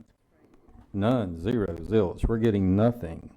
Downtown Orlando is getting a lot. The other rail stations are getting a lot, but we're getting nothing. And we have to pick up the tab for a significant share of the operating expense because we have such ridership here. That's a problem. And people, the county signed up on this thinking there was going to be at least another station in DeLand, which might have made up for some of this, I don't know. But if DeLand's not going to happen, and I think it's not, I think the handwriting's been on the wall about that for some time, that this does bear some renegotiation. Thank you. Mr. Chair? Please, sir. A couple of things. One, I think that the whole council, this is not like anything else that you have done or will do. This don't end.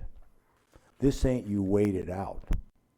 So, and what it's done is, of all the elected officials I work with, and I think Mr. Patterson has the background because he was with the state so long too, that really helps, it being the state legislature.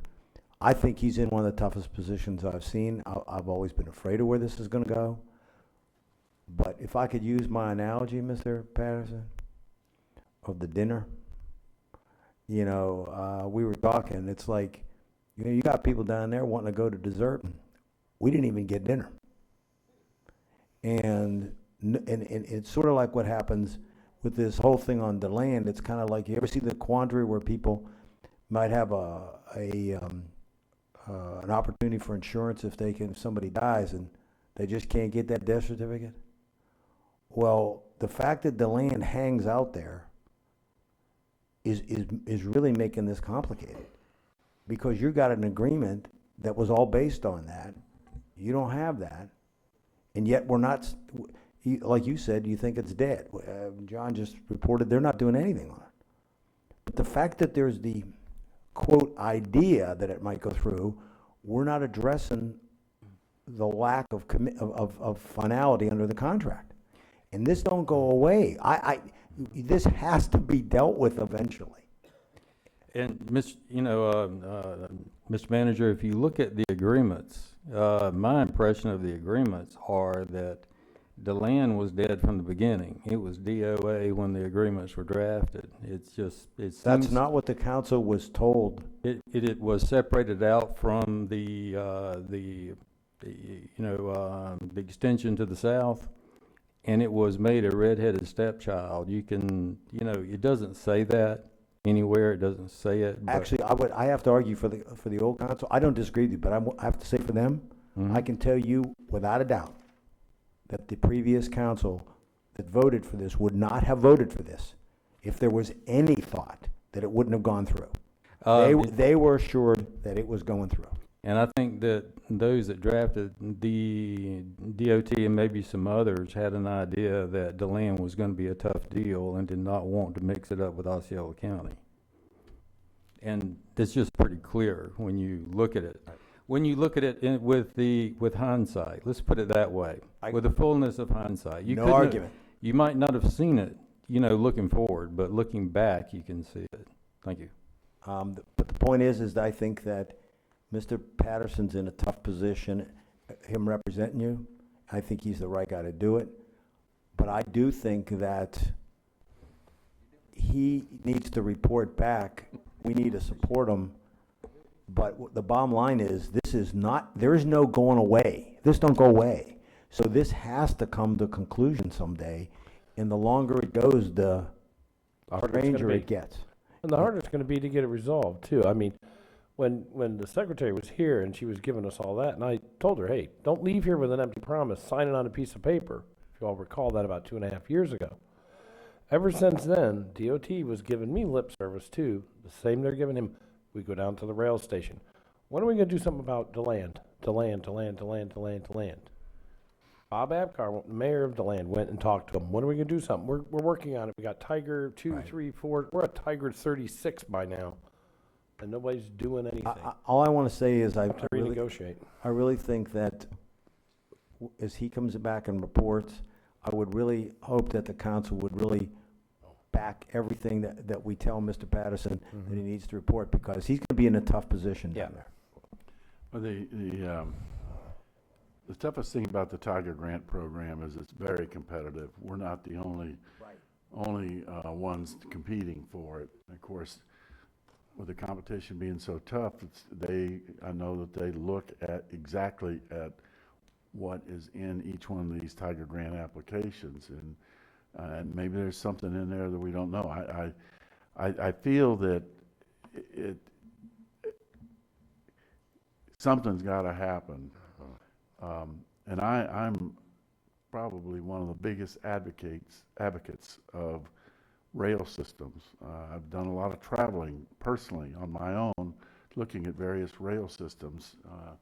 So I've seen them all. I've seen how they work, and when I get to Washington, I get off the plane there. I don't go out and get a taxi cab. I get on Metro Rail, take it near the hotel, walk a block or two up the street. In Texas, I was riding the rail system out there. It's just, I like the concept of it. As I know in many cases, as I get older, and much older, and really old, and then that there are going to be things happening. The problem is I'm worried it's going to be going further south, and somehow we're not going further north with this whole thing. And it's expensive. I know it's expensive. You know, I got numbers on just taking this thing to Daytona Beach was about $1 billion. Yeah, you know, I don't even think Donald Trump could provide that kind of money for it.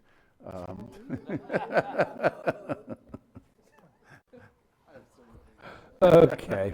But anyway, I'm gonna have to draw the line on political commercials right there. I'm not criticizing Mr. Trump. I'm saying, you know, $1 billion is a hell of a lot of money.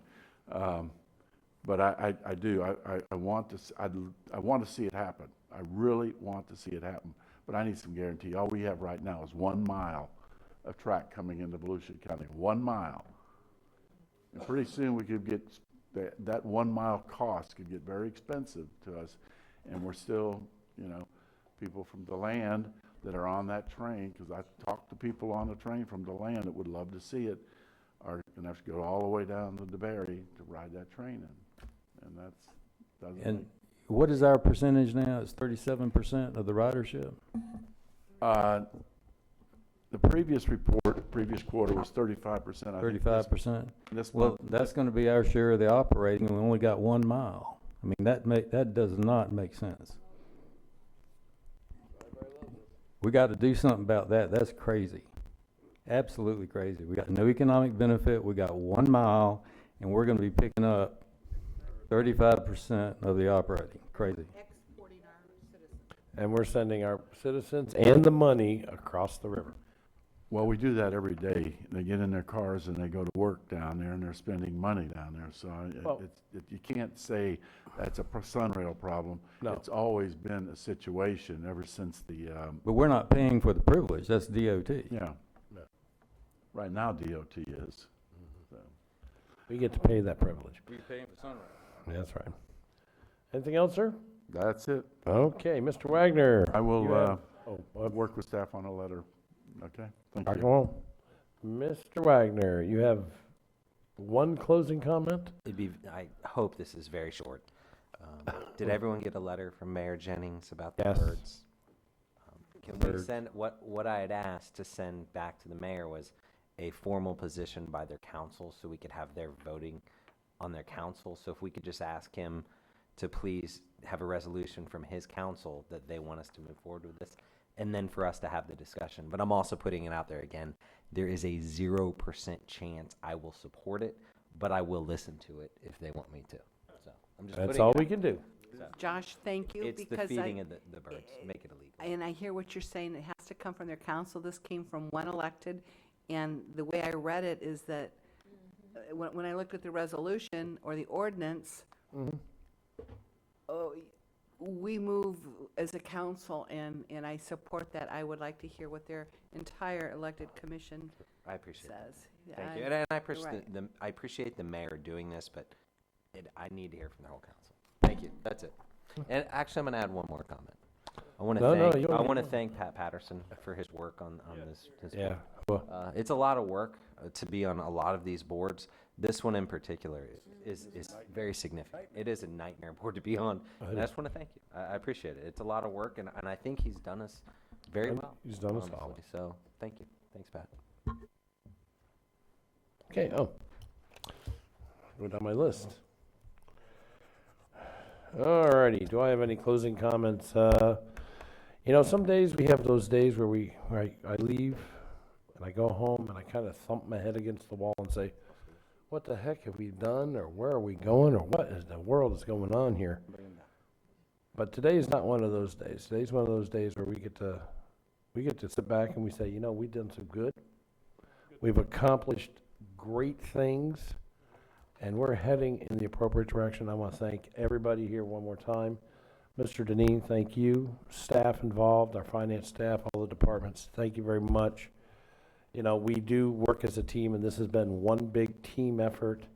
And I thank you all very much for working to try to get that done. And with that, I have no further comment. Mr. Deneen, you have the floor. One thing I want to do just is end the meeting on a really good note. Josh, I got asked by some of the council members about the bridge. So what we thought we would do, we got you each a special bottle of water they handed out that has the bridge on them. It's coming. I didn't get the water. And it's cool. I mean, the bottle's cool, and it's got the little bridge on. I didn't get And all you couldn't be there. Josh did a wonderful job. I got a little piece of tape we wanted to show. Also shows the explosion. But also, before we play that, one of the things I was asked was we hadn't highlighted till that day. And when I read off the list, because I don't think people know how many things that Josh and his team got recognized on this structure, so that we are unique in the world for recognizing all the military conflicts. That's the word. All the military conflicts that Americans were involved in to protect our freedom. And it's everything from the, I read the list, and I think if you hear the list, you go. So, in fact, after I got done saying this, I had so many people come up to me, even veterans, that said, you know, it's the first time that they'd never thought about it, but it's the first time all veterans were recognized. Because, you know, I think veterans all feel an akinness to other veterans, whether it goes back to the Revolutionary War, the Boxer Rebellion, whatever. But it was everybody. And I had people come up to me and say, you know, there's not a place, they don't think there's many monuments at all that recognize it, but especially in one structure. So with that, we'll get your water bottles down here. Joanne, I love saying this, run the tape. Roll that beautiful. All right, she's got a couple comments. Just real quickly before we roll the tape, for those who weren't in attendance, Joanne Magley, Community Information Director. It was a beautiful, warm morning. We had about 100 people in attendance, just a little warm.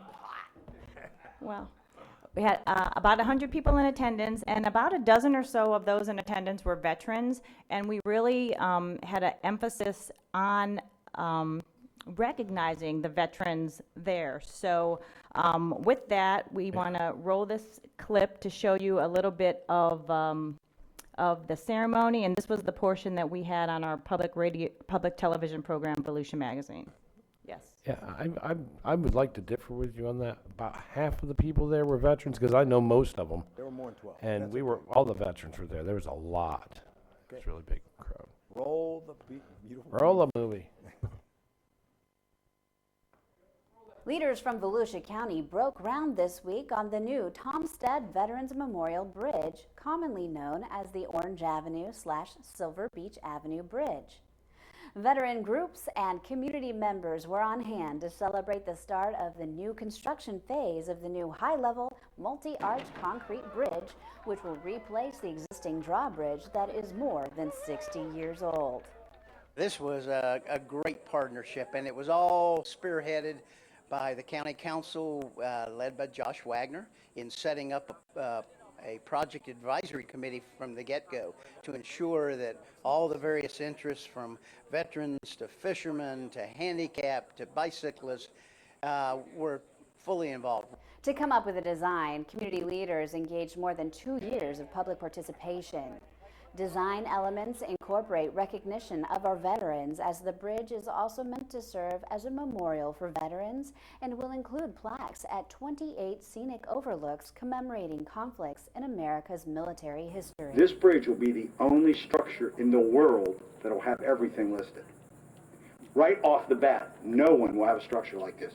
It will show the American Revolutionary War, the Northwest Indian War, the Quasi-War from 1778 to 1800, the First Barbary War, the War of 1812, Tecumseh's War, the Creek War, the Second Barbary War, American Indian Wars, the Mexican-American War, the Second Optium War, the Utah War, the First and Second Corinthian Wars, Civil War, the overthrow of the Kingdom of Hawaii, the Second Samoan Civil War, the Spanish-American War, the Philippine-American War, the Boxer Revolution, the Border War, World War I, World War II, Korean War, Vietnam War, Operation Eagle Claw, Gulf of Seadra, Operation Urgent Fury, Beirut Barracks bombing, Operation El Dorado Canyon, Operations Desert Shield and Desert Storm, Operation Just Cause, Operation Restore Hope, Operation Gothic Serpent, Bosnian War, Operation Uphold Democracy, Kosovo War, Operation Enduring Freedom, Operation Iraqi Freedom, and Operation New Dawn. There's no facility, no individual structure in America that has that many remembrances and tributes to all the people that fought in all those conflicts. It started as, let's have a central location that everybody can come to, the veterans and people that want to pay their respects to the veterans. And it turned in really to state and much larger than that. It looks like it's going to now be a national monument because there is nothing like it anywhere in the world. It just doesn't exist. So it's really, I think that aspect is bigger than the bridge itself, but it also at the same time, we thought the bridge signified something. You know, strength was a big part of it. The arches, the reason, we didn't get into the specifics here, but the idea behind the arches was the lifting up, the people passing. I mean, it's every aspect, the colors, the lighting, the way that we have the poles set up. The initial phase of construction will take 3 to 4 months and includes the demolition of the existing bridge. As early as August, the laying of the foundation, which involves the driving of 225 concrete pilings, some measuring 30 inches square and 100 feet long, into the riverbed, is expected to begin and continue for approximately 10 months. A website with ongoing construction updates and photos has been set up for the project. That website is volusia.org/Veterans Memorial Bridge. All right, and I just wanted to say a quick thank you to everybody involved with this event. Of course, we had Jerry Brinton and Wayne Jackson with engineering and construction. The Road and Bridge Department actually helped transport chairs to and from the Ocean Center because we just borrowed the chairs from the Ocean Center as a resource for that. Jeff Bum with Veterans Services, who helped coordinate everything, as well as the community information team. So. And the sheriffs, we can't forget about the sheriff. With the surprise explosion. Yes, they did. That was pretty fun. Mr. Daniels. I just wanted to point out that you need to add the pig war. The pig war? Pig war wasn't on there. The pig war was a war between Britain and the United States over the Northwest Territories. And one pig died. That was the only casualty, and it's called the pig war. No, I've heard of it. Well, no, let me tell you this. We had a couple people come up. Somebody else gave me the Seminole Wars. What we said is that if you have a legitimate war that you think is a candidate, before we put everything in stone, because we have everything, and we want to have everything, we will look at it. Even the pig war. I'll tell you what, though, if you look at that list, I have to admit, even I was surprised that Josh and them had worked this out. This is hard to comprehend.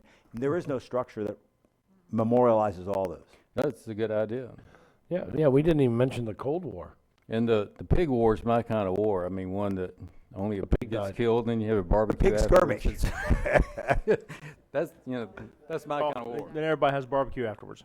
Yeah, we're all friends. We have a beer and barbecue afterwards. Yeah. Actually, as a separate note, once you hand those out. Josh? The War of Northern Aggression. Yes, but anyway, we talk about that a lot here. As a separate thought, we talked to some people there from Hobboard, and you never know. Once this structure gets up, we believe that it'll be used a lot by veterans groups. A lot of people will come, and because we'll have the only structure in the world like this, you never know. It could become a mecca for people to see. The other thing we decided to do in the half marathon is once it's built, we're going to be running through the neighborhood. Instead of turning and going through Jackie Robinson Ballpark to the bridge, we're going to run over the one bridge, up the coast and over the other bridge, and make that bridge part of the half marathon. That will really help us. So another thing we'll claim in the half marathon is you run over the most world famous Veterans Memorial Bridge. That's all I have, Mr. Chair. I just want to add, Josh, through all of this didn't start out as a peaceful organization, did it? It didn't. There was some contention in that group. That was a war we didn't mention. We could have put the War of the Bridge. Check out how I did voting in that area that year. It was not good. Kudos to you, though. Seriously, you hung in there with the community, and you did. You get a lot of respect for this because you navigated some rough waters, literally. It was. So thank you. You really did do a great job in the community with this. You represented us well. You represented the community well, and you did a great service to that area over there. Thank you. And I still hold true. And if I have to make an executive order to order him a pair of scissors at that ribbon cutting, and maybe an executive order to order the sheriff to go pick his butt up and bring him there if we have to. Okay, I want you there at that ribbon cutting because you've been such an important part about that. Matter of fact, I want everybody in this council there. Mr. Eckert, can I make that executive order? Absolutely. All righty. So, it'll be Executive Order 2016-1. Oh, I'll be impressed. Go ahead. What you got, Mr. Eckert? Nothing, sir. Okay, except for yes. All right, with that, when's our next meeting? Yeah, I was trying to think of today's date, July Today? 21st. The 21st? Yes, sir. Very well. So unless there is objection, we will be, yes, what? No comments? No further business? No citizens? Okay, unless there's objection, we will be in recess till July 21st.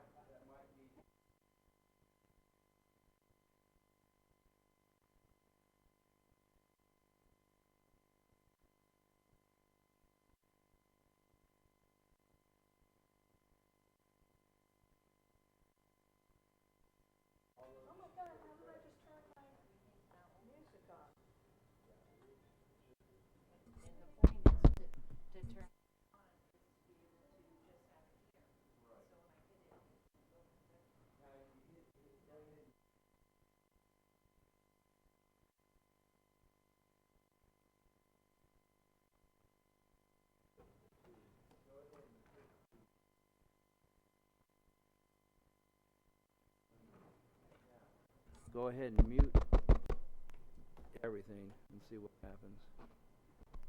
Go ahead and hit it.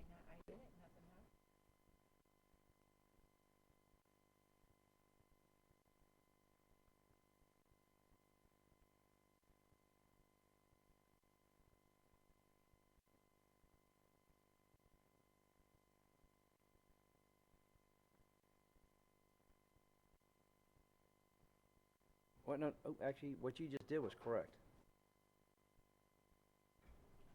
I see that time it changed where that's because it's not green. Go ahead and hit audio only again.